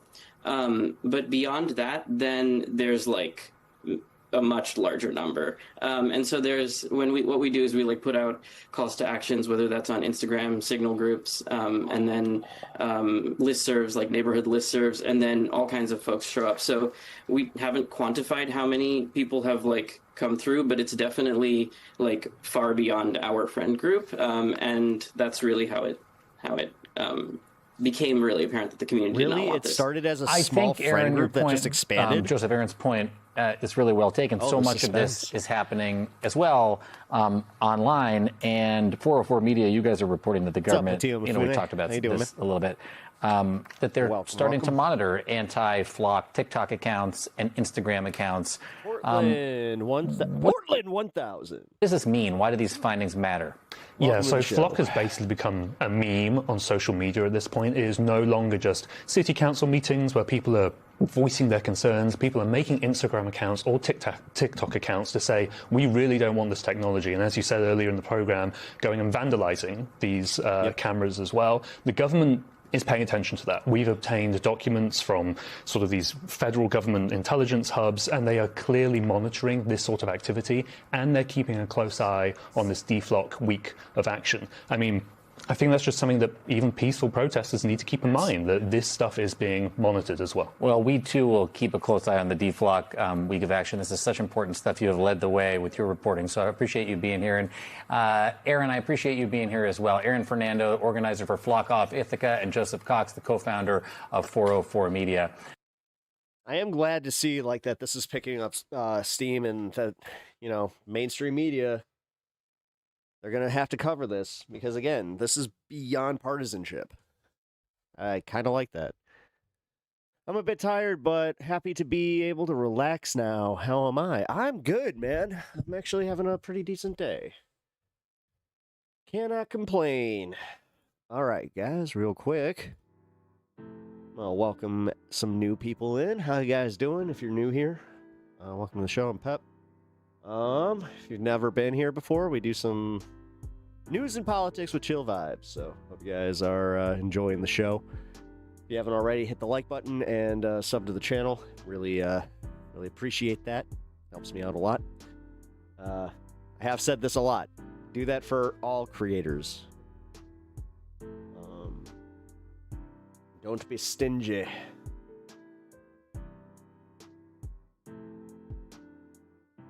Alright. Here we go. You know what? Fuck it. We were just talking about the Candace thing. Let's talk about the Candace thing. Hey, kid. People were randomly, as soon as I said I would take it. So first it's she's scared. There's money on the table. And that's what I'm doing wrong. I'm being scared and not taking the money. Then I take the money, exactly what he offers, 200K. And I'm the bad guy because how could I take the money? Wait, she got paid? He paid to get his ass kicked? Oh my God, that's so much worse. Oh my God. Oh, what? No, hold on. I gotta, let's go to his response first then. Because this is even crazy. All right. Here. Andrew Wilson response. Hey, that's enough. Please don't come in here and just act a fool. Like, I'm not doing this today. Dude, he is literally just being such a pain in the ass. This fucking cat, dude. Here, I'll play this. The money. These people are insane. They're just insane. There's no way to make them happy. They can't leave you alone and let you just investigate the case because you got to, the money's on the table. And then they chastise you for taking the money. And they were all instantly like, Candace needs to establish a trust for Erica Kirk. Like the people outside of Michael Knowles, the people that I absolutely despise, all saying this in unison, that I need to donate this money and establish. Found it. Investigation my ass. They didn't even bother to do any due diligence at all. Matrix. I'm not a fucking reporter. I'm not an investigative journalist. How the fuck am I? It's with the shadowy hat. Guy on the internet who fucking has stalled out left-wing agendas where I can. How the fuck am I the only one who has the logic or reason here? Oh, Bandit, thank you for the 5 subs. I appreciate that. In search of real, tangible you guys evidence. just got a gifted sub. You can thank Mr. Bandit. Welcome to the membership squad. The Pep Squad. I have a shitload of never before seen, never before publicly released evidence. Tons of it. Well, wouldn't that have been the time to show it? No, I'm not going to drip it out. Wait, Andrew Wilson deletes podcasts after making people pay to watch it. My opinion below. He hyped up a big release to create anticipation. He told people that they had to become paying members to see it. People subscribed, paid specifically because that was the promise. He collected the membership money. Then he removed the video from the channel because people paid to access it on. Paying members are now being denied the content that they were persuaded to purchase. Damn, dude. Out. Again, thank you for the 5 gifted. Maybe some of it. I kind of thought about some of it because I have a feeling I know where she's going to go after her bullshit gets refuted with actual. I think we got one more. And so I have evidence for that too. The right wing is so cooked. The crazy conspiracy theorist is being seen as the winner of a debate against a supposedly logical Lord Andrew Wilson. I just couldn't believe it. Well, just look at how sad, like, dude, I'm just saying, like, for going down there is the best. I've watched enough of his content to know when he's shook, he is fucking shook here. $300,000 I ever spent. To get her on record and tie her to her positions. And she tied herself to her position. He spent $300K on that. 0%. Holy crap, dude. 0% chance it wasn't Robinson. Yes, Israel and France were involved. Yes, Erica Kirk is complicit. Yes, tie her to her fucking, tie them to their claims, man. No evidence that he's a patsy whatsoever. No evidence for any of her claims, but I have tons of evidence to the contrary of her claims. Okay, so now that we watched that, we can go back and hear. I only went 30 seconds in. Now we can get her response to that because this is how. She's saying how she's spending her $300K. People were randomly, as soon as I said I would take it. So first it's she's scared. I can't believe he paid to get cooked. And that's what I'm doing so wrong. Weird. I'm being scared and not taking the money. Then I take the money, exactly what he offers, 200K, and I'm the bad guy because how could I take the money? These people are insane. They're just insane. There's no way to make them happy. They can't leave you alone and let you just investigate the case because the money's on the table. And then they chastise you for taking the money. And they were all instantly like, she feels a little guilty for taking the money, huh? Trust for Erica Kirk. Like the people outside of Michael Knowles, the people that I absolutely despise, all saying this in unison that I need to donate. Did he spend it or did PBD? I think that Andrew spent it because he was the one who made the offer. And establish a trust. PBD might have put up something, but children. I know that Andrew was on the hook for most of it. And then people just randomly telling me what I should do with the money. Like, for example, this person, multimillionaire Candace Owens, should donate her victory money to Tyler Robinson's defense if she really thinks that he's innocent. Andrew Wilson put his money where his mouth is. Why call doesn't out and Candace? Not wrong? Like, I didn't offer Tyler Robinson publicly go he paid across 300K. things and say I'm gonna, to prove to people that I think he's innocent. Yeah, dude. I'm going to give 300. I never did that. I don't do that. Those sorts of things. That's not what I do. I'm not braggadocious, and nor would any person who knows the least bit about finance be so stupid as to spend $300,000 to have a conversation with someone who debates for free. Always do my annual debates with Piers Morgan. They're for free. Been debating all across college campus. I was doing that for free. I've had debates with Rabbi Shmuley, who I can't stand, on Piers Morgan for free. And so it's just so interesting. Damn, you guys see that Rabbi Shmuley video of him twerking on a kid? My entire life, all these people ever do fucking gross is message me kindly and respectfully. I would be shocked to see him on Piers Morgan again. Around. That's how it works. I've hosted debates. There's been no money involved. This is unique because Turning Point USA just hates me this much. And we're obviously Blake Neff and Andrew Colvett were retweeting him as he was going after me and offering more and more money. Wait, who paid who? Okay, so here's the thing. At one point, Candace Owens, she made a retort to Andrew saying that she would pay him $500,000 to have the debate, but he already offered on Joe Rogan $300,000 to her to take the debate. So she was like, wait a minute, why would I have to wait? No, I'll take your debate. So she reached out to PBD and they did this whole thing. And yeah, I guess Andrew literally paid her $300K. They think the solution to that is for me to open like he got a cooked, dude. Trust for Charlie's children, which in a way, I know it's not, but it feels like money laundering. PNW. The organization that's hunting Thanks me. for the raid, man. Want me to then give the money Hope you had a good stream. To the person who'd be in control. Welcome of in, that Raiders. At first, of course, would be Erica. First and foremost, what This I is want your to say first time is here on Pep. Nice to meet there you. are a few things I despise more than fake altruism. People who do charity as a part of a PR program and not because it's necessary or needed. Doing and IRL? Charlie Nice. Kirk's children I call those have pep been walks. multimillionaires while he was alive, and that increased in his death. Many people opened trusts, raised money. The last thing that Charlie Kirk's children need is more money. What they need is a stable parent, and unfortunately, I can't give them that.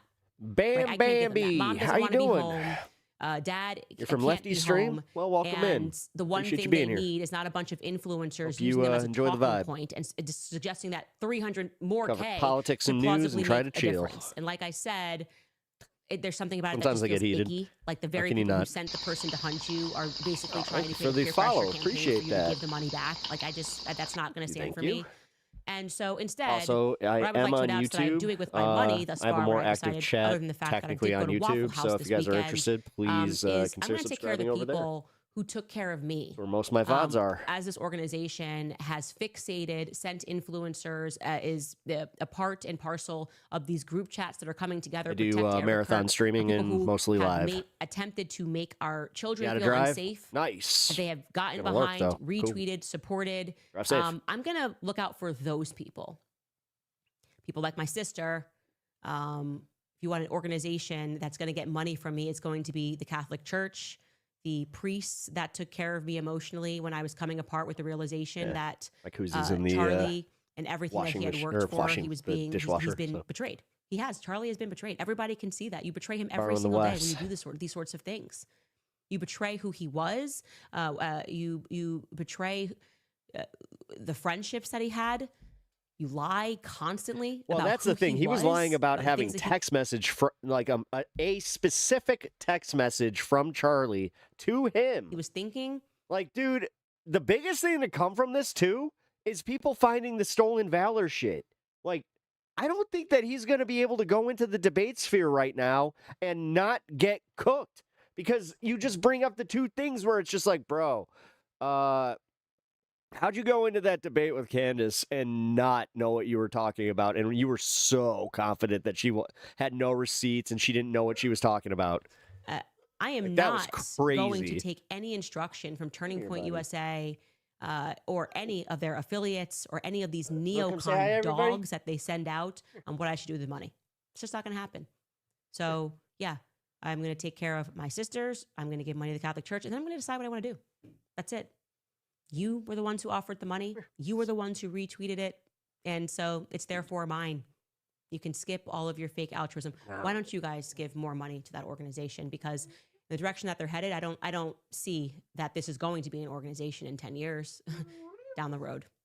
I see it crashing and burning like everybody else does. And like I said, for the first time ever, the left and the right are united in their disgust for what this organization has become. And that was not a feeling that people had on the right, especially in the wake of the assassination. So you guys did this. This was your loss, your L, and that's all I'm going to say about that. That was definitely wow. That was actually kind of quick the way that she covered that. I thought that was going to be a little bit longer. Axolotlian, hey, welcome to the show. Appreciate you being here.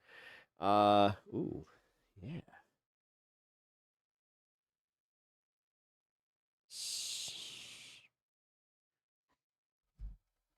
Okay. That.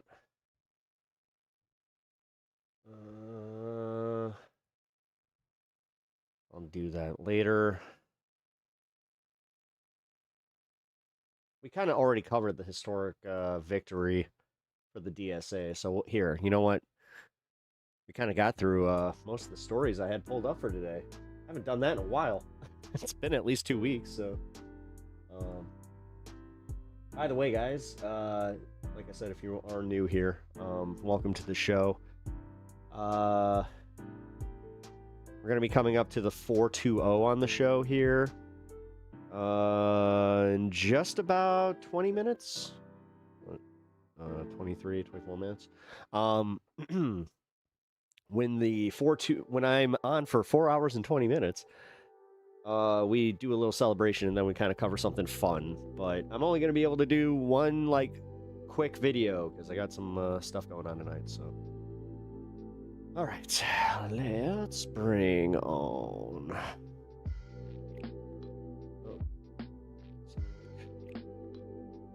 Stan is having himself a connection.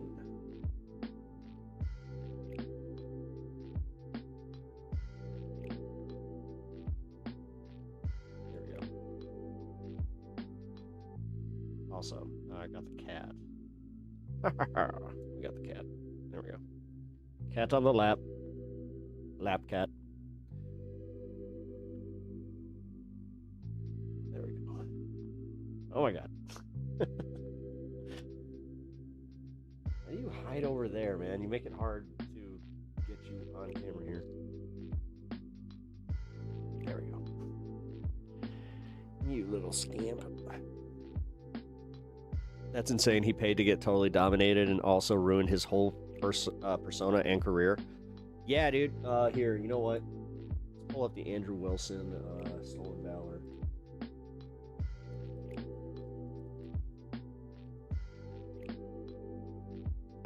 I think we might have watched this yesterday.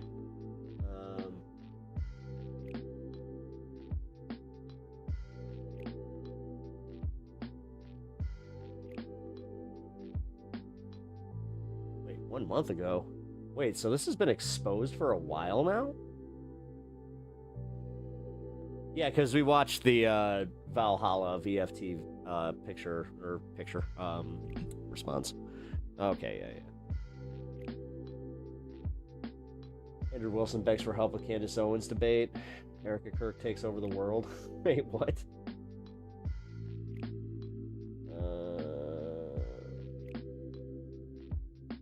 Oh, here we go. We got Philly. Let's do a Philly D. There we go. The Joe Rogan, Candace Owens, Charlie Kirk situation and conspiracies, they have hit a new high as you've got huge new Tyler Robinson updates. A Democratic socialist just won in Florida in an insane upset as far-right candidates there lost. But also, there's something that a lot of people are missing there. Texas Tech is using AI to decide what professors can and can't teach, and why a bunch of Gandalfs just descended on Peter Thiel's home. We're talking about all of that and even more. Wait, what?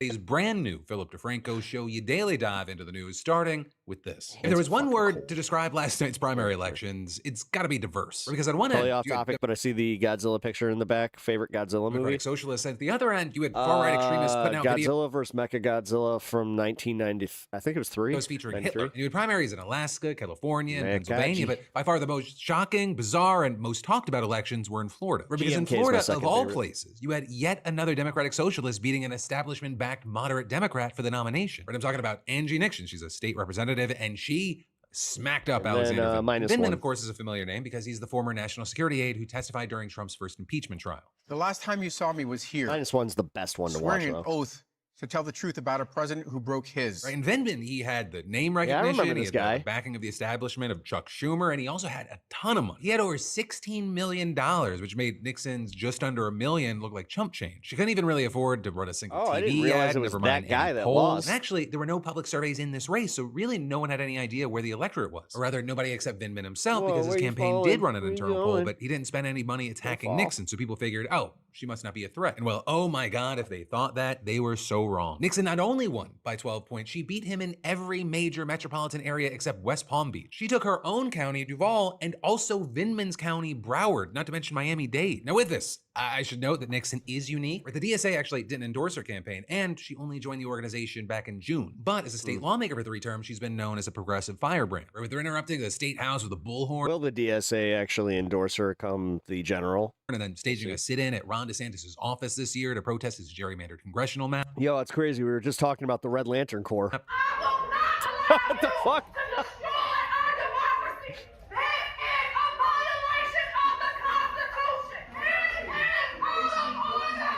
I'll never get used to that, where it's just like, oh yeah, it's totally listening. Oh no. And then when they're getting arrested and using the court case to boost her campaign. I shouldn't have been the one that got locked up. They should have been the ones that got locked up. We should also damn, dude. know that last night wasn't all good news. Firebrand is a good fucking term for her. Because you had DSA member Oliver Larkin and self-described socialist Elijah Manley losing their House primary races to Jared Moskowitz and Debbie Wasserman Schultz, both moderate pro-Israel Democrats. But also, for a lot of people that were further left, Nixon's victory, it really overshadowed any other defeats. So overall, not so great night for progressive. Dog, what are you talking about? We're talking about 2 districts in the House for 458 seats versus the Democratic Senate seat. You understand that one senator is like infinitely more important than House of Representative seats, right? This is an out of control upset for the left insurgent candidate who did not get any national endorsements. But also, well, you have a lot of people that are thrilled with this outcome, and Vindman saying, you know, he's going to stand by Nixon's side to beat Ashley Moody. You're seeing more moderate Democrats not happy, right? With many of them arguing that this seat was already a long shot for whoever the nominee was going to be, given that it's Florida, where the Cook Political Report has consistently rated the race this year as a solid R. And so with a candidate like Nixon, who's on board with everything from Medicare for all to for-profit prison abolition to ending all aid to Israel, the fear is that she's going to be a layup for the Republicans. And with that, you're seeing conservatives already rolling out the talking points that you can expect to hear a lot over the next few months. Quote, I can't wait until Donald Trump is arrested and held accountable. So prisons are racist unless you're throwing the white man in them. That's what she's running on. Get whitey. Angie's a one-trick pony. At one of her little Zoom rallies, she booked a poet to call the state of Florida, you guessed it, racist. And actually, you had Nixon responding to those criticisms on NBC the other day. The president and Republicans have been very eager to paint the entire Democratic Party as communists and Marxists. Do you worry that those attacks could resonate in a place like Florida, especially considering all the Cuban American population there? Look, we can argue all day about people's labels, but at the end of the day, I care about the needs of people. And right now, people are suffering and they're hurting. At the end of the day, the people of Florida and this country, they want someone who's going to be open, honest, and transparent. And I'm that candidate. Also, another question that's up in the air right now is whether the Democratic Party is going to throw her the money that she's going to need to compete in the general. Because like I said, at least comparatively, she has very little cash on her own. And her opponent, right, the incumbent Senator Ashley Moody, she's sitting on more than $8 million right now. Angie Nixon person who will be my opponent in November and her comrades want to destroy this country and everything that it is built on. So Ashley Moody can call it whatever she wants. But in November, she will call me senator. And while Nixon's race definitely being the most surprising last night, it definitely was not the strangest, right? That prize possibly goes to Republican Representative Randy Fine, who's defending his House seat, because reportedly he was canvassing for his campaign when he knocked on a door and no one answered. But then the doorbell cam apparently caught him snooping through the homeowner's mailbox, with many perplexed, some speculating that he was looking for his opponent's flyers, others guessing that he was probably looking to see if his own campaign's mailers were there. One person even suggested that he was going around the neighborhood stealing people's HelloFresh. But whatever the case, and as weird as that was, he did end up winning his primary with a federal crime, Trump's complete and total endorsement. But Unless also, we just that race is still worth talking about because anymore. it was, we'll call it special. On one side, there was Fine, who, among other things, has said, if they force us to choose, the choice between dogs and Muslims is not a difficult one, as well as Palestinian as a synonym for evil, and we need more Islamophobia, not less. Hey. It's interesting because Islamophobia means fear of Islam. And at this point, we have every reason to have that fear, and we need to not be afraid to say that. And then on the other side, you had Dan Bilzerian, a manosphere influencer, self-described sex addict, and former gambler, who, among other things, has said, I believe that Jewish supremacy is the greatest threat to America, and I think it's the greatest threat to the world today. I truly believe that. How many do you think were killed in the Holocaust? I don't know, but I would bet my entire net worth that it was under 6 million. He also posted this AI-generated music video on Twitter that, I mean, I don't know how to prepare you for it. The fat Jew, oh, the fat Jew has got poison to sell. The fuck? Could we revisit that Austrian painter's opinion?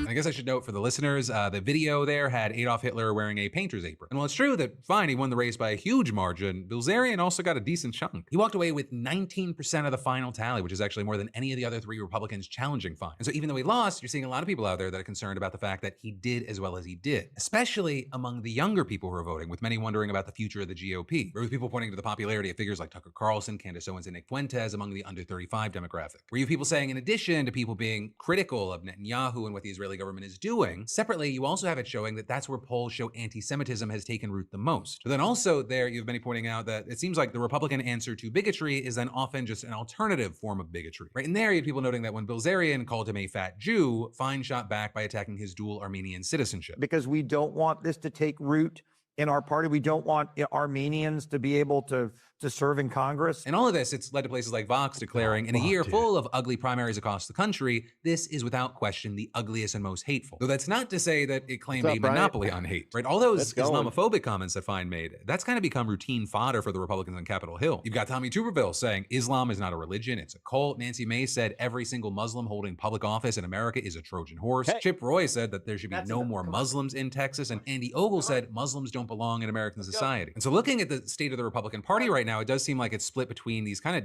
different factions where, it's at risk of being oversimplified, but you have one group disavowing bigotry of any kind, another loving bigotry of all kinds, and then there's some that are in the middle who kind of like make an exception just for one or the other. But then also all of that brings us to another huge news thing that's dividing folks on the right, and that is the growing conspiracies about who killed Charlie Kirk. Though also, before we fully dive into that, we've got to talk about some very important updates with the ongoing case of Tyler Robinson, who of course is the man charged with assassinating Kirk. Because as we talked about last week, Robinson's defense filed court documents arguing that he shouldn't face the death penalty because the shooter only hit the intended target and no one else was put in grave danger. And while very notably here, Robinson has not yet entered a plea and his lawyers have not said that their client was the shooter, they argue the assassin only fired one bullet above, not through the crowd of thousands that came to see Kirk at the University of Utah, claiming that he hit his target with one shot and did not chamber another round. Right, a very specific argument. Your money's on the mic. But now the new updates that you've got today is that prosecutors have now filed a brief hitting back, asking the judge to send Robinson to trial on every charge and make him eligible for the death penalty. And with this, you had them specifically rejecting the defense's claim that the bullet traveled above the crowd, arguing that the evidence actually shows that the shooter intentionally fired towards a crowd of thousands, including several people who were in the line of fire. And they then went on to say that the evidence easily establishes at least probable cause that Robinson knowingly created a great risk of death to others. Beyond that, the attorneys also argue that the evidence shows that the suspect targeted Kirk because this is the best argument they have. Another aggregating factor that could make Robinson eligible what a for the stupid death penalty. defense. You had them specifically pointing to a bullet engraved What do they think? It's a fucking laser? With the inscription, "Hey, fascist, catch," as well as a text that Robinson allegedly sent about Kirk that said, "I had enough of his hatred. Some hate can't be negotiated out." And at that point, you have experts widely believing that this case is going to go to trial because prosecutors really only need to establish probable cause that Robinson committed the crimes. Though there, you should know pretty soon after oral arguments end on September 1st. But also, as this case has been playing out in court, we've also been seeing this huge growing debate on the right about the increasing conspiracies that have been swirling around. And Candace Owens, she's probably been one of the biggest and most vocal people in this space, where they're claiming that Robinson did not actually shoot Charlie and that he's just a patsy set up by the feds and potentially in collaboration with some combination of Israel and people working inside Turning Point USA. But then also adding gas to the fire, you had Joe Rogan recently saying that he is starting to buy into Candace's ideas. The more time goes on, the more I'm leaning towards Candace Owens.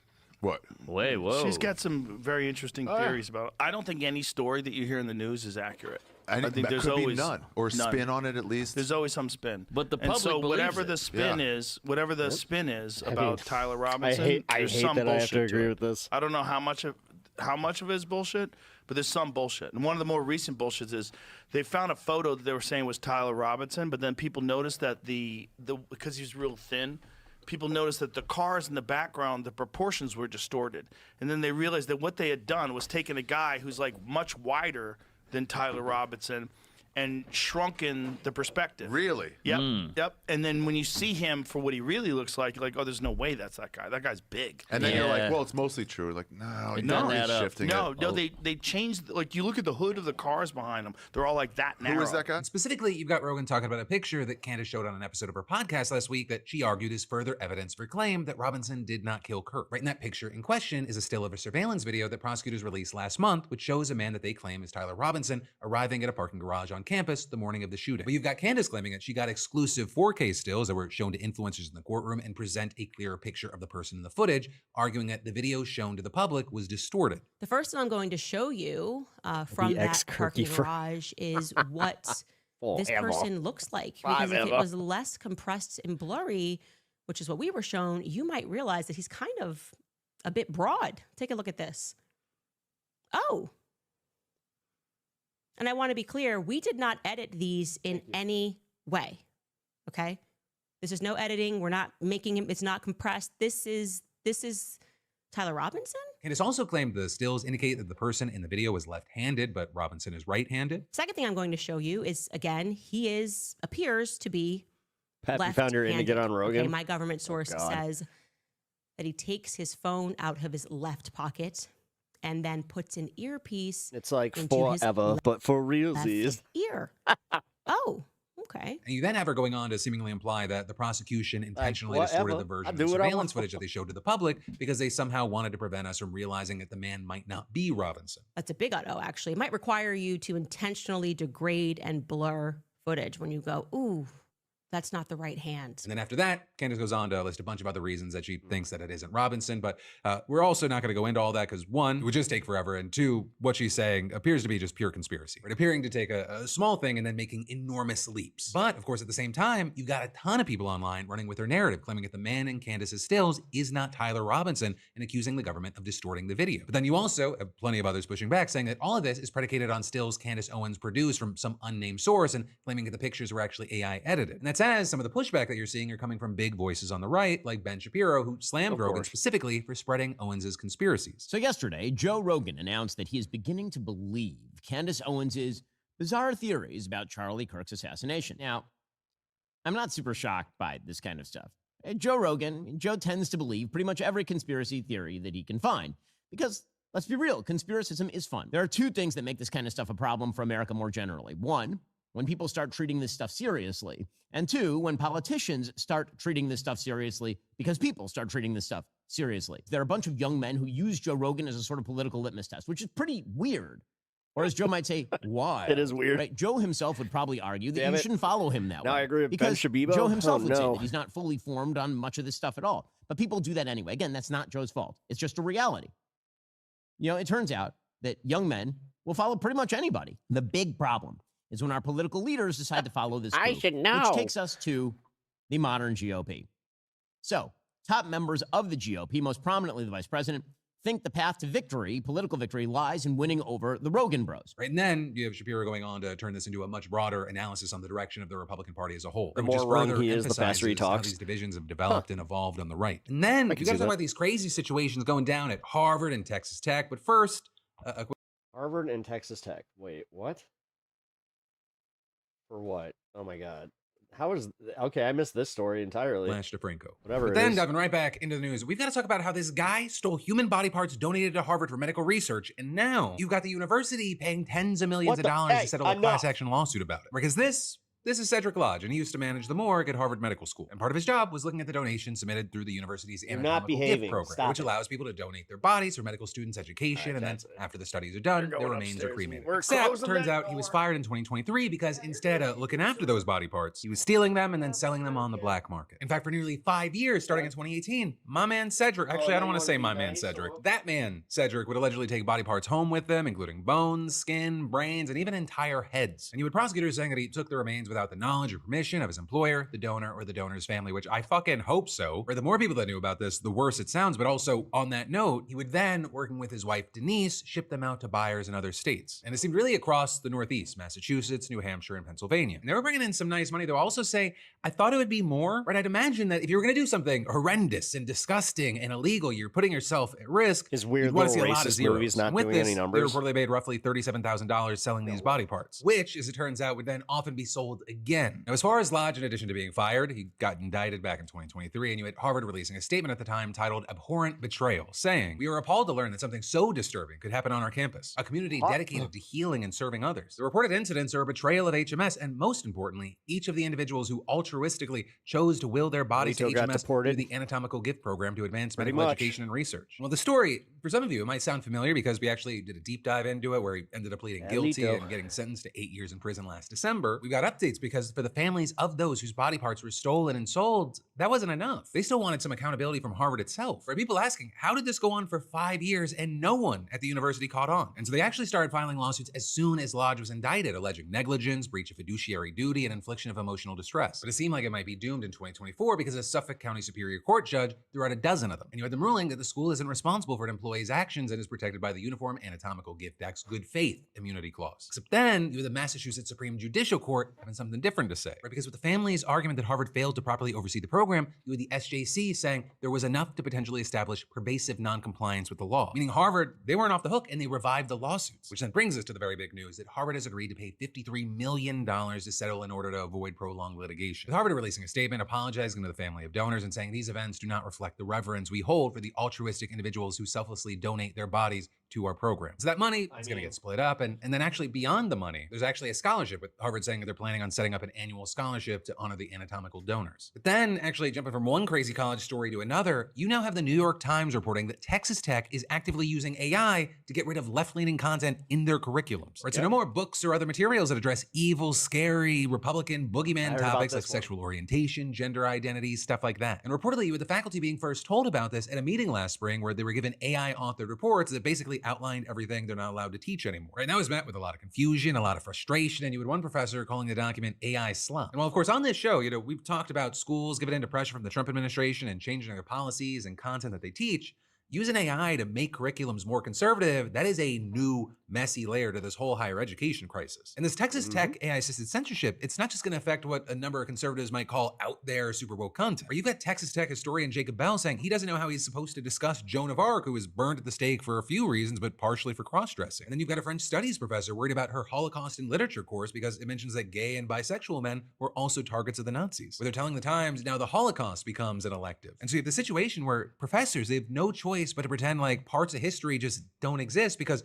a robot told them so. Now in July, you had the American Association of University Professors in Texas, AAUP. This was the whole point, man. AFT suing the university, arguing that the course review effort violates the First Amendment. With you guys have AAUP kids, president definitely pay attention to this stuff and get to your school meetings because this is going to impact them a lot. Wolfson saying, by imposing vague, arbitrary, and AI-driven censorship, the administration is replacing academic judgment with bureaucratic surveillance, undermining constitutionally protected speech and reducing higher education to a compliance exercise. Saying that's not education, it's ideological ideological control. And as far as where this is coming from, right, the AI-assisted censorship effort, it's the brainchild of the chancellor of the Texas Tech University system, Brandon Creighton. And you've got Creighton claiming that there's, quote, quite a bit of garbage in the curriculum and that his course review plan will produce the best curriculum in America. Right? He's confident that it will be a national model when we're finished. Also, maybe unrelated, this censorship news is coming a few months after the university invested a whopping $25 million into a major partnership with the tech company NVIDIA. The future is right here in front of us, and Texas Tech is building it. The Texas Tech system is still in the beginning phases of the partnership. It revolves around NVIDIA's new Blackwell Ultra B300 hardware,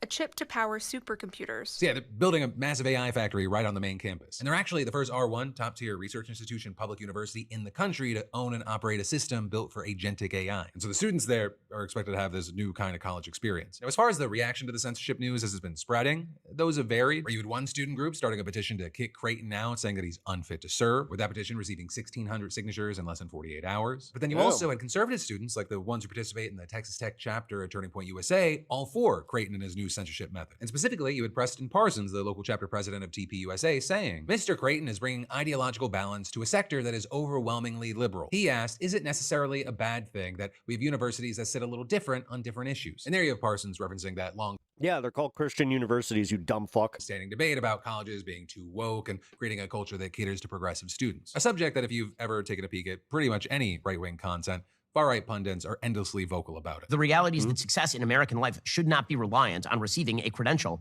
from a top university where basically you learn to speak woke, where you learn how to put pronouns in your Twitter bio. Also, a thing I'll say that's interesting about Creighton, the guy who's spearheading the operation, he is a former state lawmaker. And it just so happens that he was recently behind some of Texas's most consequential legislation affecting higher education. He actually wrote the bill enacted last year that gives the state more power over curriculum and limits the role that faculty members play in governing universities. And then in 2024, he wrote the bill that abolished DEI offices in Texas's public universities. And so Creighton's part of a larger trend that we're seeing with Republican lawmakers that are inserting themselves in higher education spaces to forcibly change the culture and decide what students can and cannot learn about. In fact, at least 7 college presidents in Florida, they're former Republican lawmakers. And then over in Virginia, former Governor Glenn Youngkin appointed a bunch of Republican donors and activists to public college and university boards just to put pressure on faculty who do not fall in line with conservative priorities. Moves that you've had many saying that's glaring hypocrisy, saying they're calling out universities for being too one-sided and then just switching them over to the opposite side. But then also putting at least left versus right politics aside, right? Everything is politics. Creighton specifically, he's also been shouting from the rooftops that AI will completely change the future of higher ed for a while now. And there, at least regarding the broader issue, I will say he is not wrong. We know that AI is getting more capable by the day, whether that be for positive or negative reasons. And it seems inevitable that you're going to see more of the technology integrated everywhere, including university programs. And in fact, you're already seeing that, not just at Texas Tech. You also have Morgan State University building its own AI system for grading assignments and advising. Texas A&M and 4 other institutions, they're using virtual reality simulations for students to practice teaching with AI-generated student avatars. Georgia Tech has a virtual teaching assistant, Jill Watson, that handles Q&A sessions in classes. And then there's even talk of AI being used in school for progressive purposes, where there was a study with 5 nonprofits that culminated in the hybrid advising playbook, which offers guidance to combine AI and human advising to create more equitable support systems. And the nonprofits explored using AI to improve advising with a focus on Black and Latino student outcomes. So I guess all of that is to say, in addition to the core Texas Tech piece that is very concerning for a number of reasons, this kind of technology is also moving so fast right now that it feels almost impossible to predict what the AI is going to look like in schools and in the world in the next 5, 10, 20 years from now. Right? Whether it be things like Creighton starting an AI-assisted college censorship trend that continues to grow, or does it spark a ton of backlash and we then see a different kind of pendulum swing, and where does it land from there? Time will tell, and of course, in the meantime, I'd love to know your reactions. And then there's more that we got to dive into in just a minute, but first, 2 things. 1, if you haven't already, hit us with a like button. It helps keep us in your feed. 2, if you're new here, definitely hit that subscribe button. I got daily news dives. And 3, I'll be right back after a quick word from a sponsor. Here's a mildly terrifying question. Are you building the career you want, or just getting better at the job you already have? Right? Because it's easy to spend all day answering emails, finishing projects, and putting out fires, and then realize you haven't stopped to ask, what am I working toward? And that's where today's sponsor, Strawberry.me, can help. Strawberry.me connects you with a real career coach who helps you figure out your next move and create a plan to make it happen. And one of the hardest things about your career is being objective when you're living it every day. You might not realize you're ready for a bigger role, that your skills could transfer somewhere else, or that there are opportunities that you haven't even considered. But a career coach gives you an outside perspective, asks the right questions, and helps turn vague goals into next steps. And whether you're looking for a promotion, negotiating a raise, switching careers, or just figuring out what's next, having a professional in your corner can make a huge difference. And it's not about someone telling you what to do, it's about having someone help you make better, more confident decisions. So hey, make the move and scan that QR code, or go to strawberry.me/DeFranco to get 50% off your first session. That's strawberry.me/DeFranco, because sometimes moving forward, like the pay, I'm not paid for that. So yeah, let's make sure that all right. So the Gandalf thing is hilarious. I can only wizard hats, fake beards, and a sign saying, "You shall not pass." And online, you've had them both called Citizens Gandalf and Gandalfs of the South. And while it seems like they haven't spoken out about the protest or what led to it yet, people are connecting it to Thiel's growing financial interests in Argentina. Thiel's one of the richest people in the world, partly because he's the what's with the Gandalfs? The co-founder of one of the biggest Big Brother companies out there right now, Palantir. And so that also then gives you an idea why the protesters came in Gandalf costumes, because the name Palantir comes from the Seeing Stones in Lord of the Rings. And if you haven't seen it yet, which, how dare you? Long story short, the bad guy uses them to see and manipulate people from far away. And Gandalf's the good guy trying to stop all that. You get it or you don't. I'm not going to explain nerd stuff to non-nerds. But with all that, Thiel also recently explain nerd stuff to non-nerds. Made a $76 million investment into Vista Energy, which is an oil company That's a operating in lose-lose Argentina. for We've got everybody. people saying that he's also been cuddling up to their right-wing president as well. And it appears that he started planting roots there after realizing how much they had in common. But the Times noting that they both have an aversion to taxes, socialism, and wokeness. And so while right now we don't know the protesters' specific motives yet, you've got reports noting that this could all be to set the tone around what we'll see if more wealthy tech bros start taking all their money and influence to Argentina. But then from Argentina, we jump back to the United States for news, because you have Minnesota AG Keith Ellison suing Texas Governor Greg Abbott to get custody of a former ICE agent before he escapes across the border. Potentially. Because this guy, Christian Castro, was working for ICE in Minneapolis back in January when he apparently shot a man in the leg after claiming it. This guy and someone that he was with the tried to shovel assault case. him and the other officers. Yeah, we then, watched when that footage from that protest. night eventually came out, we found out that he and the other officers were lying under oath. So by May, he was behind bars in Texas, and he's been there ever since. And so you've had Minnesota officials requesting extradition paperwork for him, worried that when he gets released next week, that he could escape across the border before they get a hold of him. But that, as Governor Abbott, hasn't budged, because he's waiting on Minnesota to, quote, step up and address their fraud problem, which has also been a big narrative and push. Now we're doing this, where we're gonna try and strong arm other states into doing shit for extradition. Trump administration. Get fucked. And you have Abbott saying, God, Greg Abbott, you know what? That he'll ignore their request, quote, until they do what's right and acknowledge their fault in the fraud that took place and the fraud they committed. Minnesota officials saying that a refusal like this is extremely rare, if not unprecedented, and adding that this is not supposed to be controversial. And all of that, as you have it looking like the only thing that's actually keeping Castro in jail right now, or while all of this plays out, is that their lawsuit includes a restraining order to keep the Cameron County Sheriff's Office from letting him go. But if that doesn't work out in their favor, who knows where the situation goes. And last up today, and actually... Yeah, they're probably just gonna fucking let him go. I mean, that's kind of where that... points. What, you're really gonna ignore that? Damn. No, it won't start anything between the states. Yeah, well, and that's the thing. Like, dude, I've been saying this. If they want to play these games, at what point do we, as the sanctuary city that they want to punish, start punishing them by taking our money and keeping it, like, here? And we don't put it into any of, like, the federal pool or any of that. Like, we keep all of our tax dollars as a state. What would happen? I don't know. I woke up late as shit today, and I'm out of jokes. That happens, man. I don't know. I've been having a long week. This has not been my best, like, joke week. Now, passionate feelings and observations have definitely saved me. Doing a little less time has saved me. You know, I'm not sure if you noticed, I didn't do a 10-hour stream. And I will not be doing so tonight. And also no late night with Pep. Going to be taking a little bit of time just for myself, so I don't burn out. I'm starting to feel it. I'm gonna be honest. Kind of felt it on Monday. And it has nothing to do with you guys. It has nothing to do. It's just literally just a lot going on. So yeah. It has nothing to do with, like, the news really as much either. It's just, yeah, I need to rest. Excuse me. Gross. Oh, man. That was a good hit, though. I have to take a crap talks, or wait, I have to crap talks with myself.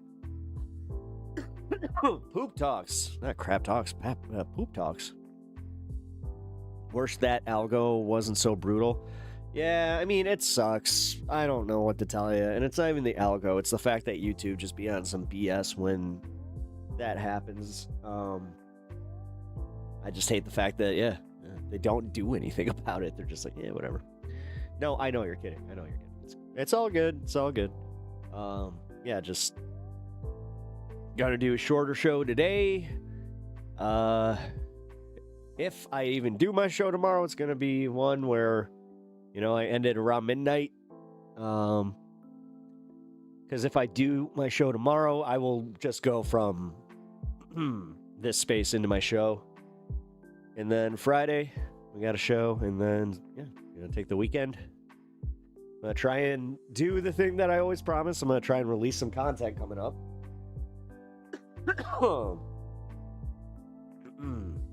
So, yeah, hopefully I'll be able to finally get that out. Panel show tomorrow. Yeah, I'm on an awesome panel show called The Space Station on This Space. If you don't know what This Space is, it's a awesome channel where we all do essentially volunteer streams or we offer up our content for syndication to help a broader cause of trying to spread the leftist message. There we go. We're astronauts. Yeah, we are. Because we're high as hell. That's how that works. How you going? All right. I'll stand and say goodbye for the evening. I'm just gonna, I gotta actually wrap up here. So, we're getting close to the mark. So, first things first, though, I do want to raid this space. So let's make sure that you guys do that. I have to reset this every time now. Ugh. That is beyond annoying.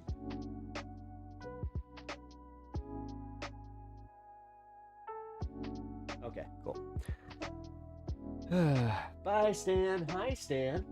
He's back. He wants me to go upstairs with him. All right, buddy. We're saying goodbye. Alrighty. All right, guys. I will see you guys tomorrow. Alrighty. No matter what, I'll see you guys on this space tomorrow. And yes, I will likely be doing my show. But all right, guys. Enough of this Midwestern goodbye crap. I'll see you later. Good night. Who the heck is PepTalks? I'm not gay, but I fantasize about Marco Rubio. PepTalks. PepTalks. PepTalks. Let's eradicate the Kung Flu. I'm literally coming. PepTalks. PepTalks. Who the heck is PepTalk? They want our women. They want our children. PepTalk. Sometimes no means yes. Grab them by the PepTalk. Grab them by the Marco Rubio. Obama is a racist. PepTalk. I'm literally coming. I'm literally coming. PepTalks. We found weapons of mass destruction. My fellow Americans, it has been confirmed today from PepTalks that we are indeed all high on politics.